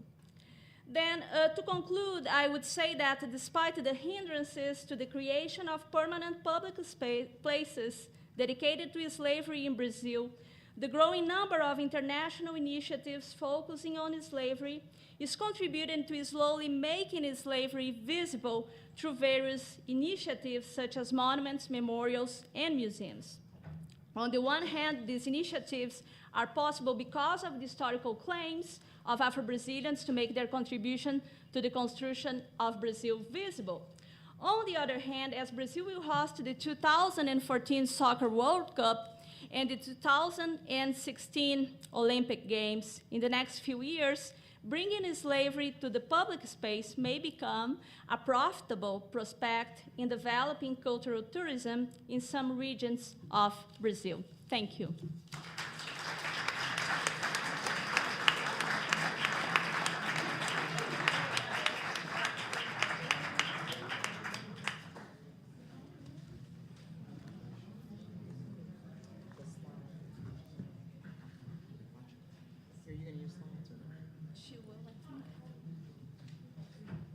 Next speaker is Susan Robeson. Can I just can we turn that off? Or, well, thank you. I repeat the same thank yous. Thank you, thank you, thank you. As I was saying, this abeng was gifted posthumously to my grandfather, Paul Robeson, by the Maroons in Jamaica of Charlestown, to recognize and honor Paul's, as they put it, Paul's Maroon spirit of unflinching resistance to oppression. And the ceremony was attended by the chiefs of the other Maroon communities, Accompong, Moortown, and Scotts Hall. And just for those of you who don't know, I'm sure many do, the Maroons in Jamaica are descendants of Africans who refused to be enslaved, fled to the mountains, and formed independent communities and successfully defended those communities against the British for over 85 years. And in 1739, unable to defeat the Maroons, the British signed peace treaties granting tax-free lands throughout the islands, sections of the islands, as well as some political autonomy. And today, Maroons in Jamaica number about, the total population is about 15,000 from what I understand. I may have my numbers not quite up to date, and only 5,000 still in Jamaica, others scattered around the world. The Maroons of Jamaica are part of a wide and deep river of marronage that has flowed for centuries through all parts of the Americas, including North America. In the 1500s, treaties similar to those in Jamaica were negotiated between colonial rulers and communities of Maroons in Hispaniola, Panama, Venezuela, Ecuador. In the 1600s, in Mexico, Colombia, Brazil. In the 1700s, in what is now Suriname, and So just to call a few names, because we're talking about people: Baiano of Panama, Yanga of Mexico, Zumbi of Brazil, Bencos Biojo of Colombia, Nani Kojo Kwao, to name a few, of Jamaica, Boni of Suriname, John Horse of the Seminole in the Florida area and Mexico. And in the southern United States, from at least the late 1600s to emancipation, there is evidence of over 50 Maroon communities. There was countless more. In many areas of the South, in New Orleans, the swamps were often the refuges. Just a little more on the abeng. It's traditionally given only to someone of Maroon descent, and as I mentioned in Paul's case, an exemption was made. And as his granddaughter, I have been given permission to blow it, which I would not do without permission. And so I see it as a way to honor our ancestors who so creatively and powerfully resisted and created zones of freedom. I'd like to tell you just briefly the story of the abeng as it was told to me by Colonel Frank Lumsden, who the leader or chief of the Charlestown Maroons of Jamaica. The abeng is an instrument of communication that originated in Ghana and was adopted by the Maroons of Jamaica and Suriname.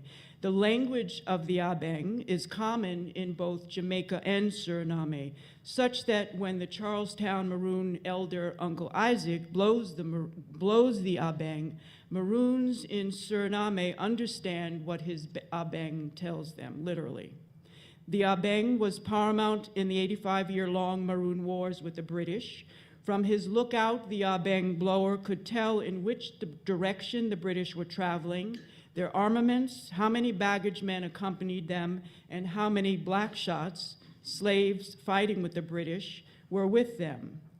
Then the abeng blower would call out individual warriors by name, and the Maroons would set their ambushes. The abeng was also part of the Maroons' psychological war, as the sound of the abeng reverberating in the mountains would chill the blood of the English. During this period, only designated warriors were allowed to sound the abeng, and this is still so today, though not as stringent. Among the many uses of the abeng is calling the ancestors to participate in the drumming and dancing on certain ceremonial occasions. And today, the abeng is also used to signal the arrival and departure of significant persons in the community. And there are also celebrations that each of the communities has annually to commemorate the signing of the treaties, and I won't go into that. Her Excellency Fidelia Gran Gallon, the ambassador of Suriname to Trinidad and Tobago and the first Maroon woman to hold such an office, shared with me the story of the abeng in Suriname. In Suriname's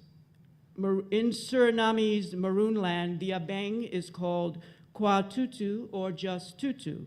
During the runaway period in the era of slavery, before they used the apinti or talking drum, the Maroons used tutu to contact one another and exchange important messages to conquer the colonial government and the slave masters. Maroons still use tutu, especially when they practice kumanti, a religious speech competition, and it's believed that drinking out of a tutu makes your words more powerful in this verbal tug of war, that is kumanti, the language. The Maroon population in Suriname is about 75,000 people, so that makes it the largest. And there are 6 tribes, each with its own gamon, or paramount chief. 3 tribes in the east, Oluku or Boni, Pamaka and Okanisi or Njuka. And 3 tribes in the west, Quinti, Matawe, and Samaka. In 1762, after over a century of warfare with the Maroons, the Dutch capitulated and signed a treaty with the Maroons of Suriname, acknowledging their freedom and formally granting lands which today are still Maroon tribal lands. The essence of the Maroon legacy is the refusal to submit to domination of any kind, the creation of zones of freedom, or as some people say, unshackled spaces, be they physical or mental, and the retention of an African identity in all its integrity. For example, in Jamaica, the Maroon language, Cromanti, which is spoken by people, still some people, is an equivalent of Asante Twi of Ghana. In Suriname, Maroon communities have preserved the homeopathic knowledge of how to mend bone fractures with herbs, and there are even Akan traditions that have been preserved more intact in some communities that are not practiced as, I guess, intact in Ghana. As Vincent Harding so eloquently wrote, there is a river. That river is a river of resistance. And in that river run traveling stories, or stories that travel, and also music. And they all flow into a vast ocean of DNA that every human being on this planet shares. DNA that originates in the Rift Valley of East Africa. Just to digress briefly, one of the things that fascinated me about how these stories travel is that when courts of law in the US handed out sentences in the aftermath of failed rebellions, many of them attempts at marronage, they unwittingly contributed to the spread of marronage and Maroon consciousness, because the trial records, there's sentence after sentence that says transportation outside the limits of the United States. And I was floored by that. And it took me a long time. I searched, and I was following the trail of what happened to with the Denmark-Vesey conspiracy, which was actually a failed attempt to create an independent Black republic in Charleston with the aid. They were waiting for 3 ships to arrive from Haiti because they had communicated through Black seamen with people in Haiti, the government in Haiti, for armed support. But in his case, in the aftermath, 77 men were publicly hanged, 2 died in custody, but 40 were transported outside the limits of the United States. And I finally found out that that meant, in this case, that was to Minas Gerais in Brazil. And where there was a federation of Maroon communities, or Quilombos, Palmares being the most, the largest example. And so these stories certainly traveled, and from my understanding, I may have this wrong, but by the period that those stories would have gotten there, many of the attempts were actual attempts to seize power, not just defend isolated communities. So who knows? And there are many other examples of this kind of interaction and where you could see a connection. There's also a great tide in that river of music, of song, in the African-American spirituals, which are one of the beautiful living legacies of the Atlantic slave trade. And they were central to Maroon consciousness and marronage in North America, fueling and facilitating resistance and escape with secret codes embedded in biblical references. For example, historians, among them Marion Starkey and Vincent Harding, believe that the anonymously composed Go Down Moses is actually a stylized rhythmic recreation of the sermon that Denmark-Vesey preached everywhere for at least 15, if not 20 years. Everywhere he went, comparing bondage to the captivity of the Israelites, and that Go Down Moses is actually the folk song that emerged over time from that memory and process. The spirituals also reflect a deeper unseen tide in that river of resistance, and that is the pentatonic musical scale, which, if you'll bear with me for a minute, also flows into that vast ocean and of DNA that every human being on this planet serves. Quickly, the pentatonic scale, what is it? It's when you play the 5 black keys on the piano. You are playing pentatonic music. The significance is that that is a universal body of folk music it's a kind of world bank of melody that is common to all people all over the world. They all know that language. It's the language of the heart and the soul. And as numerous musicologists have demonstrated, African American spirituals are solidly pentatonic. Their harmonies draw from the inner logic of pentatonic melodies. My grandfather delved deeply into the study of the pentatonic scale, fueled by his passionate interest in the universality of humankind, or as he put it, the fundamental relationship of all peoples to one another. His fascination with the pentatonic scale emerged from his experiences throughout Europe, performing spirituals.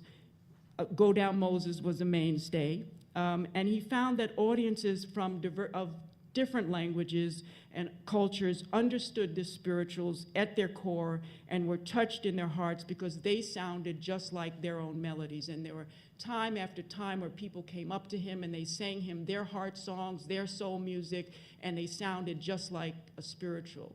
And that stayed with him from the 30s all through the 50s when he finally began to put all this together and also relate it to tonal languages that are all over the world. Just one of the historians that he identified and often referred to, Marion Bauer, in 1947 writes, "The pentatonic scale, which may be found by playing on the black keys of the piano, was doubtless a universal scale, not belonging to any one nation or race, but marking a stage in the evolution of man's consciousness. The Chinese and Japanese have clung to it through centuries. It is familiar to us through many characteristics of Scotch and Irish folk songs, and it's found in the music of American Indians and Eskimos, as well as that of the Africans." And J. Rosamond Johnson also writes extensively of how African American music is totally pentatonic. So African American spirituals, this beautiful legacy of enslavement, are part of a world language that gives expression to the most basic yearnings of the human soul. And this pentatonic scale, as I said, it flows into this collective memory of every single human being on the planet, and that collective memory that is buried and denied by so many is literally of Africa. Among the more tragic legacies of the Atlantic slave trade is the persistence of false notions of race, identity, and who we are as human beings that ignore two widely evidenced facts. One, there are no biological or genetic markers for race. And two, every person on the planet is of African descent. We are literally all African people. I'm waiting for the day when in kindergarten, every little kid gets up and they all grow up learning some little rhyme about we are all African people. I do think things might, along with other stuff, shift a little. Science now tells us that what Paul came to know over 70 years ago through music is a genetic fact. In the past decade, an overwhelming scientific consensus has emerged that modern human anatomy and behavior first appeared in Africa sometime during the past 600,000 years and spread from there to the rest of the world in waves of migration. But it is deeper and much more specific. We all share a common male ancestor who lived in the Rift Valley of Africa some 60,000 years ago. Africans, Europeans, Asians, Central and South, the Pacific Rim, everybody, everywhere is literally a relative through this one African male we all have in common. By deciphering the texts we all carry in our DNA, geneticists have discovered that modern humans began with a single family, African, over 60,000 years ago. And at this time, this man, identical to all human beings in all important respects, lived in Africa's rich Rift Valley, which stretches 2,000 miles from Eritrea to the north, in the north to Mozambique in the south. So genetic scientists have discovered everyone is descendant from this one African male. And they also have discovered that everyone on the planet has in common a single female ancestor, an African woman who lived about 150,000 years ago, also in the Rift Valley. So that means every single person has the same mitochondrial DNA that this woman had. So we are all descendant from that Eve. They call her the African Eve, actually.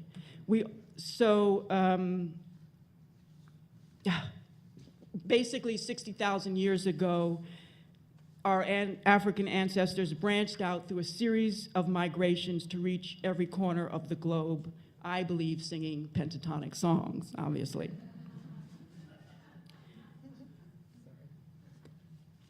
I got the 2-minute warning. Somehow when you try it on your own, it comes out right. I don't get it. It's happened to everybody here, I noticed. Just in terms of contemporary Maroon societies,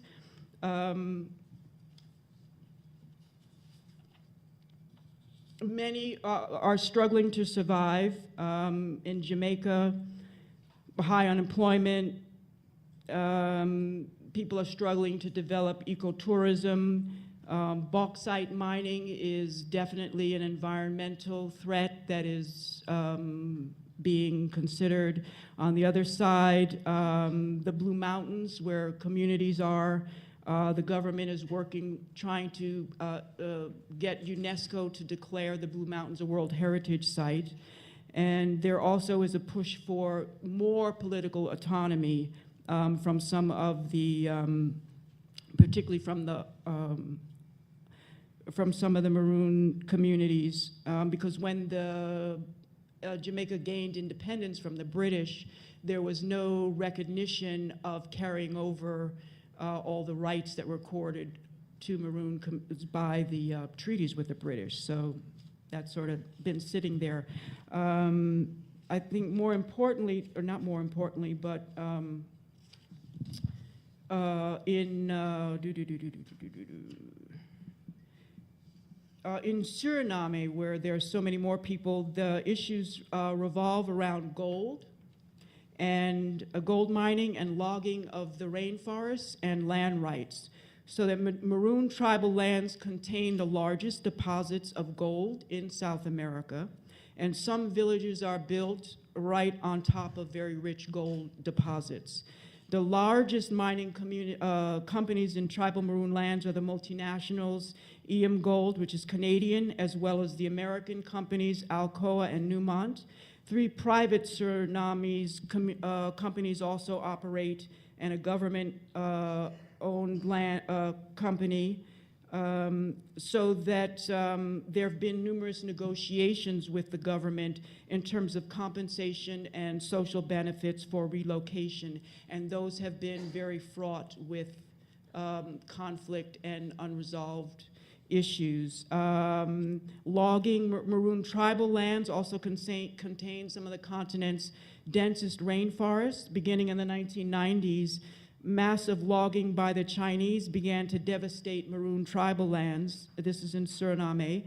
And in 2008, the Samaka, the largest Maroon tribe, numbering about 55,000 people, won a landmark victory in the Inter-American Court of Human Rights.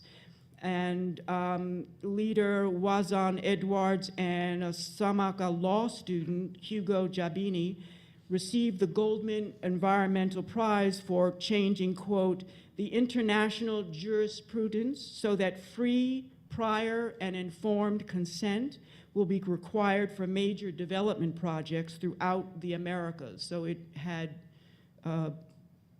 applications beyond just Suriname. They saved not only their communities 9,000 square kilometers of forest, but strengthened the possibility of saving countless more. And anthropologist Richard Price has documented this story in his recent book, Rainforest Warriors, Human Rights on Trial. Just quickly, the Inter-American Court of Human Rights set a legal precedent recognizing the Samaka as having rights equivalent to those of indigenous peoples, and therefore, quote, subject to special measures that ensure the full exercise of rights. So they and other Maroons throughout the Americas are now considered as indigenous people under international law and protected by the United Nations Declaration on the Rights of Indigenous People. You had asked me about that yesterday, so that was really a landmark case. Just to cut to the chase? Yeah. Basically, companies are required to get informed consent from the Maroons to either approve or disapprove development projects on their lands. It's not happening. It's been mandated by the court. They've ignored it.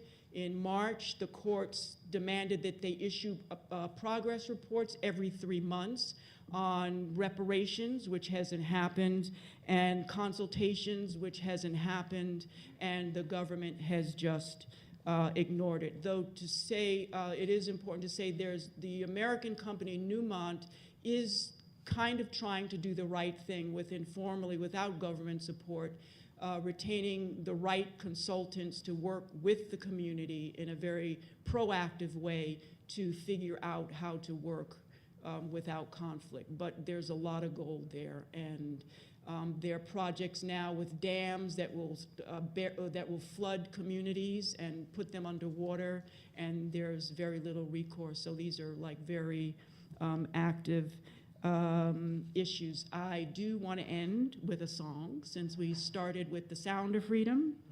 Let's end with The Sound of Freedom. Can you hand me my iPod? And we lost the cord. Is this it? No. Yikes, it was here before. This is not it? No. Do we have any? I got it. I got Okay. it. I worked all morning to find that cord. And it paid off.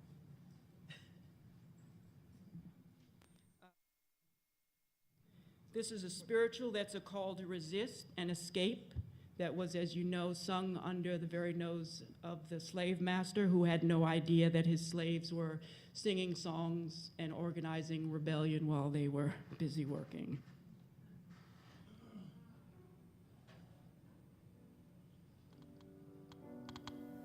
Did my Lord deliver Daniel, deliver Daniel, deliver Daniel?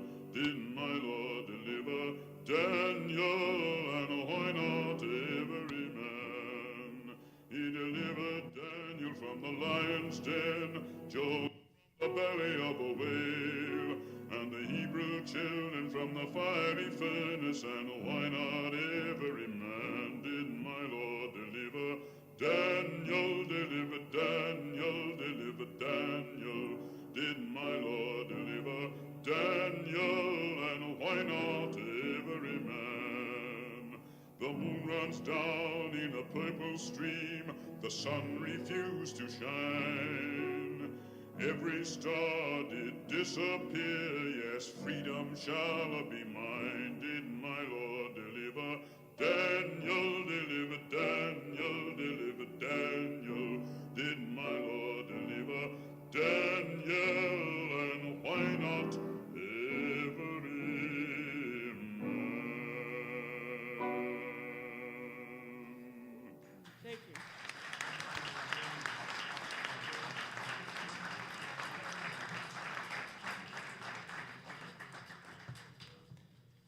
So we're over time. Just a sec. So we're over time, and I realize people have waited very long. I have to apologize again that Randall Robinson, we had anticipated he would be here. We hope the brother is okay, but he was not able to be with us today, so I apologize for that. I'm going to, I promised Sue that we'd try to end on time. I'm going to take maybe 3 or 4 questions. You've been so patient and so attentive to these wonderful, wonderful speakers, and join me in giving them applause again.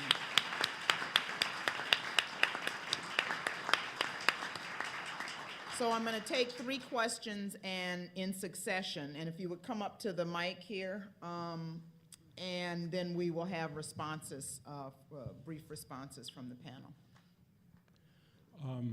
And I'm going to ask the questions be succinct. Well, I'm going to have to spell this out a little bit, so you're going to have to forgive me. I just met Susan yesterday, and I see that some of the fire of your family lives in your words and music. I wanted to mention Herbert Aptheker, who wrote a piece on the Maroons in 1939. He was a communist, as was Paul Robeson. Communism and these insights, just like spirituals, which are Christian, and these insights, also go together and are part of the detection of resistance. I was really indebted to Professor Bogues because I've just written a book, Black Patriots and Loyalists, in which I use the word emancipation in the title, and he's right about it, and if I had thought about it, I wouldn't have used the word. I tended to use abolition and emancipation interchangeably, but let me give you three examples of resistance. Maybe One, two. just hang on. The maroon, We have I'm going to do it very quickly let me if just you'll say, not interrupt me. No, but there's a long list of people behind you. That's I why I'm understand. doing that. The greatest maroon colony is Haiti. And it was made under conditions of trauma, and what is great about it is denied because of it, and we ought to look at it. A second maroon colony is the soldiers of the King of England, who fought on till 1787, and even when some of their leaders were captured and killed, retreated further and were a continuing maroon colony. And the third, which we've discussed here, is Freetown, which is a great experiment in democracy in which Granville Sharp played a part and Thomas Peters. And even though what was revealed today is how much the indigenous people were not involved in that in Africa, it was still a spectacular international experiment in democracy. So that's just some thoughts for your elaborating. Thank you. Good afternoon. Hi.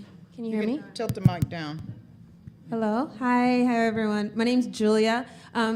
Wonderful job. I enjoyed everyone's little slideshow. That didn't come out right. Sorry. But anyway, Anna, you ended with something very pivotal. You said, correct me if I heard you wrong, but did you say that you disagree with the concept social death?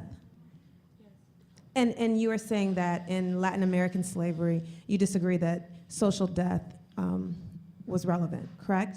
Mm-hmm. So my question, I guess, and I kind of have an idea what the answer is, but I kind of want to hear you as well as yourself, what you thought, like why do you think that Latin American slavery versus North American slavery, like there was this difference between, okay, North American slavery, supposedly there's a social death, but you say that in Latin American slavery there was no social death.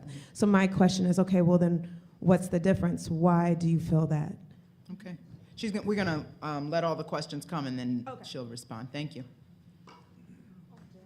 Dr. Bonds. Thank you so much for that presentation. Couple things I have to say, and I have a little bit of time. Dr. Bogues, loved your presentation, liked your framing, and I really have a genuine question to ask, which you've asked about history and epistemology. You talk about, and it's true, that the history that we live in is the aftermath of slavery. You call it a history of catastrophe. I mean, how do we create sort of new paradigms to talk about that? And in my own field, because I'm becoming both a historian and I'm trained in literature, I'm thinking about how Ken Warren's new book, What Was African American Literature, in which for him, the period of the present that we're in means that a kind of end of history kind of narrative, and that what he says is that present-day writers, they may be African-American, but no more African-American literature is being produced because it's not being produced in the era of Jim Crow, etc. And then, of course, the other two presentations really just fill out some of those, sorry, I do want to talk about everybody, so I apologize. Just really fill that out so well. Prerogative of organizer of the conference. Yeah, sorry. Ana Araujo, I hope I'm pronouncing your name right. that notion of, you know, what do you do to memorialize in the environment of deliberate amnesia is so important. I study lynching memorials, and there are so many resonances in the South vis-a-vis what you're doing. And what I would say now, after 10 years, when the southern states are finally beginning to agree that we should put lynching memorials, beware of what you wish for. And sometimes when the state gets involved in making and crafting the language of these things, that's the very opposite of the kinds of efforts that we want to, and the kind of emancipatory efforts, or the kind of efforts that, as Dr. Bogue says, make us remember that we are in a history of catastrophe. Those plaques are about closing down memory. We can have some informal discussion. Okay, and then this is the afterwards. last thing, because I do want to, okay, very, very last thing, okay. And the thing about your presentation, Sharon, is exactly the point. Susan. That the Abeng, I've read and taught, I've never seen, I have to come up and look at it. My mother's from Jamaica, I've lived in Jamaica. And then hearing that song at the end, Didn't My Lord Deliver Daniel, is that, you know, it is so beautiful. It makes you remember through these bodily product, the things that we do through culture that are not intervened by the state. They're done autochthonously. They are preserved in this way that becomes a kind of living memorial that sort of, I'm being a romantic, seems to never be compromised. So that's, I've already taken up too much time. That's all I want to say. Thank you, Natasha. Hi, my name is Hunter Adams III, and I want to commend the panel for giving excellent presentations. I just have a couple of things. One, given, and I agree with your term, a history of catastrophe, I think it's something that really there's no word in any language that can capture the depth of what happened over 500 years. And so, back in May, I was in South Africa giving a paper, Reframing Transatlantic Slavery, at this international conference. And one of the things that I mentioned there, given the feedback, was that there hasn't been a commemoration in the sense of last year's International Year for People of African Descent that the United Nations did. And so one of the things that came out of that meeting was to begin to organize around possibly 2014 for a global year of commemoration of the transatlantic slave trade. And I think that would be something that could go along with what you were talking about, the memorization of that, because anyone who's familiar with Texas and Arizona, they're working to change the textbooks to either eliminate transatlantic slavery or clean it up. And so I think it's important that efforts be made towards that globalization. And one last thing. Well, I'm gonna have to let the person behind you. On your whole notion of the pentatonic scale, and you said about singing, well, now there's neuroscience evidence to suggest that humans sang before they spoke. Thanks, Hunter. Last question.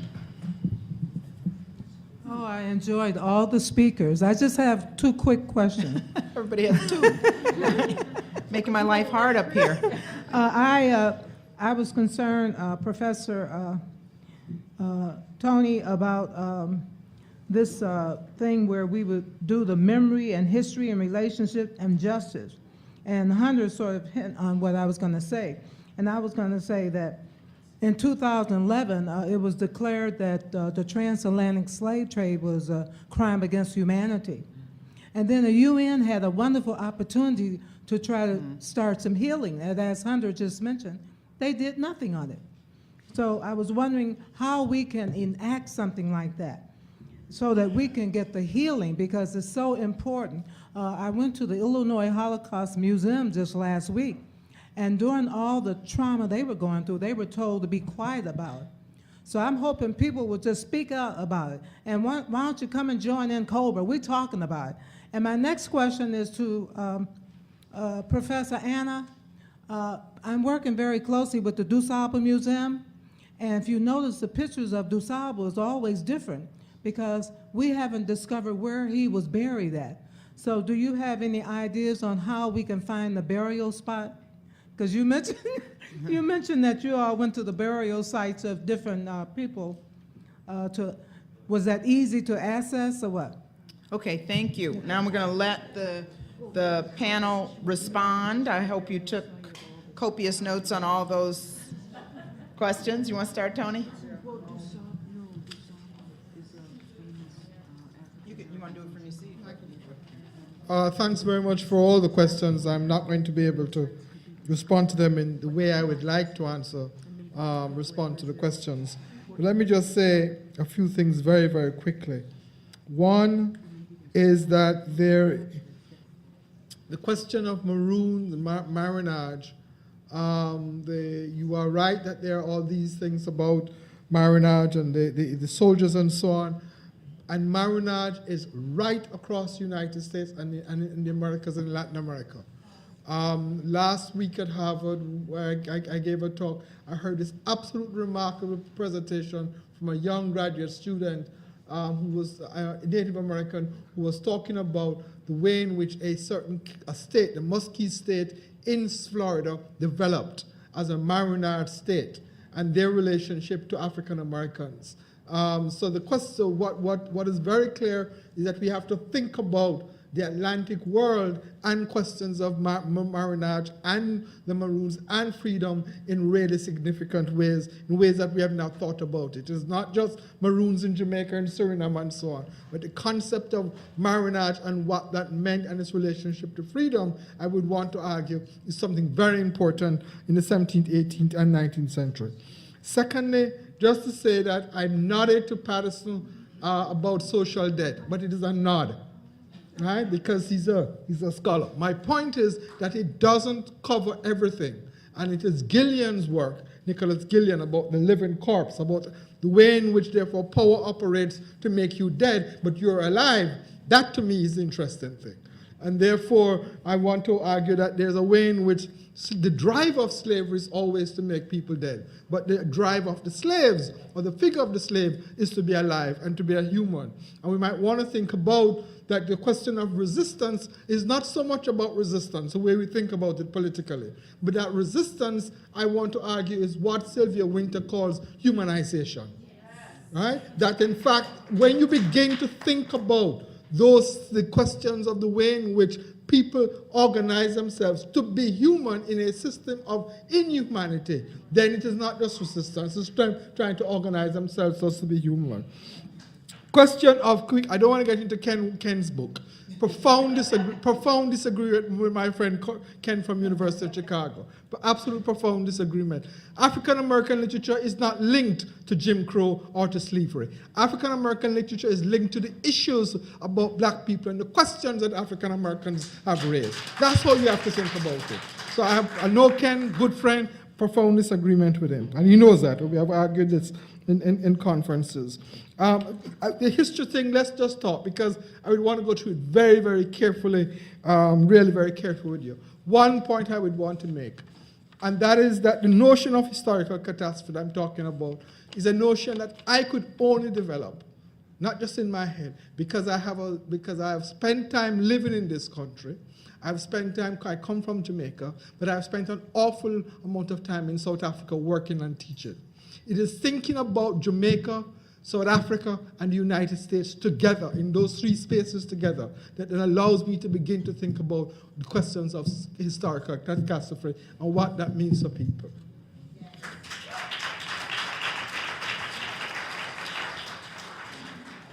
I'm going to give our other two panelists an opportunity if they wanted to briefly address some of the questions that were raised.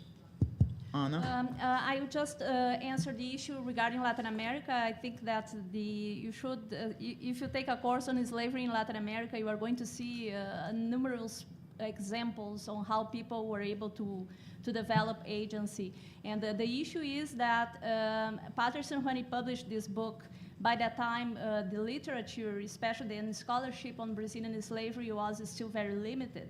And he did not consult sources in Portuguese, but now, since the 1980s, actually, Brazilian historians, they went back to the archives, and we see numerous studies being published and dissertations, master theses, showing that slaves, enslaved people, they found several ways to build spaces of freedom that actually contradict the idea of social death. And I think that the example that Professor Boggs brings in terms of the living dead, the corpus, Zumbi is exactly this idea. Then the name of Zumbi is related to this idea of the dead who is reborn, who is living. And you can read them because the name is related to what we have in other places. In terms of the memorialization that Natasha mentioned, I think that we don't have any control on this process, and my idea is really to examine this process and not to suggest any kind of a solution or direction. But what I think that is important is that in places like Brazil, that the examples that I gave, especially this new Valongo wharf, this place, the black community in Rio de Janeiro is really taking control of what is being done there. Of course, that probably will be several different kinds of initiatives being developed there, and this is what is interesting to study about memory, because there will be people trying to commercialize this, and there will be people using this in a different ways. In terms of the burial sites that was asked, in Brazil, this burial site was discovered totally by chance. It was a couple who bought a house, and they found the bones there. Then we can always try. Then but there are studies, and in the communities where we know that there were African Americans and Afro-Brazilians living and enslaved people. In all these places, there were burial sites. We have one, for example, in the White House, where Frederick Douglass was enslaved close to Washington, D.C., Maryland. There is a burial ground there, but it is still a private property, and we cannot just simply go there unless we take an appointment, and the descendants of the slave owners who still live in the house, they allow us to visit the place. Thank you. Okay, I'm thanking you all for your patience. How to bring this conversation to closure. Sue says she stands up, that's how you do it. How do you bring this conversation to closure in a discussion of slavery and the history of catastrophe? Where do we place this information and experience alongside the regular and the routine? In our collective memory, there is nothing regular or routine about the engagement with slavery. We are reminded, I think, in the conversation, particularly between Anna and Tony, about the dialectic of domination and resistance. Tony talks about Orlando Patterson's concepts of social death, and he offers, I think, in his initial presentation, a kind of caveat to say slavery was as close to a system of totality as we can come. But the operative word there, as close to, because there was always the push and the pull. There was always the push of slaves against the will of their masters to define their humanity or to come back from the dead, as in the case of Zumbi, to rattle chains and to remind us of our obligations. In that push and pull of history, there is a Zumbi dos Palmares, there is the zones of freedom in the mountains of Jamaica where the Maroons fought for freedom. And I come back to where we began with Professor Bogue's impassioned remarks about raising the dead and about the fact that slavery is never settled, it is never finished, that freedom is not settled. And I want to call us to this process of remembering the practices of freedom and not just the realities of slavery. The practice of freedom is not just to look back, but to look around and to raise our voices against modern-day exploitation, coercion, and dehumanization, against the crime of mass incarceration and the insatiable hunger of a prison system for Black and brown bodies, the dehumanization of queer communities, the struggle for the citizenship rights of undocumented workers, the demand for economic justice in a society where there's increasing wealth disparity. So I think when we go forward from here, there's not only a process of continued remembering, but there is that process that Professor Bogues began talking about, engaging seriously and passionately in the practice of freedom. So I want to thank our panel. I think Sue has some closing remarks, and Susan, in lieu of her closing remarks, has agreed to blow a bang as we leave this hall today. Thank you.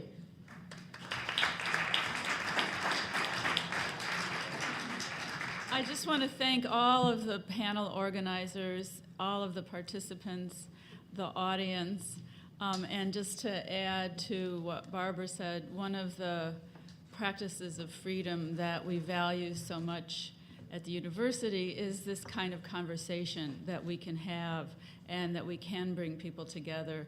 And I think that's one of the virtues of this whole symposium. So the conversation has just begun. It's going to continue, and we hope to see you back here again before too long. Thanks to everyone.